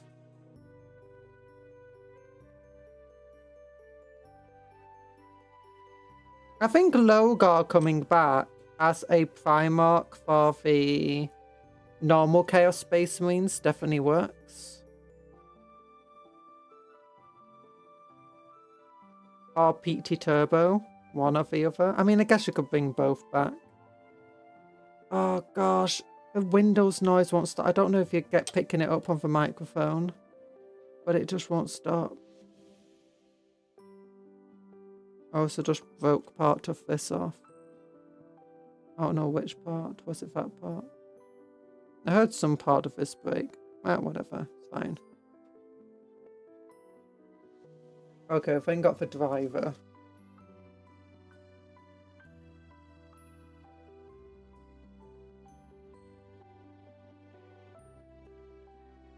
$42.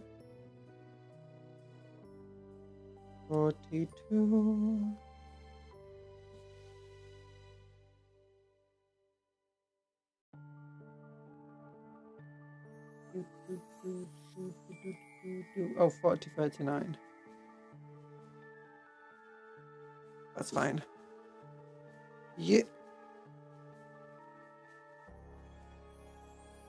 Okay, that's fine. That goes there. Then what else do I want?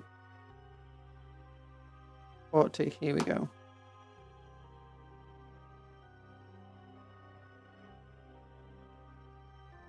Horus P Chaos Infusion would mop the floor with Abby. Yeah. But isn't there like a thing in the books where he absolutely demolishes a clone of Horus? Which just tells me the clone of Fulgrim isn't going to be that good, to be honest.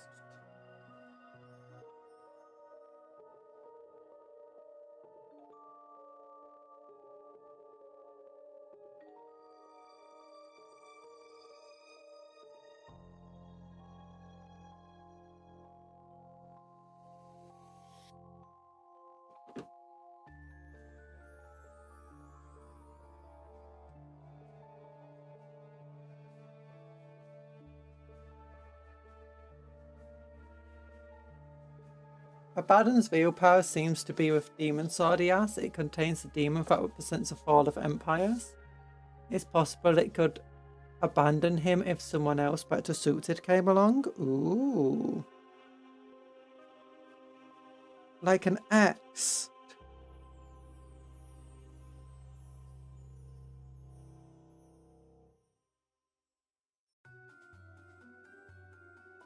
Sounds like a sitcom between Abby and his demon sword. Has to go on one of these weird talk shows. Speak about how it feels about the demon sword abandoning him and so on, and making another family.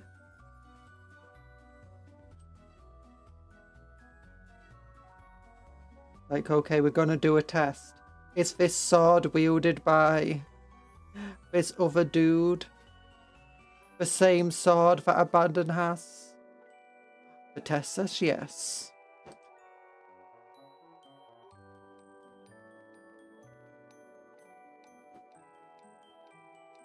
Find out after the break, actually. Draken literally being the Eldar Wand of 40k.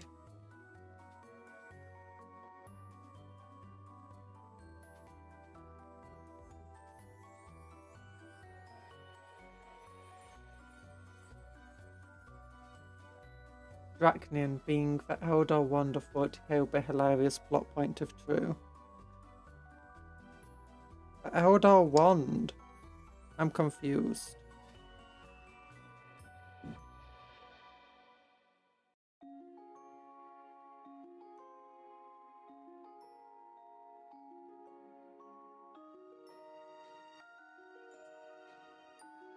Okay, that fits there. Nice.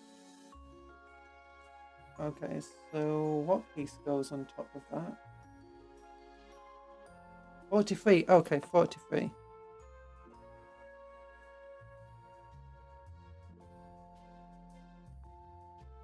$48. 53. 63. 60.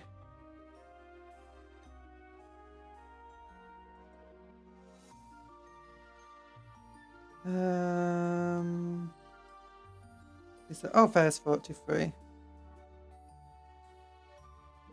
Elder Wand as in Harry Potter Elder Wand. Oh, the Elder Wand. Okay.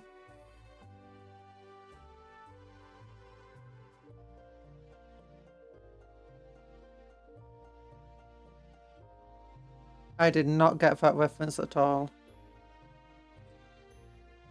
No, it's just being a demon weapon. That's what demon weapons are like. In a lot of genres.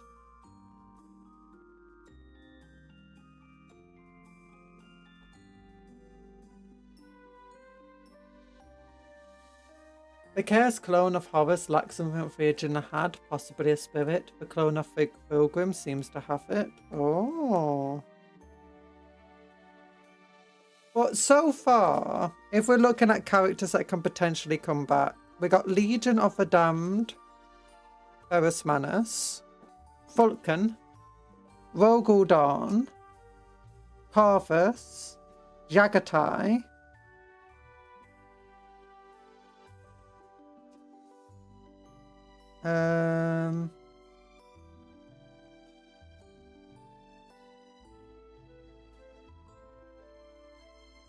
is that it?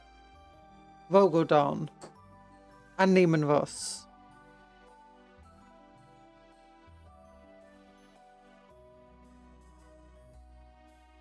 Russ feels like the only one that makes sense to come back.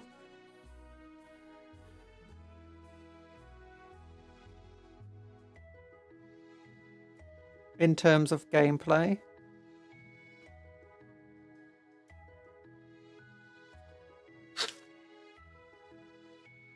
Okay, we don't want the defender, I want the carrier.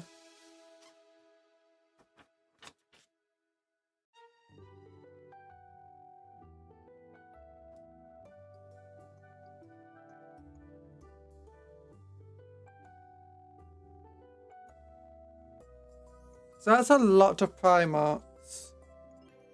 I don't necessarily know if game-wise it even makes sense to bring them all back. Ones that make the most sense to me are Dawn and Russ, because Dawn can go into the Codex Black Templars, Russ can go into the Space Wolves Codex.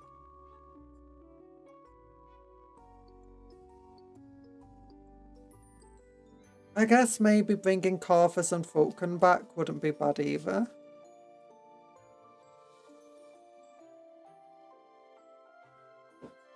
Because a lot of other factions have more than one Primarchy stuff. We don't have a Tau Primarch level guy though. I don't have a Photon Primarch level guy. I think the Photon could easily have a Primarch level thing with like, you know, giant robo suit.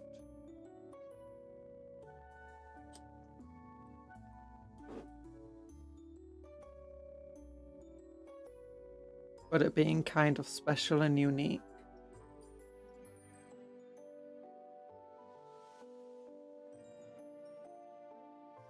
I don't know how it would be special and unique, to be honest.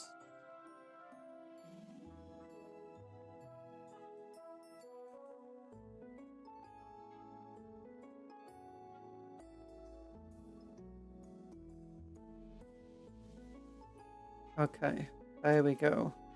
Maybe it would have like a Photon core memory in it or something.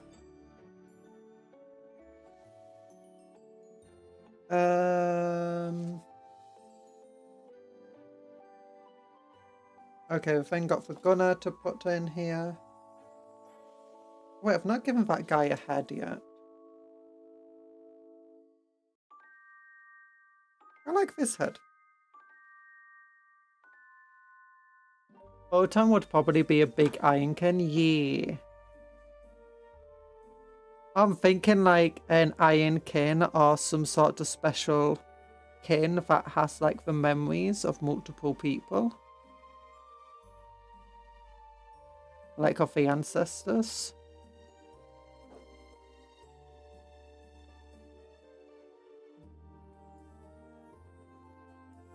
The Tyranids have a Swarm Lord. And they could have another character like that. And you got Old One Eye as well, but he is not quite Primarchy. Kind of is in a way.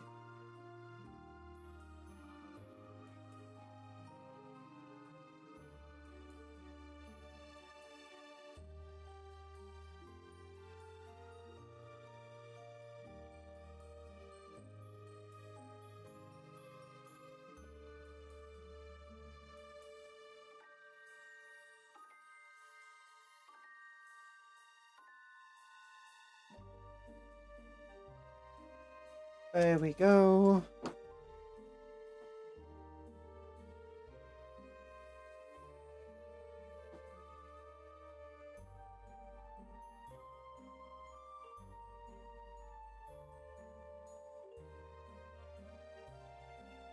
Swarmlord is more like a chapter master tier. If it's going to be a Primarch level threat, it would be a non-queen. A non-queen is a ship. Or it's like a part of a ship. They're generally not going to be good fighters and stuff. I thought the Swarmlord though had more Primarch level stats. Not really looked at it much to be honest, but thought it did.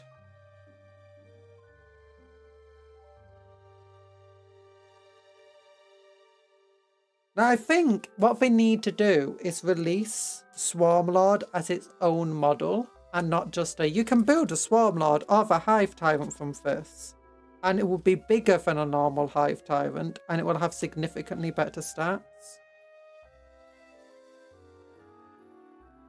That's what I think they need for the Swarmlord.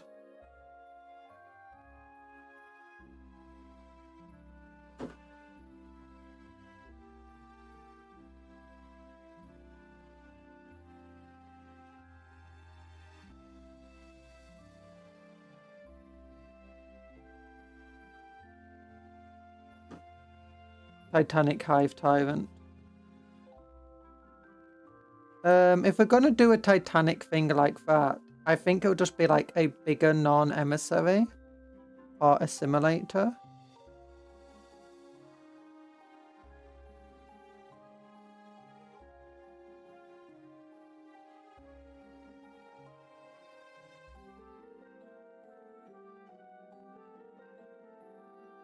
Oh gosh, no.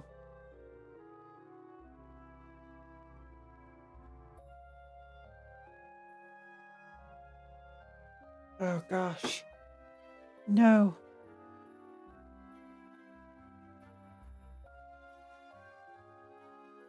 Okay, so this goes like that onto this. Right. Oh, 63. I saw part 63 earlier. I've lost it. There it is. Would a Genestealer Broodlord work like a Tyranid Primarch?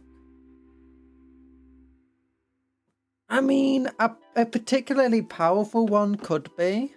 Like a monster-sized one.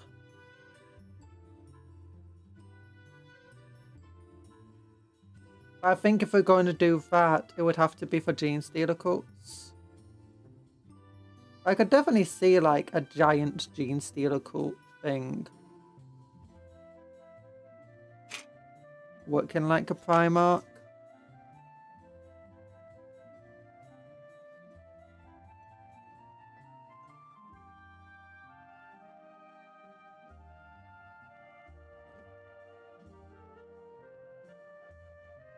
Yeah, if they captain tier. The captain tier, but I could definitely see them getting one that was more like a Primarch, like a special character version. Do Genestealer cults have any epic heroes? I don't remember seeing any. Like the proper epic heroes, named ones. Swaps in for Dichromarch as a large patriarch there. Dimacleon. Oh. Yeah, that could work.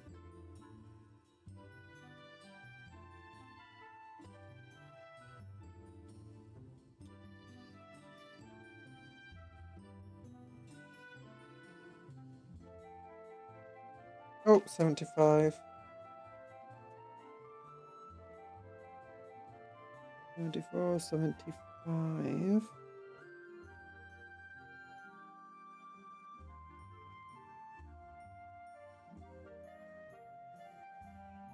Cleon. I have no idea what else. I'd forgotten about Gene Stealer Coats, to be honest. I feel like Gene Stealer Coats have a lot of stuff that still needs to be added to them. Like just Gene Stealer Coats that aren't just a mining faction. That's what I really want.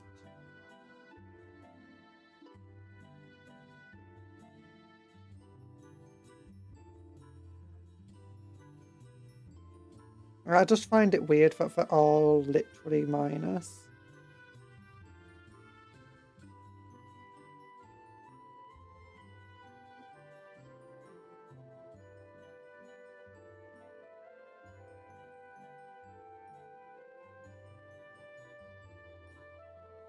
Like, surely they'd have something else.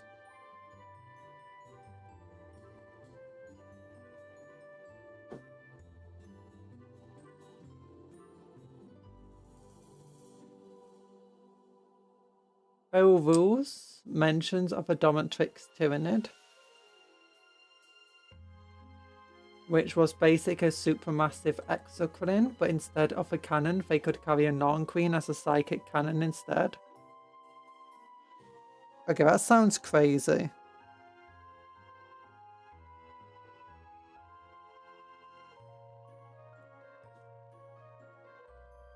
I'm not sure what I think about that.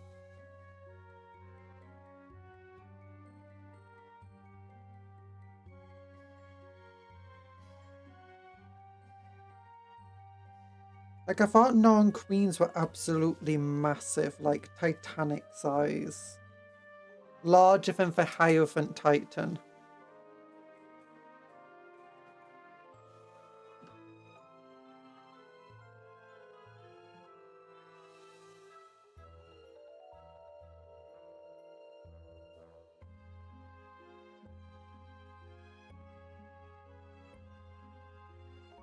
Bio Titans are neat. They are neat. But yeah, if you had a non-queen, it would be Titanic size, I imagine. Based on, like, most previous lore. And as it was soaked, I wouldn't really class it as a Primarch thing. I think the Swarm Lord is a perfect thing to be a Primarch level Tyrannid threat. Or like Primarch equivalent. Game-wise.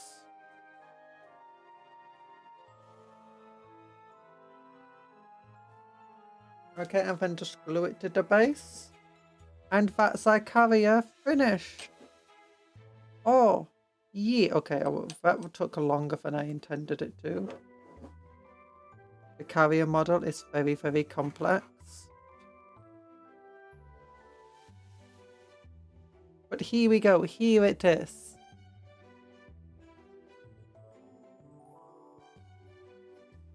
The guns aren't very well aligned, are they?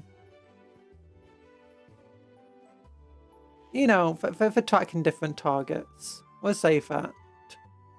A bit derpy. But look at the guy. The carrier's pretty neat.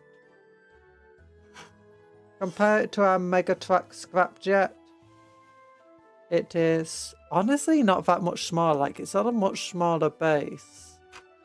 But in terms of, like, heft and weight of the two,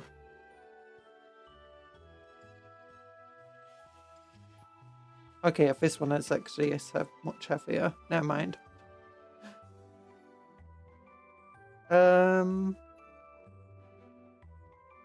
Nah. I'm taking a proper look at them from above rather than at a weird angle, which I'm looking at them at. Definitely if this thing's much smaller. They use the same size sprue though, and this one has way more spare bits.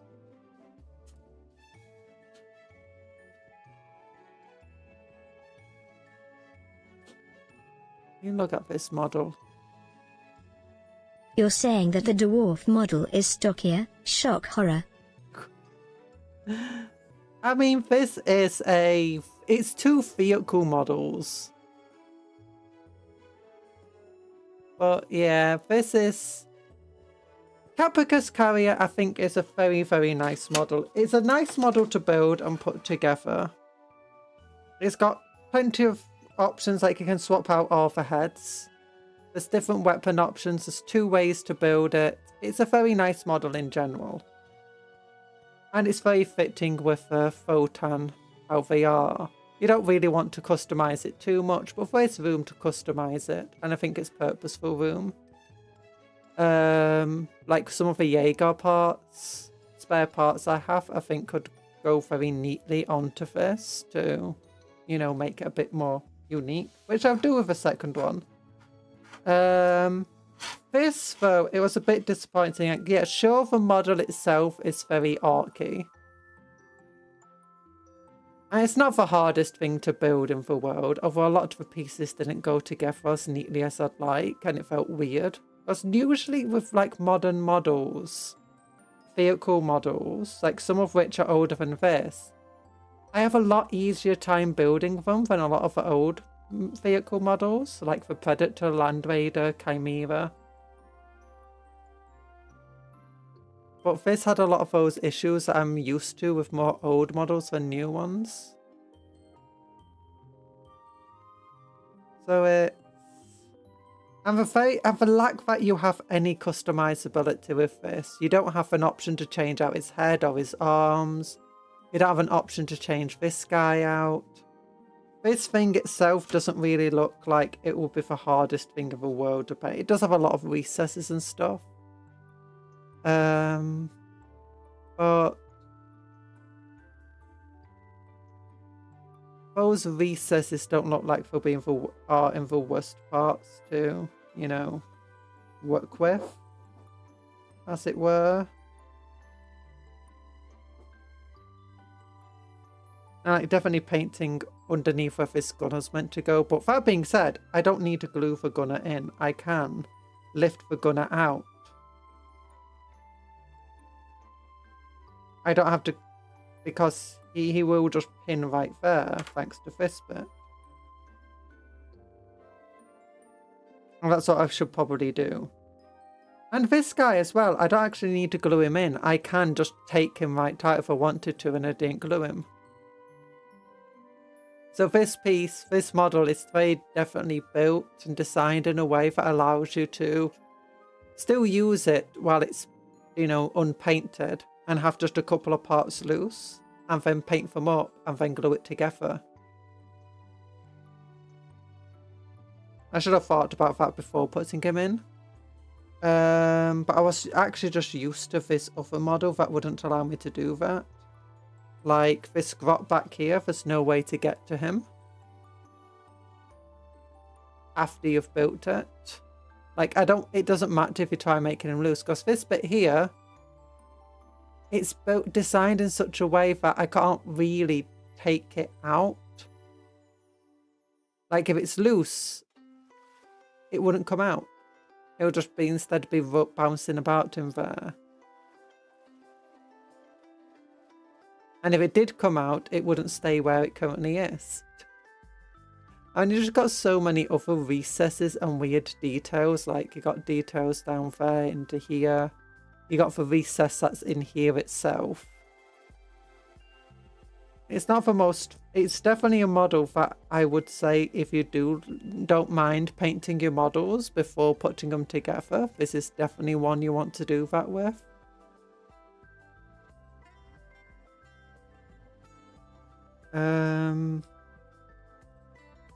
So yeah. And it's fine otherwise. It's a nice model. I think we did a good kit bash with it. It's a very nice kit bash. Makes it very unique and our own.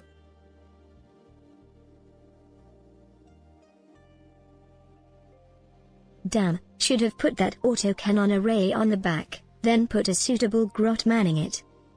Ow! would have done, but I want to use I want to keep some of those autocannon arrays for, you know, some terrain decoration and defenses and stuff. And maybe for just other kit bashes with Imperial vehicles.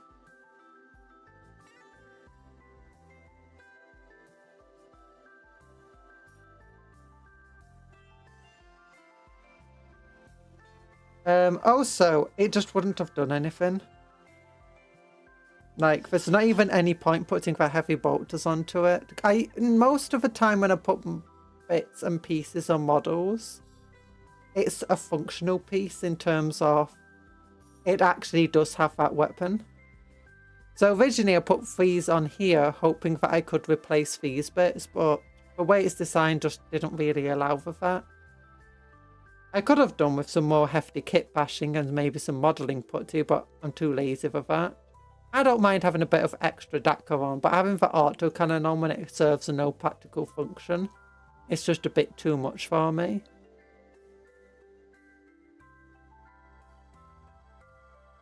Like the Havoc missile launcher here is because we got the rockets that are meant to go on this wing.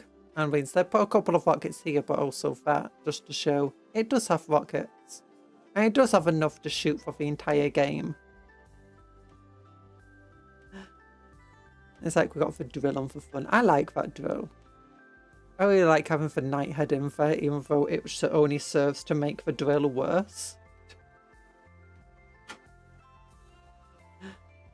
But yeah, it is just a bit of a shame that it has no spare bits, it has no messing about. And it's an Orky kit, you want that. And there's just so many Orc kits right now.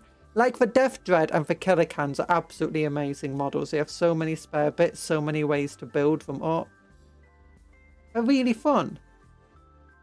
And it's like they're designed to be kit bashed and to be messed with other models. And the same goes for the Battle Wagon and even the truck to some extent. It's just disappointing that a lot of models since effectively 2008 for the Orcs just have lacked that stuff. And the Mega Knobs, they are a bit undersized, the Mega Knobs, but they're really nice models to put together. They've got so many spare bits, so many ways to build them. It's brilliant. It's such a fun thing, especially when you're playing Orcs. And it's just... I really think they should have tried making more of the buggies a single kit that can be built in multiple ways, rather than just one kit each that can each only be built one way. And if you want to change it, then you better do some very hefty kit bashing. Which, I mean, this looks pretty cool, I think. It's very unique. But still. Yeah. I'm just repeating myself now. It's... I don't know. It's disappointing. It's still a very nice model though, and I enjoyed the kit bashing of it. But I think Orcs, they definitely need another... The sad things I feel like Orcs is that they need a range refresh, and half of that refresh I think is just to replace a lot of their newer models. Like the boys kit was so bad they had to keep around for other boys kit from the 1999 or something stupid. Actually no, it's not the 1990. They had another version that came out afterwards, didn't they? The 1999 version had the 18 boys in. And I think 2004, or was it 2008 when they did get a new boys kit, which is basically the same looking kit, just with a few changes. And the denser sprue makeup of it. Otherwise the models themselves looked the same. We're still using that one. The Commando kit's pretty nice from what I've looked at. But again, it doesn't have a lot of variation in it. The new tank busters, they're really good. The fact that you've got 2 units you can build from them and lots of spare bits, whatever way you build them, amazing. Oh. But yeah. Anyway, I'm going to say big love hearts to you all. I know it's not as long as other streams, and honestly, I would have liked it to be a bit shorter because I didn't really intend to go as long as we did. But I did, so thank you for coming to the stream. I hope you had a good time here, and big love hearts to you. Work hard, but play harder. But take care of yourself and be kind to others and vice versa. Eat good food, sleep well, dream of cupcakes, but don't eat the cupcakes as a friends, not food. Yeet! Bye-bye, everyone. Whee! Ah! Alright, silly. Love you all.